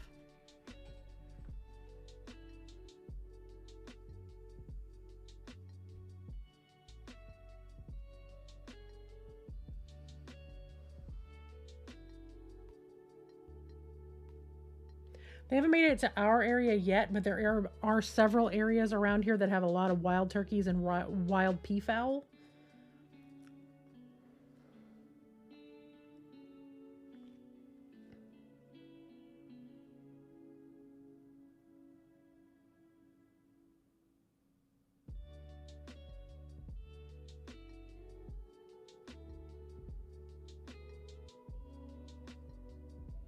Let me tell you, it is completely wild to be driving through like a neighborhood, one in the next big city to the west of us, which is Rockford, and there's just a peacock sitting on somebody's roof.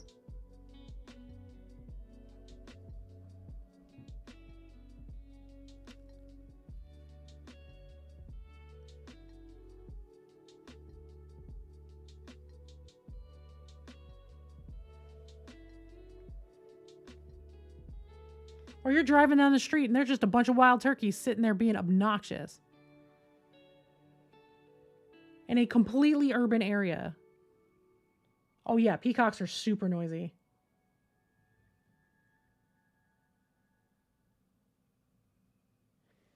And for a bird that's that pretty, damn it, they do not sound pretty. They are noisy and cranky.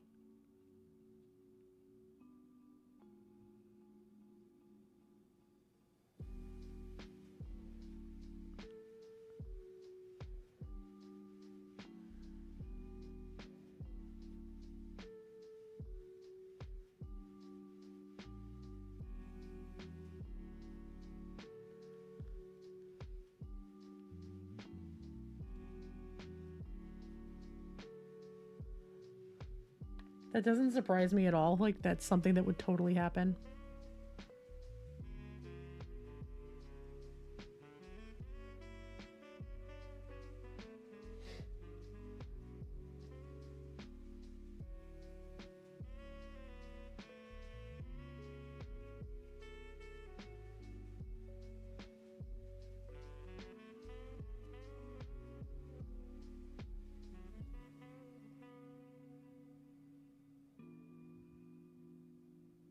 And with wild turkeys, I can't tell if they just have no self-preservation skills or if they just don't give a fuck.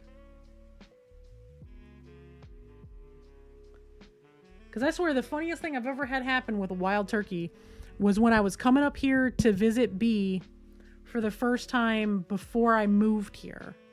So I'm driving up from North Carolina. I'm driving through Kentucky. I am 2 miles away. No, probably at that point I'd gone past the 2 mile sign. It was between the 2 mile and 1 mile sign for the exit for the Wild Turkey Distillery.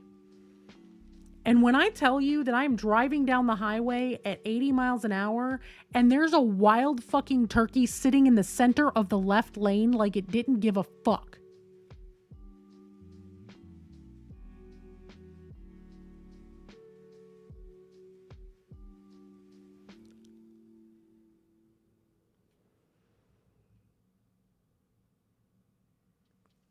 I don't think he did. I think he was just chilling there. And as I finally move over and I go past him, there's like 3 more of them.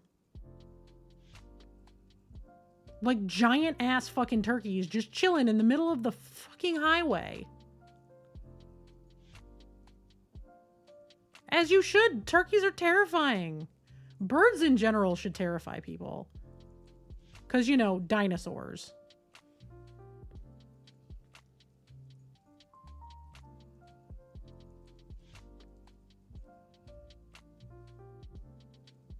Geese and penguins specifically.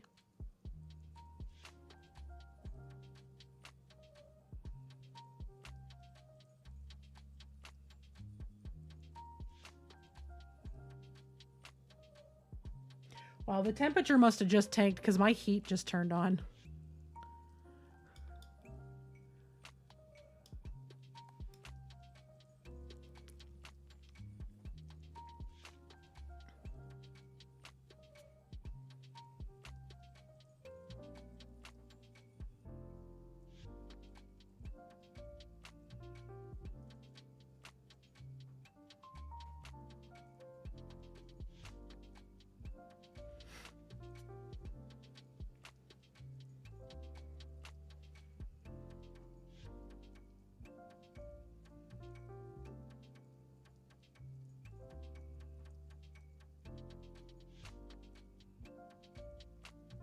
Yeah, geese are horror material because, you know, they have teeth on their tongues.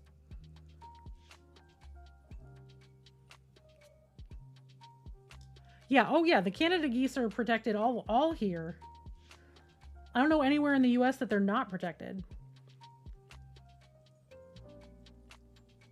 And they know.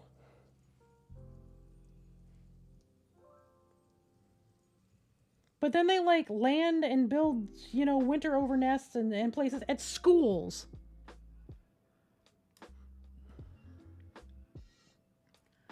But geese are terrifying. Penguins also equally as terrifying as for as cute as they are.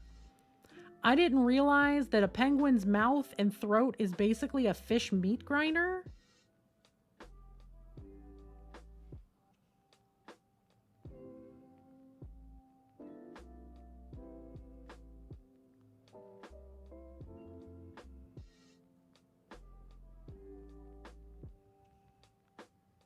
Because sure, geese have teeth-like things on their tongues and the inside of their beaks.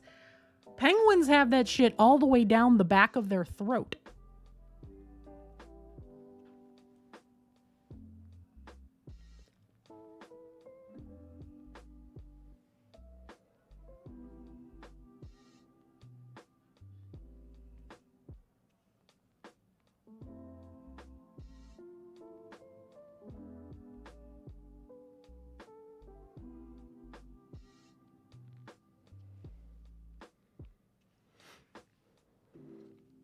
Yeah, penguins are my sister's favorite animal. I'm like, that's terrifying.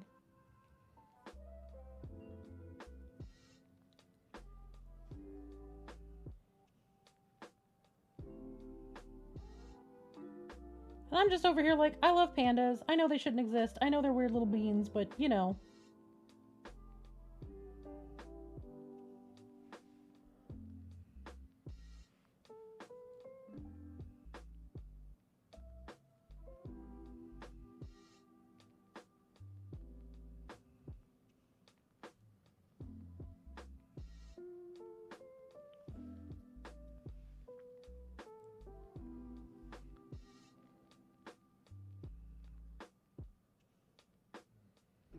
Also, I just need everyone to understand that both my dogs are snoring very loud.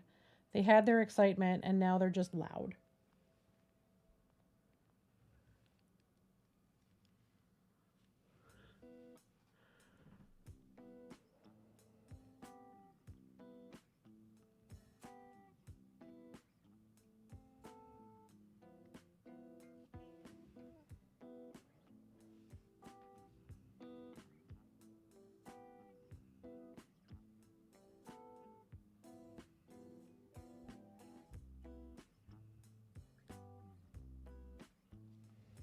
I love pandas. I like tigers.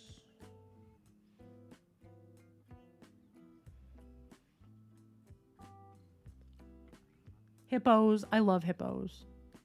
Hippos are just giant danger water puppies that you never want to mess with. That is probably the one animal that would not end up on my tombstone. Because as we all know, my tombstone is going to read, she died as she lived. Going, can I pet it? I'm going to pet it. Never be a hippo. I know better than that shit.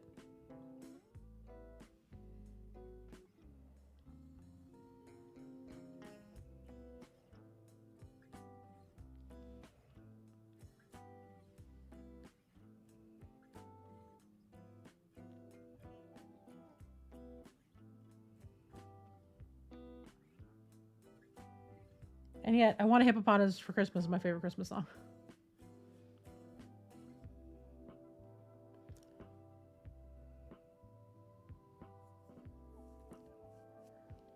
I was watching a document. So hippos kill more people in a year than any other animal on Earth, I think is the statistic. Hippos are wild.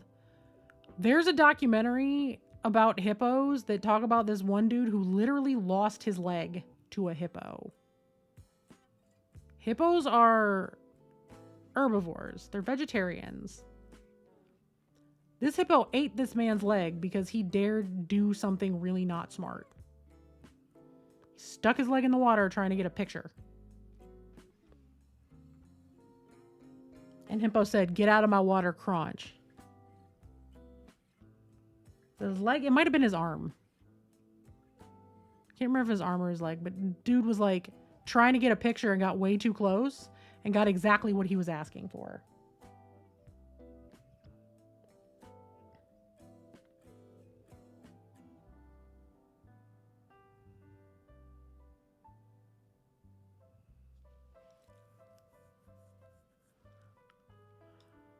Let's not use idiot though.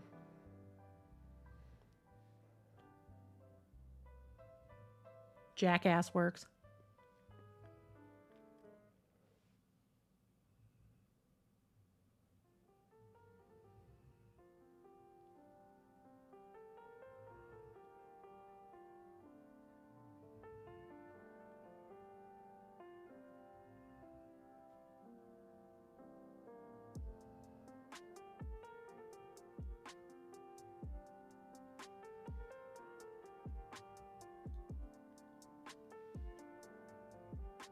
Yeah, I mean natural selection to a point. There's some ways that it's natural selection. There's other ways that when people use it, it bothers me. Like there's a lot of people that will use natural selection referring to the silly things that children do, and it's like no, that's people's parents not treating them. Sure, go ahead. I can't necessarily read it right now, but I will save it for later.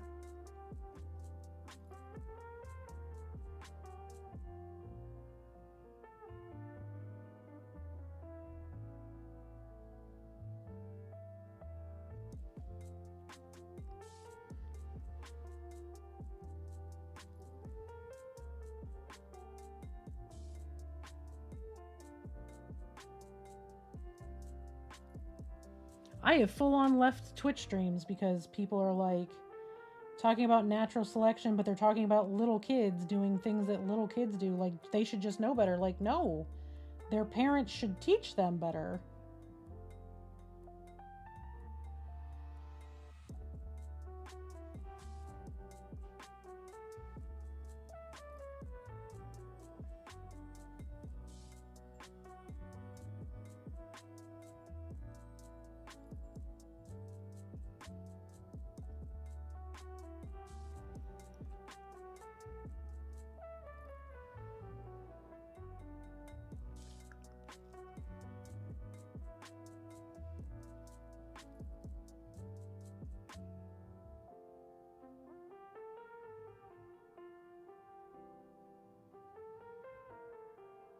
Right? And sometimes it's not even neglect, because even with parents, sometimes you don't know what you don't know, right? Like, you don't know that your kid went to school and heard about little Timmy shoving a marble up his nose, so they went and grabbed an eraser and shoved it up theirs because they thought it was funny. Like, you can't prepare for something like that.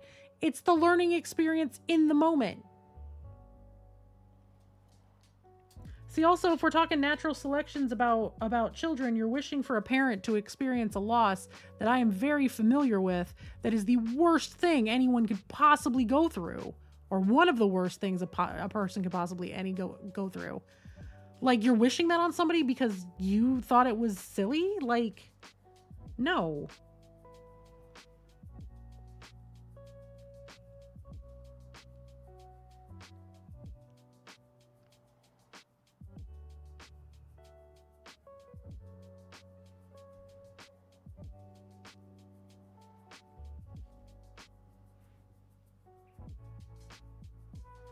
Mm-hmm.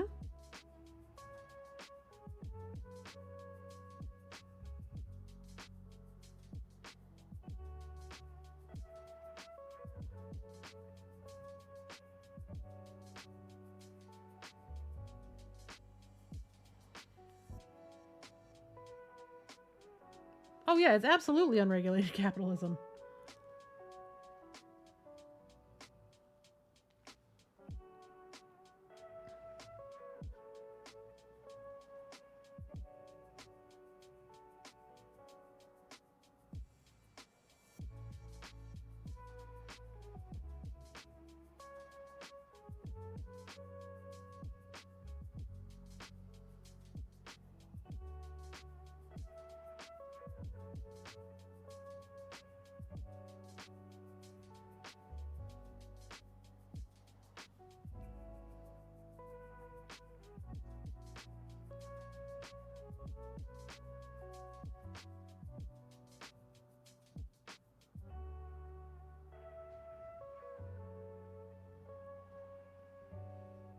Y'all, it really did get so dark outside. It's sad. It was so sunny this morning after so many months of no sun. For the clouds to be back after just the littlest bit of it, I am sad. And I mean that truly, y'all. Y'all welcome to go look at the greater Chicago area's especially if you look at like the far northwest suburbs like McHenry County, or even further out than that once you get out of the counties or that are close to the city, and you start looking at like what our weather has been like. We went almost 2.5 months and had a grand total of 48 hours of clear skies, and most of them were at night. So we finally had a whole bunch of sun over like the last week and a half, and I'm like, oh, I feel a little bit better, and now it's cloudy again. And my whole body is angry about it.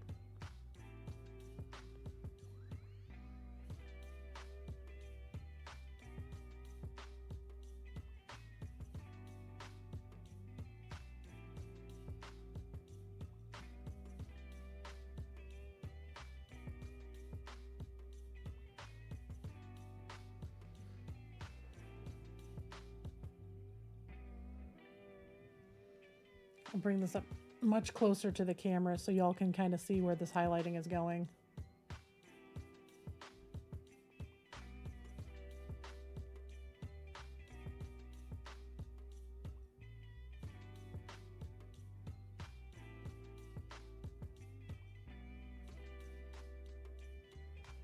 Yeah, seasonal affective disorder is a very real thing around here. I don't have it particularly, though I'm starting to show signs of it as I get older. And some of it probably has to do with my PCOS. Some of it probably has to do with my medication finally starting to get settled down, though they just put me on new stuff, so who the fuck knows at this point.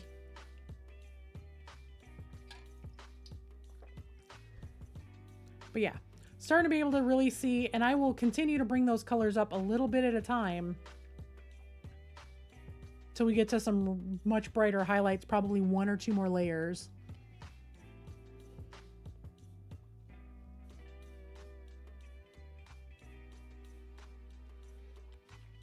But I gotta do all of the puppies.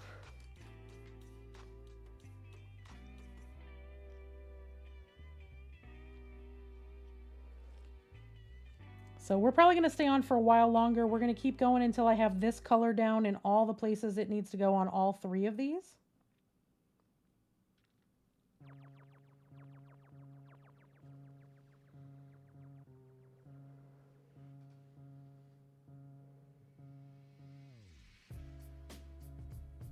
Yes, so I primed the entire thing in black to start with.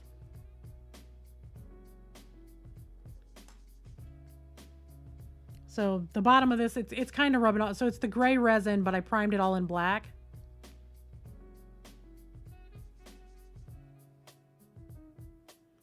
Yeah, there are like specialty lights that have like UV and stuff in it. I get exposed to those a lot, especially when I have time to function in my other craft, like my actual craft room, where all of like my witchy shit and all of my paper crafts and my yarn and all that stuff basically stays, because I have a bunch of grow lamps in there because I have plants.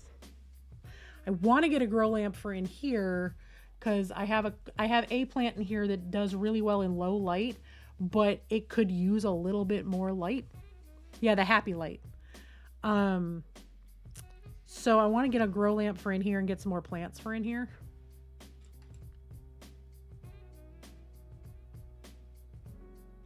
Because I like my plants.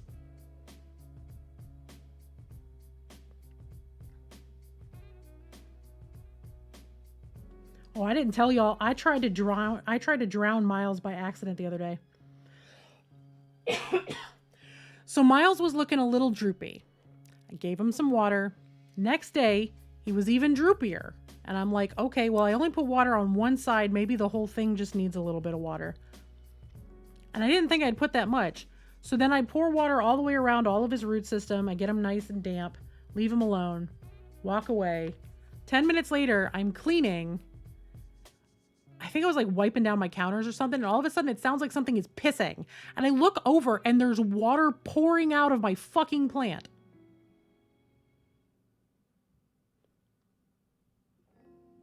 He literally peed all over everything because he was mad at me. So I pull the spider plant down. I have to clean up all of this water. I'm like grabbing stuff, moving games. Like one of my boxes for like Gloomhaven was right there. I'm just like cleaning up all this water that got everywhere, getting that all cleaned up. I had to put him in the sink to drain him. He's still droopy and angry at me. because I overwatered him. But now the problem is because he usually only droops when he needs water.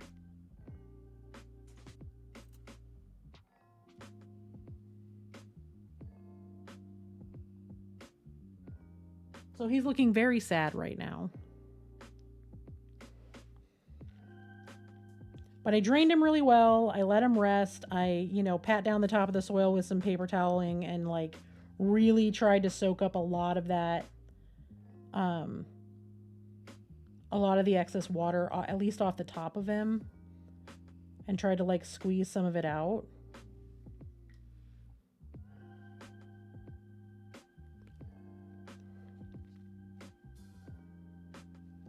My white orchid dropped her flowers, so she is now back in growth mode.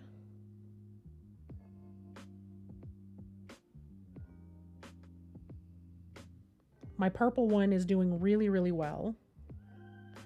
My Arrow Garden has lost its damn mind. The moss roses are growing, but not. They're very, very slow. They should have broke through like forever ago. They have the tiniest little leaves. They haven't even pushed up high enough to like get out of the cover, let alone take the plastic off. So they're struggling, and I actually had to move where they were because everything else is getting so big. Y'all, my calendula is trying to take over my house. It doesn't want to just take over the Arrow Garden. It is trying to take over the house as big as it is.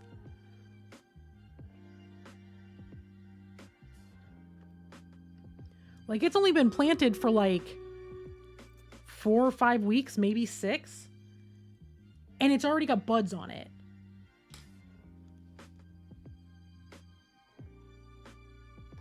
It's massive.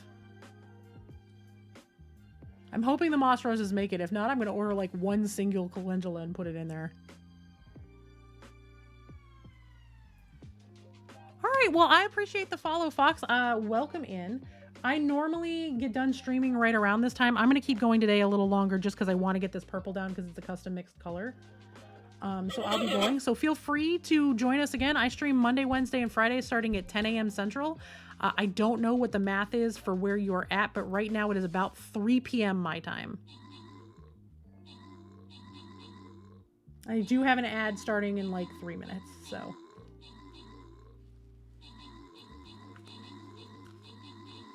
Well, there you go. It's about a 12, or what, 3 to 7 hour difference.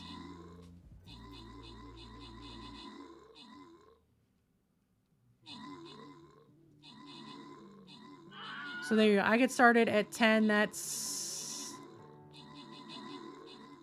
like 5 p.m. your time-ish.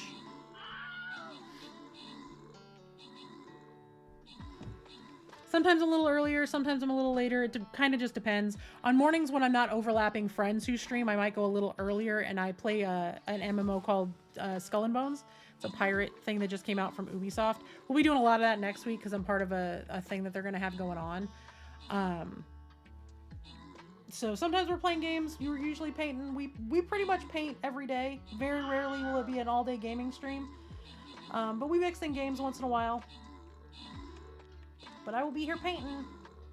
My next stream plan is Monday morning at 10 a.m. my time. Sleeping doggos are sleeping.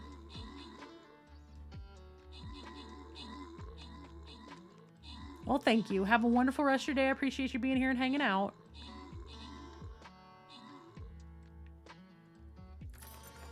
Well done, everyone. Oh, look, you got extra rewards for that one too. Rad. All right, back to the map. We've probably got enough time for one more because I've still got to do this. So we're going to go right here.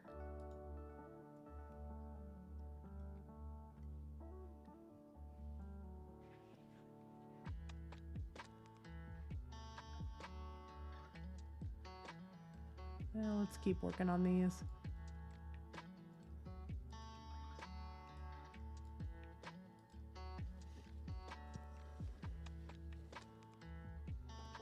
And there we go. And ads are going to start in about 50-ish seconds or so. By the time y'all hear this, it will be like 30. Hi, Mama. You doing okay? Hey, stop licking the bed. Oh, that's a big yawn. Are you okay? You doing a sleep? Yeah, you getting tired because it's dark outside. She's sleepy too. Oh, now it is actually raining.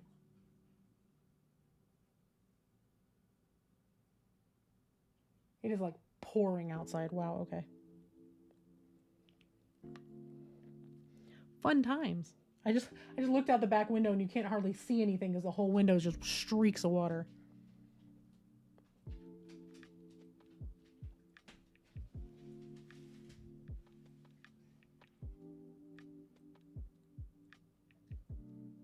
All right, there go the ads.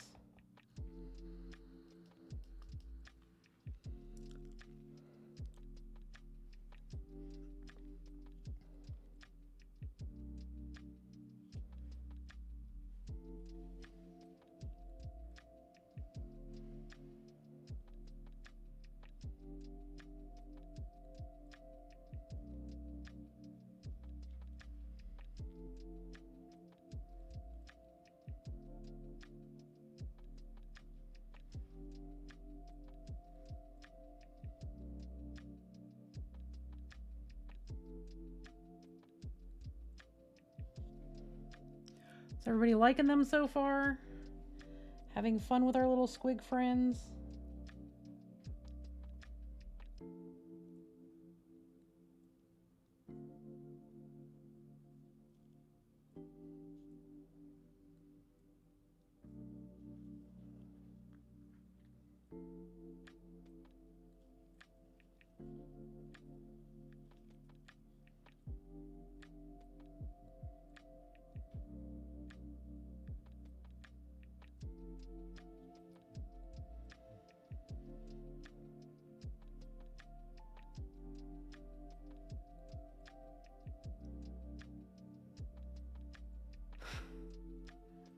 That sounds like a lot, Black Widow. Right, they're my sweet purple space puppers.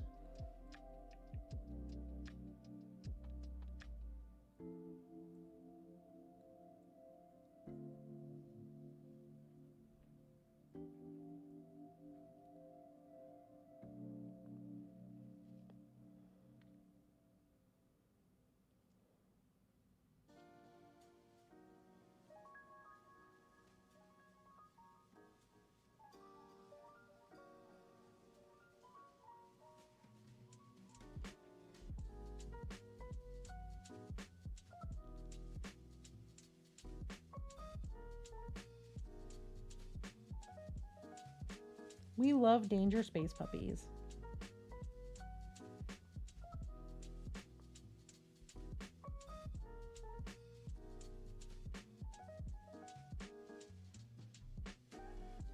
Boy, is that dog gonna be in for it when he wakes up. It's hard to see because I've got my thing. She's lying in wait.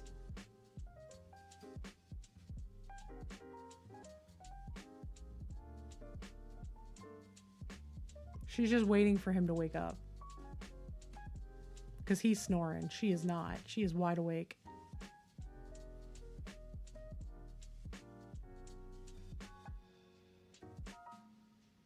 He's so done for when he wakes up.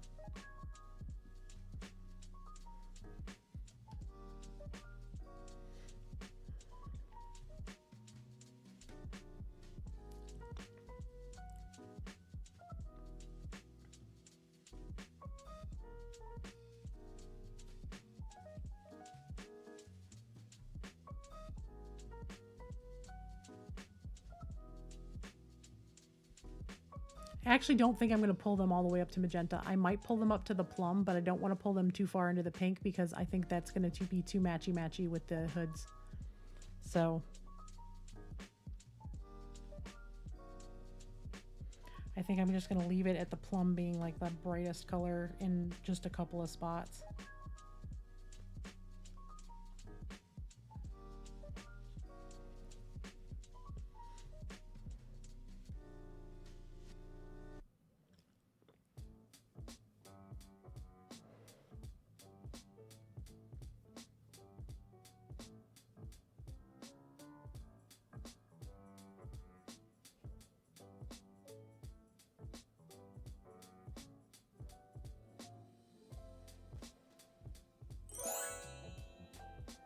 Rami, hi, Ramius. Welcome in, Raiders. Can I get a shout out for Ramius, please? Hi, if you're new here, I'm Awkwardish Panda. I am very awkward, roughly panda sized, queer as hell. I am a professional mini painter and streamer. Right now, we are working on my Squigicorns.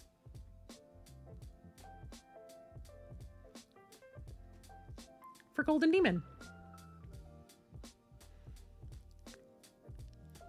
Welcome in. How was stream, Ramius? What were you up to today? Also, if y'all are into the whole mini painting thing and you are not following Ramius, you're doing it wrong. Drop him a follow. He's great. One of the fastest painters I've ever seen. You finished the 6 werewolves? Well, that's nice. Tired? You still sick?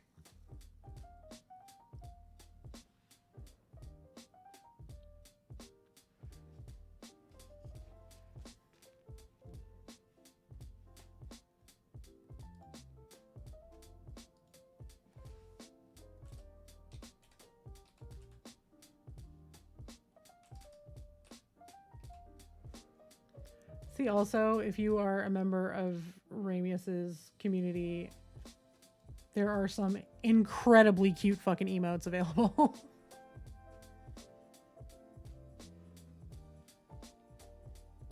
Ooh, well, that's fun. I am working on the Squigicorns today. So we're currently working on highlighting the purple. I'll show you the one that I just finished because this one's just getting started.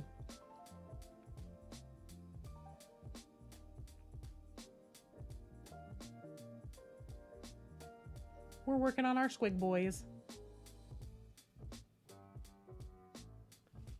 25 days and we get to hang out. Oh yeah, no, I feel that in my soul. We were working on trying to get our roof fixed and it has been a nightmare.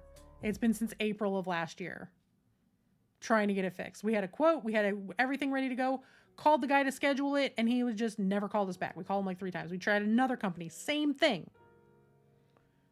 It's like, we want to give you our money. Please come fix our roof.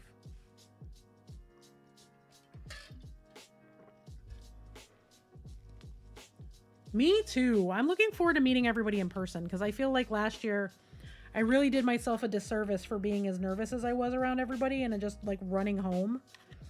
But I think at the Content Creators Meetup, it's going to be nice to get to hang out with everybody and really just like get to know folks in person. Oh, Rami, you haven't seen her yet. I am working on something for Turbo Dork.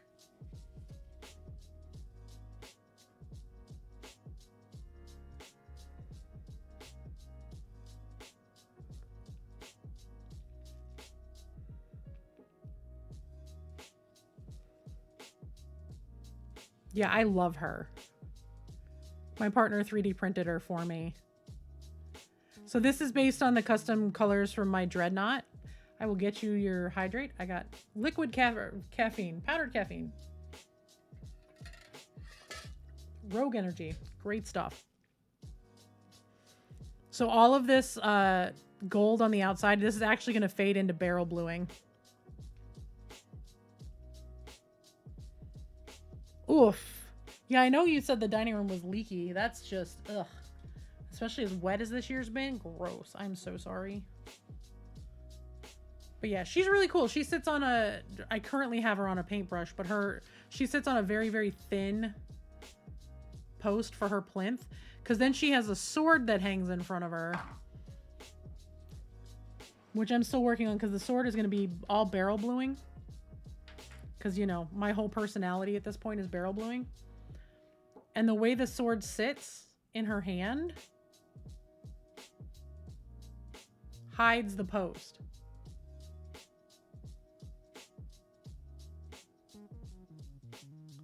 So it just looks like she's floating in the air.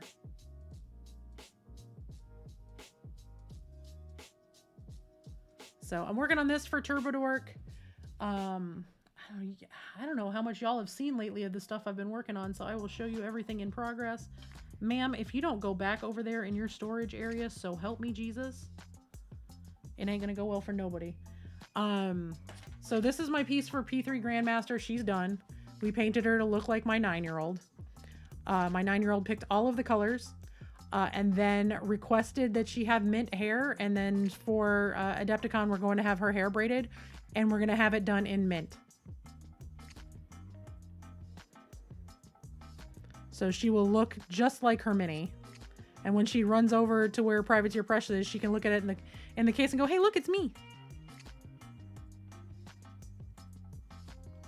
So that's that one. My first of my Golden Demon Squigicorn entries is done. This one's in a slightly different color palette.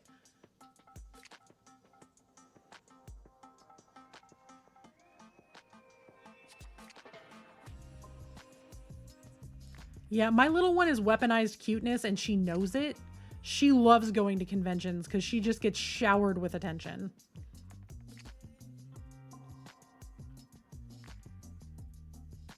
So this is the first Golden Demon piece. This was the first completed piece. So this one is going in. Thank you for the follow. Boss, I hope you're having a good day. What else we got entering? I am working on Rogue. She needs a little bit of a repair, so she's on hold for like a couple more days because I'm waiting for my putty to come in. There's a crack in where I sealed it together and it like started blowing air bubbles out of the paint. So I'm going to seal that area and then finish the explosions and stuff. So this is Rogue. I'm working on her for the Worthy. So I have P3 Grandmaster. I have the piece that's going for Turbodork, the Worthy, and then I announced it this morning. So my Squigicorns are really just, I appreciate it. Thank you so much. So the Squigicorns, I'm going in knowing that they're probably not going to win anything. They are there to get more eyes on my work and get more people in here. Because as most of you know, I changed my content to full-time mini painting last year and it was a whole thing. I lost most of my community. I lost most of my income and I'm fine with it because I'm much happier painting than I am feeling forced to do one specific craft. You know, it sucked the joy out of my other hobbies. So my other hobbies are sitting on a shelf right now until I'm ready to go back to them and find the joy in a different way. Right now, my joy is painting. But I announced today, and I've been working on it in private for a while, I'm actually going to make a run at Golden Demon. I started this about 6 or 7 weeks ago, obviously still in progress. The helmet is a really good representation of what the final color scheme will look like. This is based on my Dreadnought color scheme. It needs a little bit of cleanup down in here because some of my copper dripped, but I'm making an actual run at Golden Demon. I don't think I'm going to do super well, but I don't think it's going to be a risk of well, I know it won't be a risk of disqualification. The Squigs might be, but I'm kind of doing the let me do my best and see what happens. Yeah. Yep. No, I feel that. But I feel like more people are going to see this. And I got I wanted to do Resin Beast. And I got very, very frustrated as somebody who is disabled. And I have very severe handshakes. I tried to start building some Conquest models.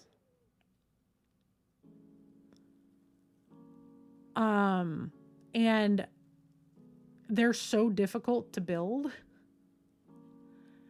between how much cleanup they need. And I also try to do some creature caster stuff. The creature caster stuff, I am just irritated.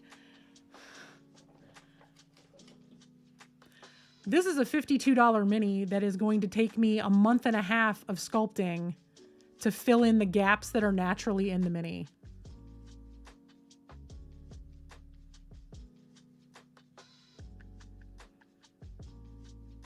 And I was trying to work on some canophores because those are they're so pretty.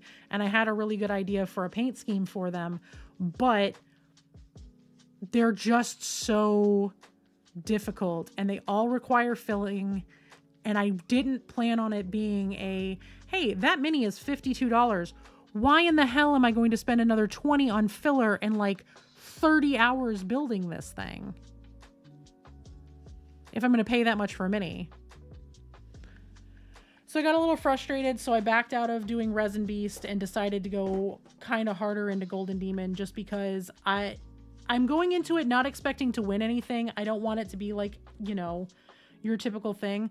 I can paint for competitions basically because I like painting highly detailed minis and I don't give a fuck if I don't win.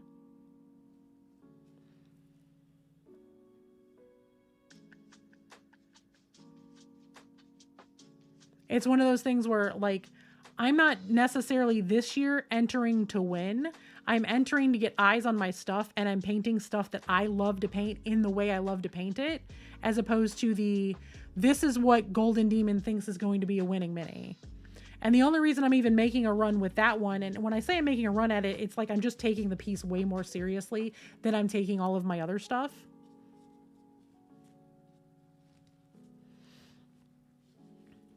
The Canifores cleaning up the mold lines is torture. Like actual torture. Because I have severe handshakes because of a brain injury, so trying to clean the models is just really difficult. I had to fucking sprue goo the hell out of them to try to get them to seal. And then sand them, and then they don't all want to fit together right. And it was just really frustrating. So I'm going to give I still want to do them, and I'm probably going to do them for next year. Or if I can finish them in time, I'll bring them to Nova. But I'm going to sit down with them and try to just sit and do a really good job. I overestimated what I would be able to get done, which ADHD, it happens. I'm feeling really comfortable with what I have. I'm going to be really happy to turn in the Turbo Dork piece to them because they're going to display it in their booth. This year's really more about getting more eyes on my work and starting to get some feedback and taking some classes for the places that I am really weak. I don't blend really well in a lot of ways, though I'm getting better. I don't do, I don't do non-metallic metal at all because I can't grasp the concept.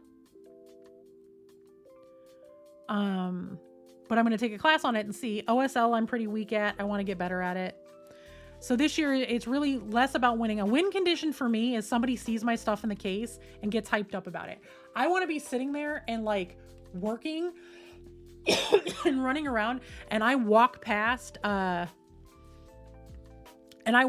case and someone is freaking out on my stuff. Like if I walk past the case for Golden Demon and somebody's like looking at these and squealing, I'm happy, and I don't care if it's an 8-year-old.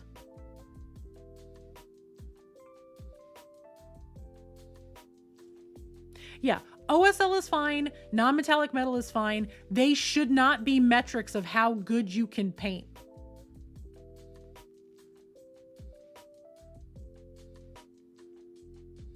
They shouldn't be required for a win condition.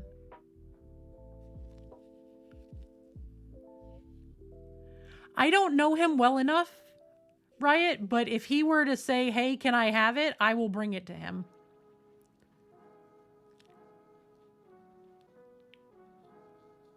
It's not like I live far. I can just bring it with me.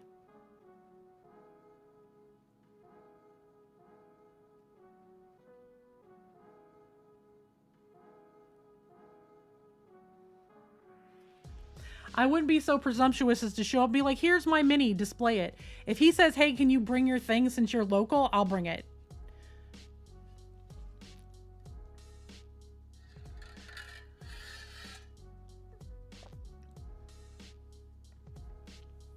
Yeah, and unfortunately with a lot of these competitions it is. Like, I'll tell you right now, I didn't expect to do anything at PAX U once I got moved up to the professional category. I just called that the win. The fact that I medaled at PAX U and didn't do non-metallic metal, they can actually dock you points if you don't use non-metallic metal. I painted a piece that had no metal on it, specifically because it was for another challenge, you know, so that didn't give us metallic paints. And because I don't know how to do non-metallic metal, I just picked a mini that didn't have any metal on it. The parts that could have been construed as metal, I made bone. But, you know, they don't talk about the rubrics and the metrics and stuff like that two painters. Like Golden Demon doesn't tell you what their rubric is. Creature Caster kind of gives you a rubric, but then there's still a lot left to the judge's preferences, all of that kind of stuff, right? So I meddled without doing non-metallic metal because I picked a piece that had no metal on it. I expected to be in the amateur category where they don't care. And I didn't even know there were rubrics available until after I'd already turned my stuff in. Yeah, exactly. And Golden Demon very well may. Like, that's part of the reason that I'm trying to do as good a job as possible, because Golden Demon has some pretty vague rules about stuff like, oh yeah, you would think, but no, because, so here's the thing, Frank. They don't tell us what the specific rubrics are, because if they told everybody what the rubrics were, every piece would look the same. Because people would come up with the formula and paint to that formula. The problem is they tend to pick a lot of winners that all look a whole lot alike. But then tell everybody that it's not based on any kind of rubric.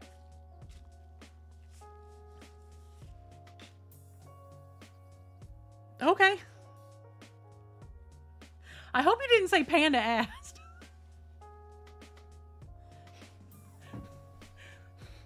I told Panda to give you her shit. Hey, ma'am, you have a real big ass. Can you move? Because I gotta move. Come here. Hi. Yeah, you're a pretty dog, but you're in the way. Yeah, I know. I'm trying not to roll over your tail with my chair wheels so I can sit down more comfortably. I want to sit on my foot. I'm queer. Anyway. So, like, there's a very good chance that my Golden Demon entries get, I'll look at it in a minute, that my Squigicorn projects get disqualified because of how much 3D printed stuff is on there. Now,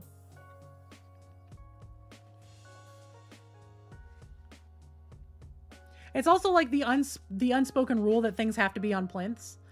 I'm putting this on a plinth to better its chances, but I don't have a backdrop. It's not a plinth that's larger than the model. This is a 25 millimeter base model on a 25 millimeter plinth.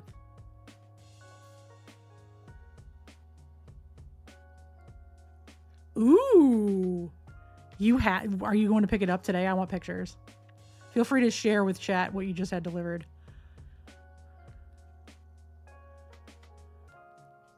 You know, so he's a 25 millimeter based mini on a 25 millimeter plinth. I think this is a happy medium. I'm not doing a backdrop. But because there are multiple bits on here that are 3D printed and not GW, there's a chance they disqualify him. Now, part of the reason, now this is again where I am kind of a petty and calculating bitch. Part of the reason that I'm painting these the colors that I am is, one, I love stuff like pinks and purples and teals and really bright colors. It's my jam. My kid picked these colors because she knows I love these colors just as much as she does. Also, please perceive how well that glow effect came out on all the circuitry. I'm real proud of it. Part of the reason that this is painted as loud as it is and this is as bright as it is, if this gets, so it's very rare that they disqualify a piece and they give it back to you. Usually if they disqualify something, they put it on the bottom shelf. You know who likes really bright colors? Tiny children. You know who's real low to the ground?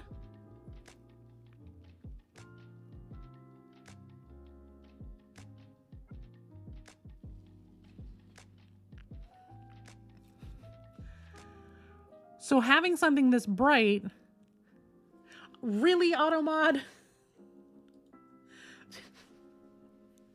Automod has no chill.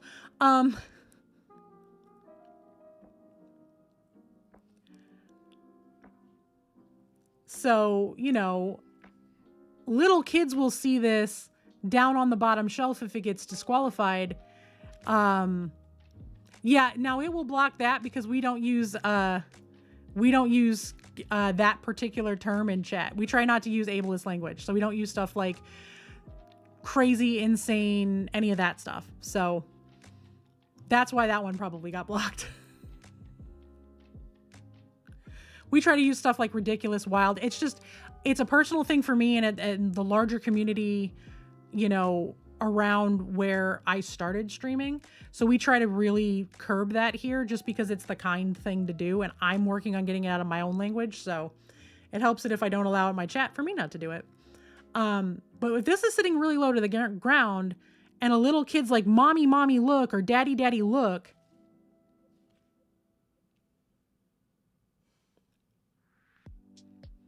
Now all of a sudden you have people not looking at the finalists, not looking at the mid-range stuff that's eye level, not looking at like everybody that they think did a great job.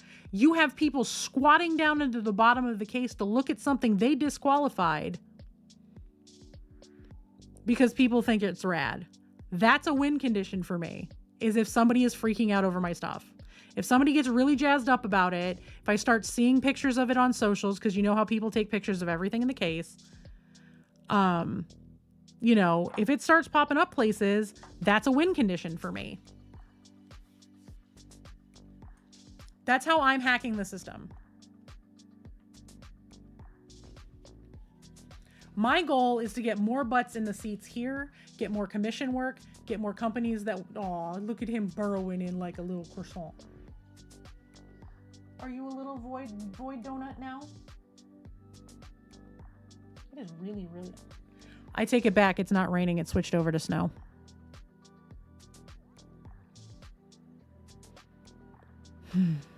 Anyway. You know, I want to see people like... I want to... See, B got it at the same time as me. Because I looked up, I'm like, wow, it's really, really... Wait, no, that is not just rain streaking on the window. I can see snow through that. You know, like, a lot of this is 3D printed. But at the same time, this is a piece from GW. This is a piece from GW. This is a piece from the other Squigicorn. This is GW. This is GW. I think one of these in here might be GW. This one is GW. This is GW. That's GW. And then all of this is going to get covered in mud texture once the Squigicorns are down, and they're going to make up the most of the model. And then there's going to be mud texture and water texture on it. So, you know, it's a constructed base with 3D printed elements. They might disqualify it for that because they're so vague on their rules. If they disqualify this, you're going to have these bright purple squigs at eye level for small children.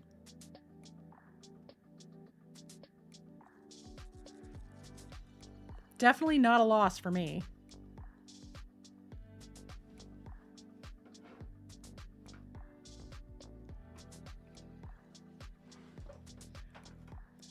This one they can't disqualify. The only 3D printed thing about this entire piece is its plinth. And its entire topper for the plinth, you are looking at it.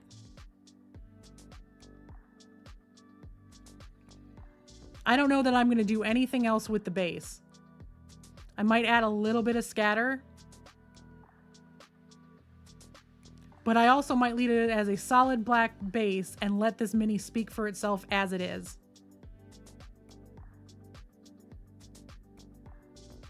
So they can't disqualify it. And then I know how well it does compared to some of my peers who are also entering. But again, no expectations to win. It's a piece that I really love, and I'm hoping people get excited about it. That's kind of where I am.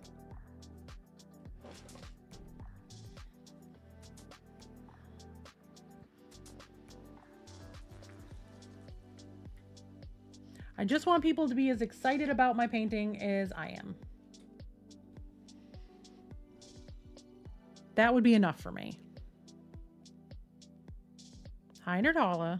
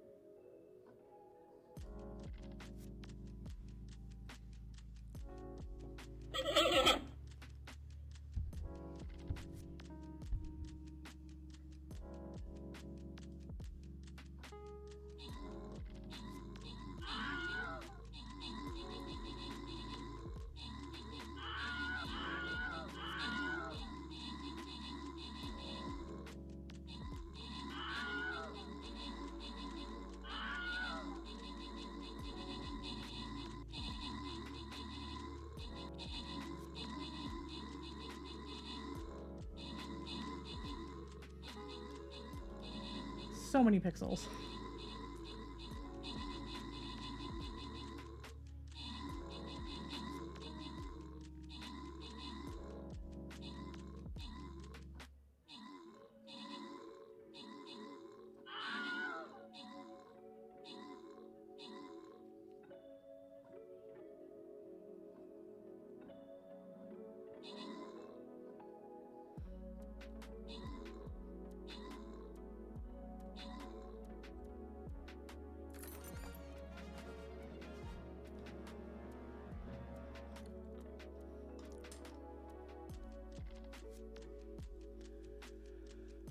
All right. I think we're going to do one more. This one might be a bit of a struggle though, because it's going to scale funny. I don't think that the bots that stream raiders themselves send in are going to do a whole lot. So we'll see if we get lucky. I don't know. But I still have squigs. I got to make purple.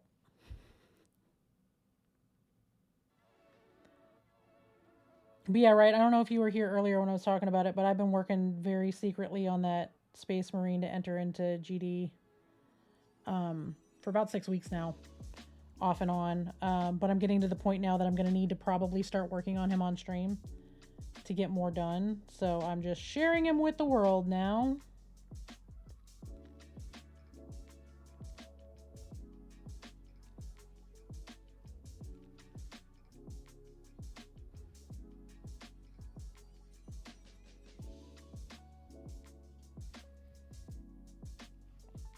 I'm going to be working on him a bunch this weekend, I think.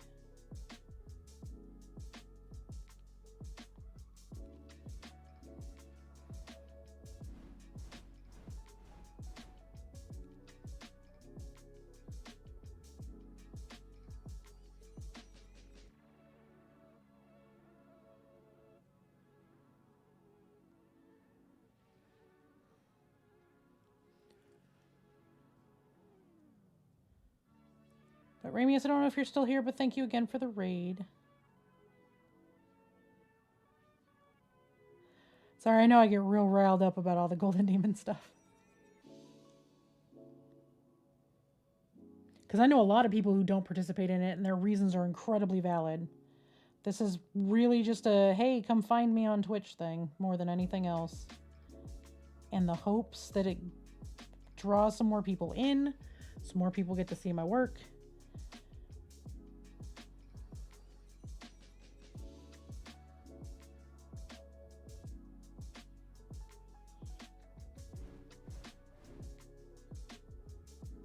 Next year I'll probably do like one piece for whatever Brush comes up with for the subversion portion, which I love. I love the idea that there's so many people doing squigicorns. Like last year with the Ballerina Space Marines, I wish I would have known about it before I went. I probably would have painted one knowing nothing about Golden Demon.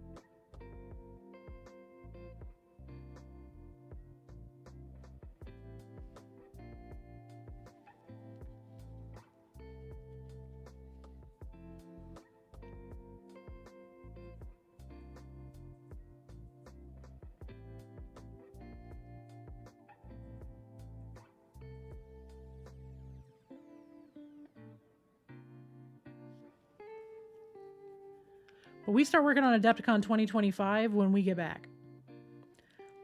I'll be working on my commission piece that I'm working on right when we get back. But as soon as that's done, it is really starting to look at Nova, Dragonfall, PAX, Adepticon.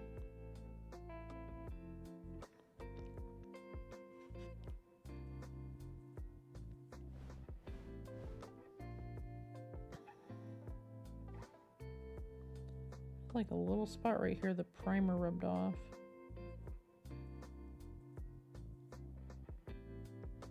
So I'm going to fill that in real quick, and then I will touch up some purple over that in a minute.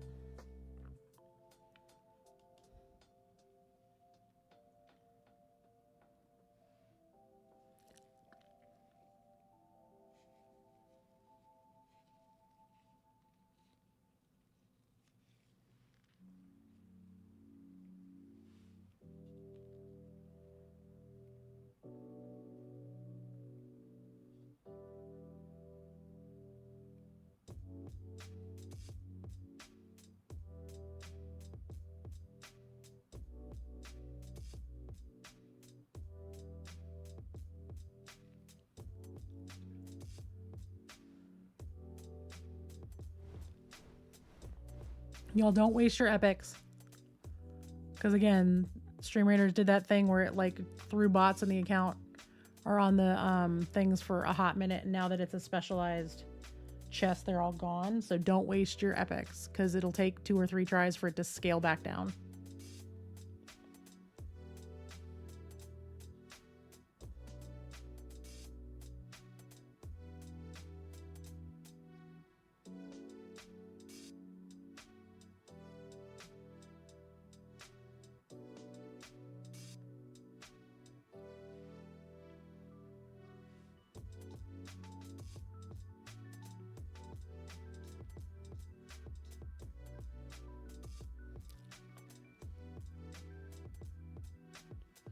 And thank you all for hanging out today. It's been a really nice day, just getting some work done. I've been on for almost 6 hours already.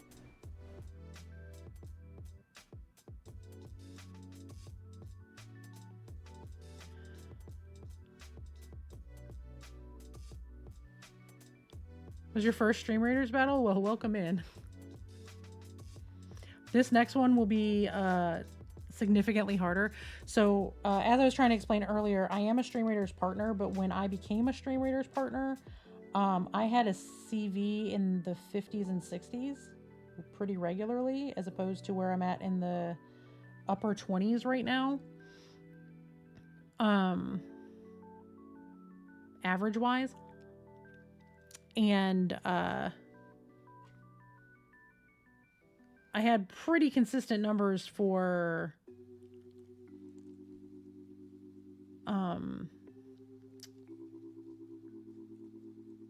how many people were playing in chat, that kind of thing. Hey, Patch. Welcome in.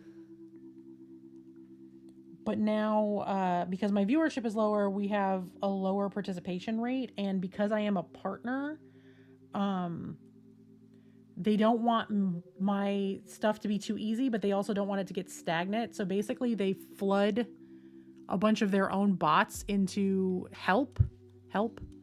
And then when we get to a specialized one, they don't want to help you through the special stuff unless it's like you're speed running through. It's like the lightning round kind of things that they do once every couple of months. They'll pull the support, but then it takes 3 or 4 battles for the scaling to fix itself. It's a big weird thing that they do that I wish they didn't.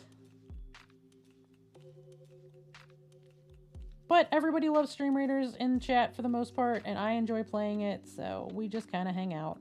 We are 10 skins away from a new head skin. We are 45 skin points away from a new full body skin, but I don't think we're going to get there anytime soon because we've been sitting around that for a very long time. Yeah, they roll in to help with the easy fights. And then when you get to the really hard ones and the specialized ones, they disappear.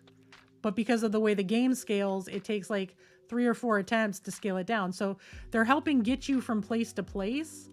But then when you get to the harder stuff, it stalls you because then you're not cheating to get to more skins. It's basically, here we're going to help you, but we're not going to let you cheat.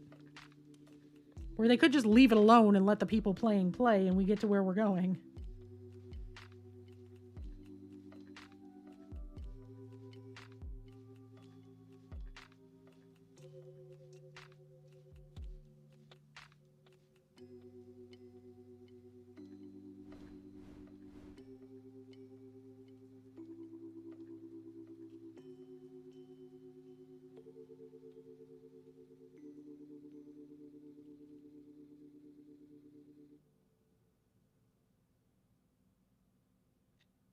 I went up to a slightly bigger brush for this one because he is a slightly larger model, but he's also got a lot of more open flat area. The other ones are a little more scrunched up. Their legs are a little thinner. So I needed the smaller brush, but we've gone back up to the larger brush now just because this guy has a lot more surface area to work with.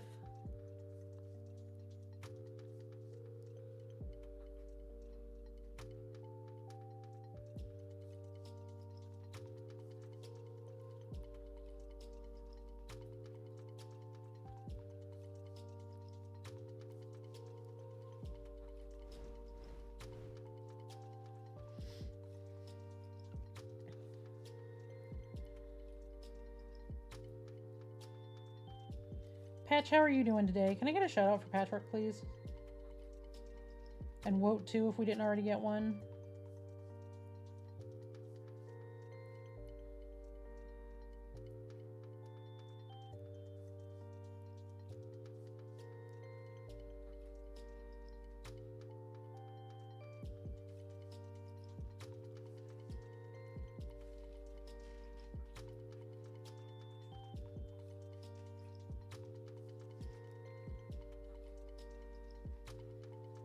Lurking while doing stuff? Well, I appreciate it.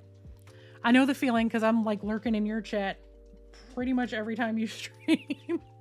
Usually doing stuff, either painting or working on stuff for Fairwick or whatever. I'm doing okay. Blaine, thank you for the follow. Welcome in.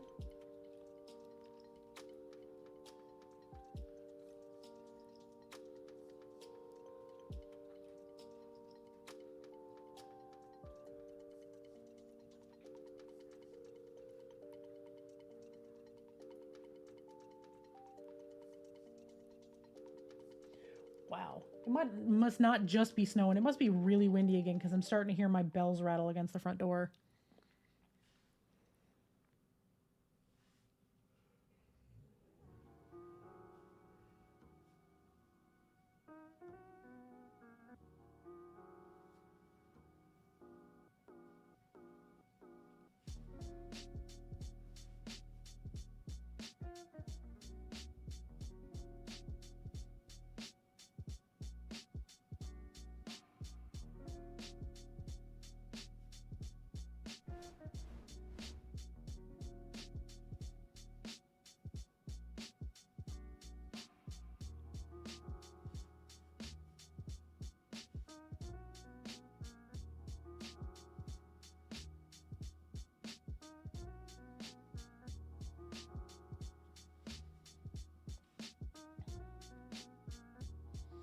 Hey, I'm doing okay. It's a weird weather day. It was super clear this morning, and then all of a sudden this weather system kicked up, and now it's like it was going to be rain and snow, and then it started pouring down rain, and then it was snowing, and now it looks like it's raining again. It's gross.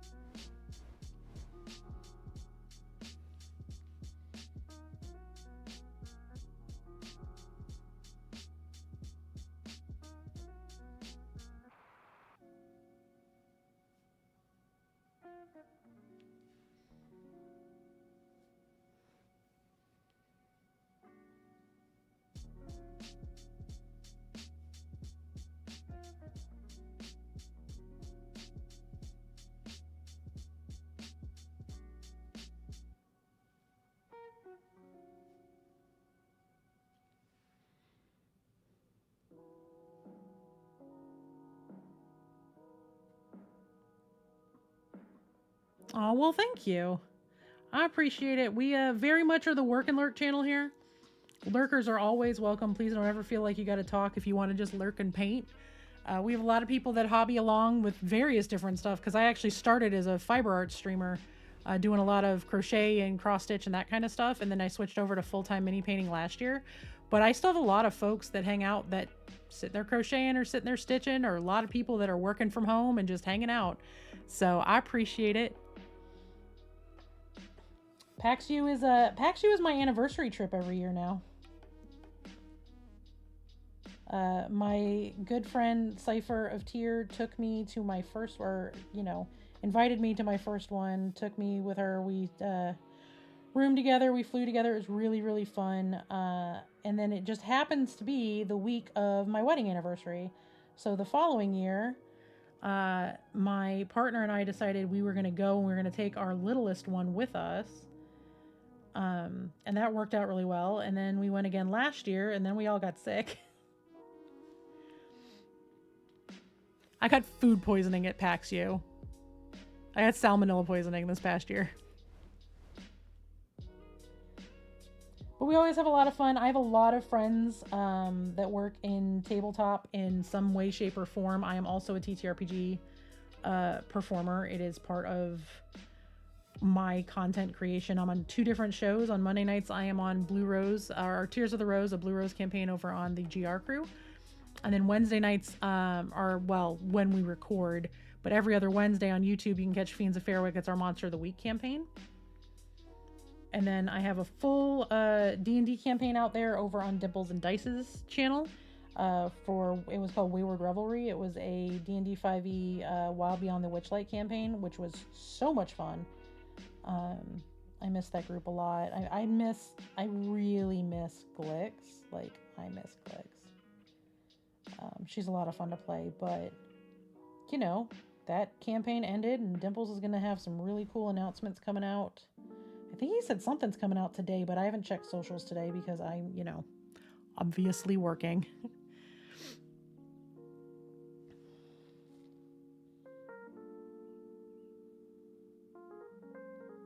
So yeah, I do a lot in the TTRPG space as well as painting, so PAX U is a lot of fun for me. Gen Con would be the other big one that would make sense for me to go to painting wise, but unfortunately Gen Con and Nova are 4 weeks away from one another, and Nova is the bigger painting competition, and painting brings me more money, so I have to go to that. If I'm gonna go, I gotta go to that one.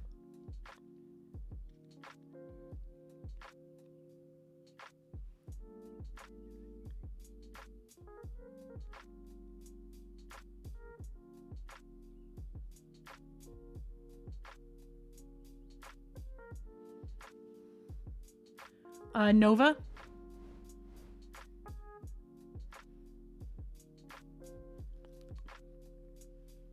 So I'll be at Nova at the end of August.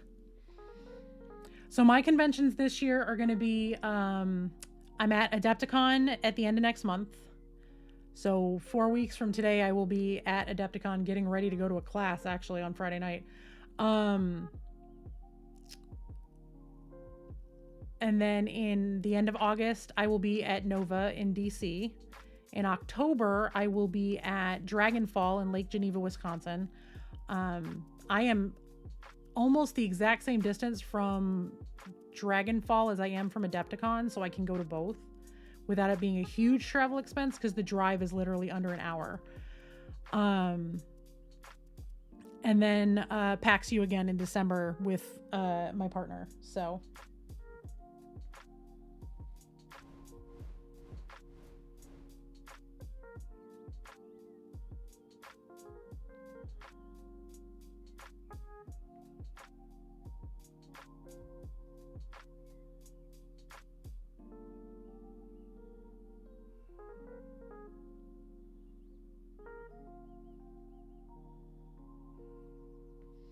I'm honestly, out of all of them, I'm really excited for Dragonfall. Look, obviously, I'm excited for Adepticon. I'm going to be doing a lot of stuff at Adepticon because I'm going to be... I know, I'm sorry. I know it sucks, Cerulean. But at the same time, your sister's wedding. Right? And you and I are going to see each other at Nova.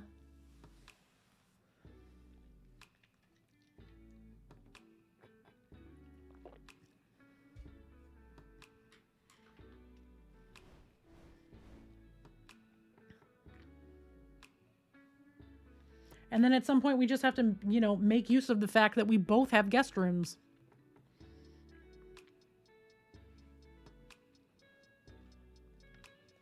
Be like, come down, see you, drive down to my sister's for a day, say hi. And she's like, why aren't you staying here? Because I'm staying with somebody I like more.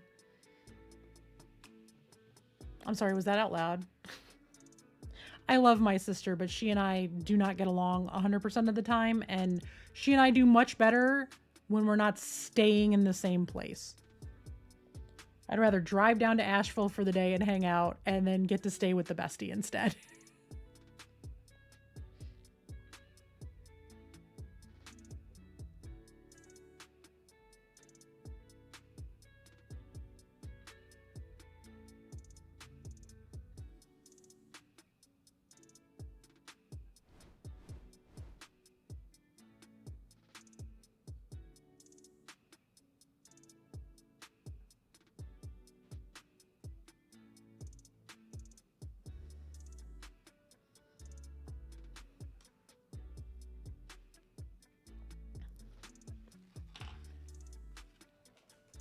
Oh no. I switched my lights out and I didn't plug the other one in, or it fell off its thing, and mine is starting to try to die. So hopefully it holds on a little longer.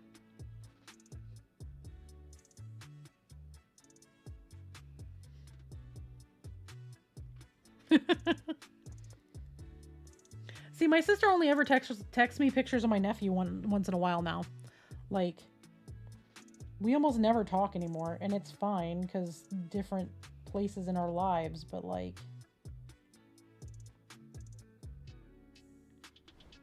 I think she finally recognizes that I'm a little salty.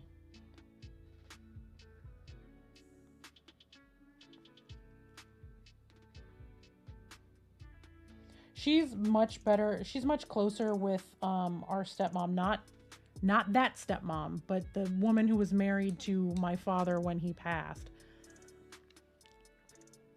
And I might feel a way about the fact that, you know, me and that stepmom don't talk because she stuck her nose where it doesn't belong. And then when I asked for a portion of my dad's ashes to go put with my actual mom, she stopped talking to me.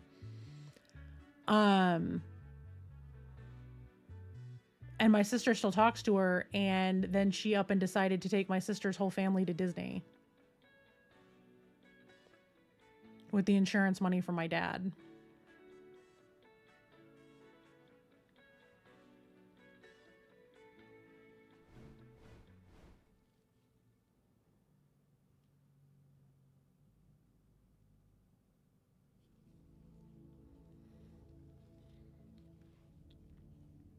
So I was like, okay.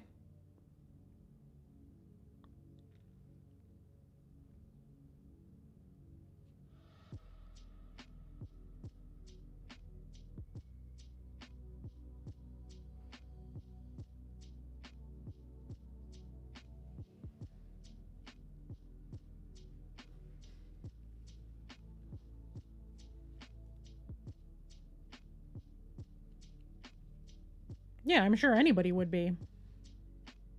She didn't see anything wrong with it. And she's like, oh, well, I'll talk to her about dad and, you know, we'll see what we can do. I didn't realize that's why you weren't talking to her. I was like, well, see, also her sticking her nose into business that didn't belong to her. So she and I have never gotten along.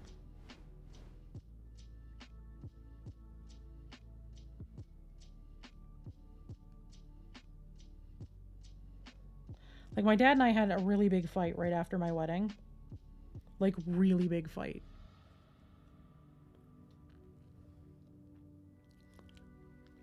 Because 3 days after my wedding, I got an email from my dad that was CC'd to my sister, telling my sister that she was selfish and telling me that I was fat and ugly. It's like, my dude, I'm literally panda sized. I understand my size. Turns out also I was very sick and couldn't get the right diagnosis because it was just lose weight.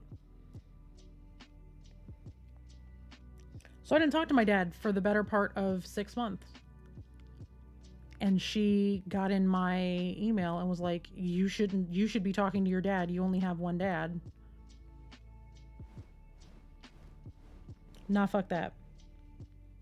I'll talk to him when I feel like talking to him.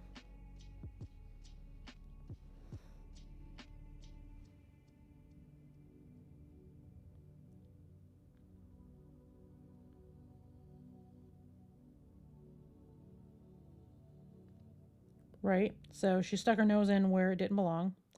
And then we get to 2016. And a couple of weeks after the Cubs win the World Series, and I am in tears and the happiest human on earth talking to him about it, because that was a thing for us, was the Cubs. He chose to vote third party in Florida.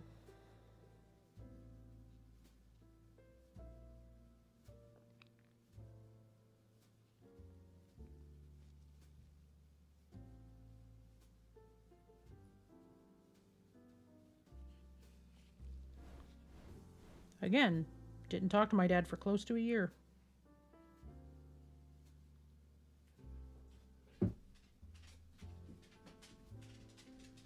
And again, she tried to stick her nose in it.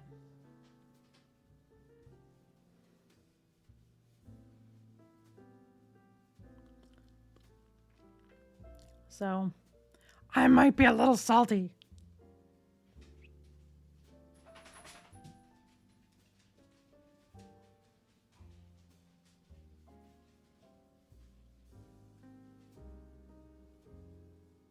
You know, I say it all the time. Pettiness is next to godliness, and I am a very, very petty girl. I am very petty.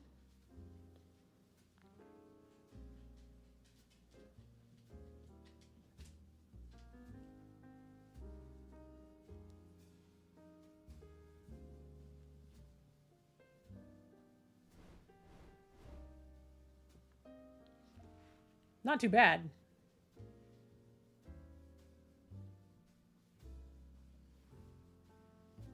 Two down, one to go.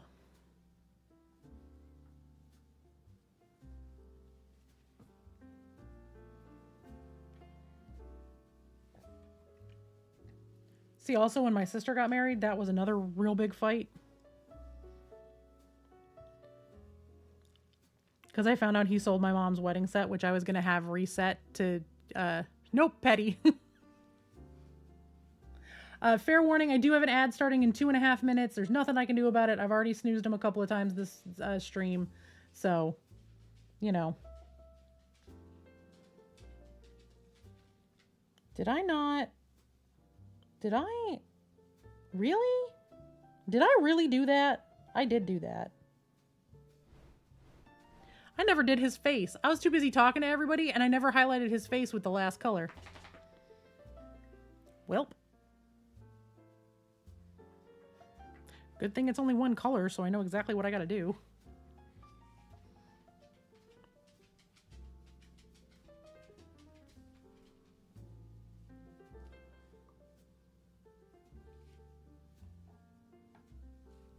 Happens. Just means y'all get to hang out with me just a little longer, because I've got to do that before I can do the other part. I'll just mix up what I got to mix up for that, do his face, paint the rest of his body, and then go back and do the face again.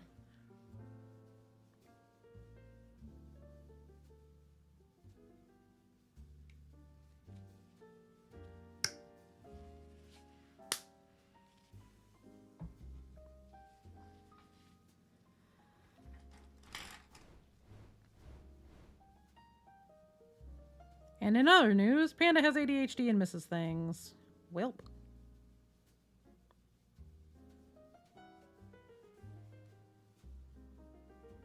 I love how they look like almost identical colors, and they're so not. Once they're on the mini, you can really tell the difference.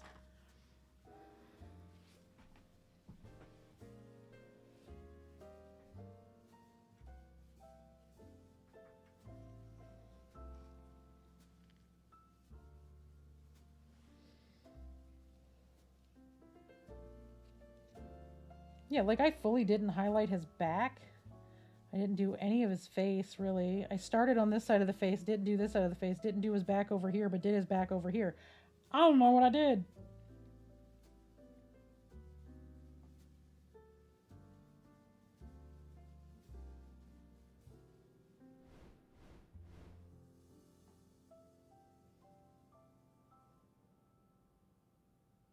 All right, ads are running. They'll be done in 3 minutes.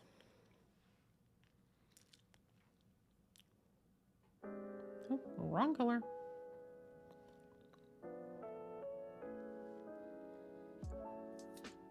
I'm also apparently getting hungry because my stomach just growled so loud.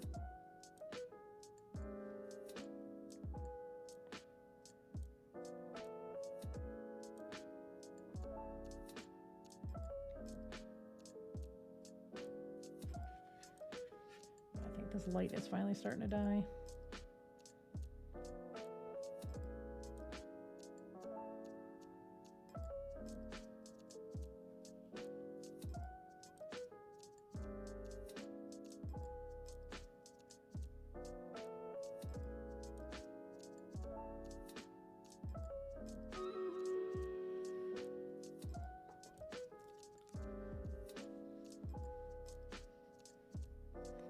We'll do Stream Raiders as soon as everybody's back from the break.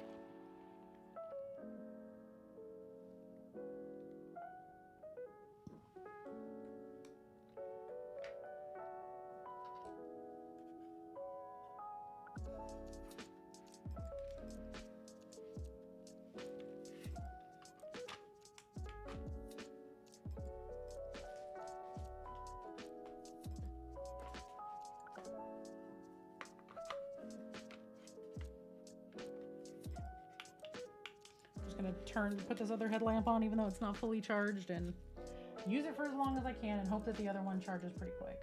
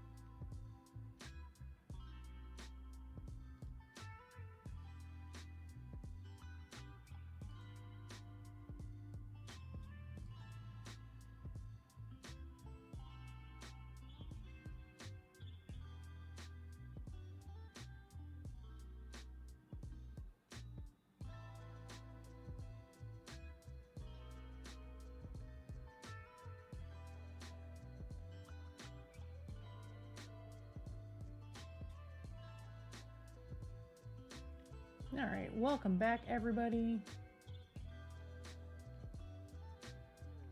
Go ahead and get this battle started.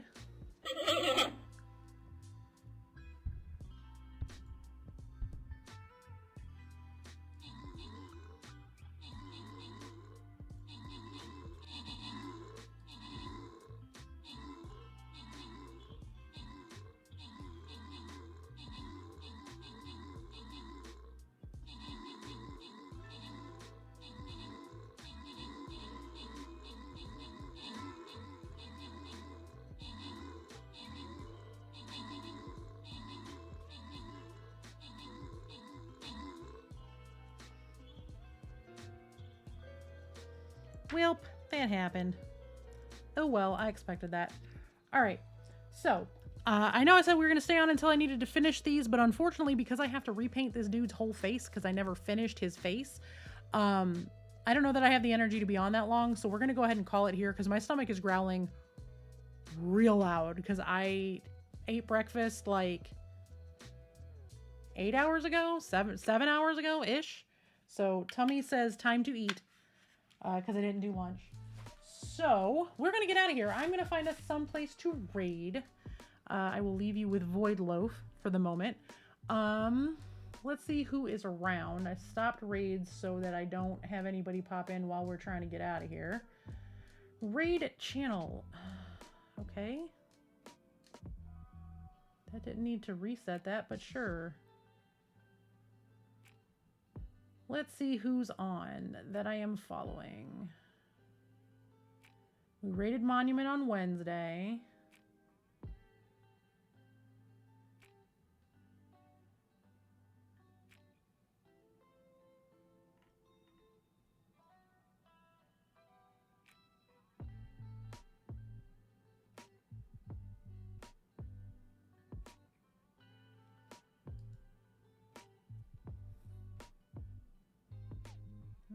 see who's on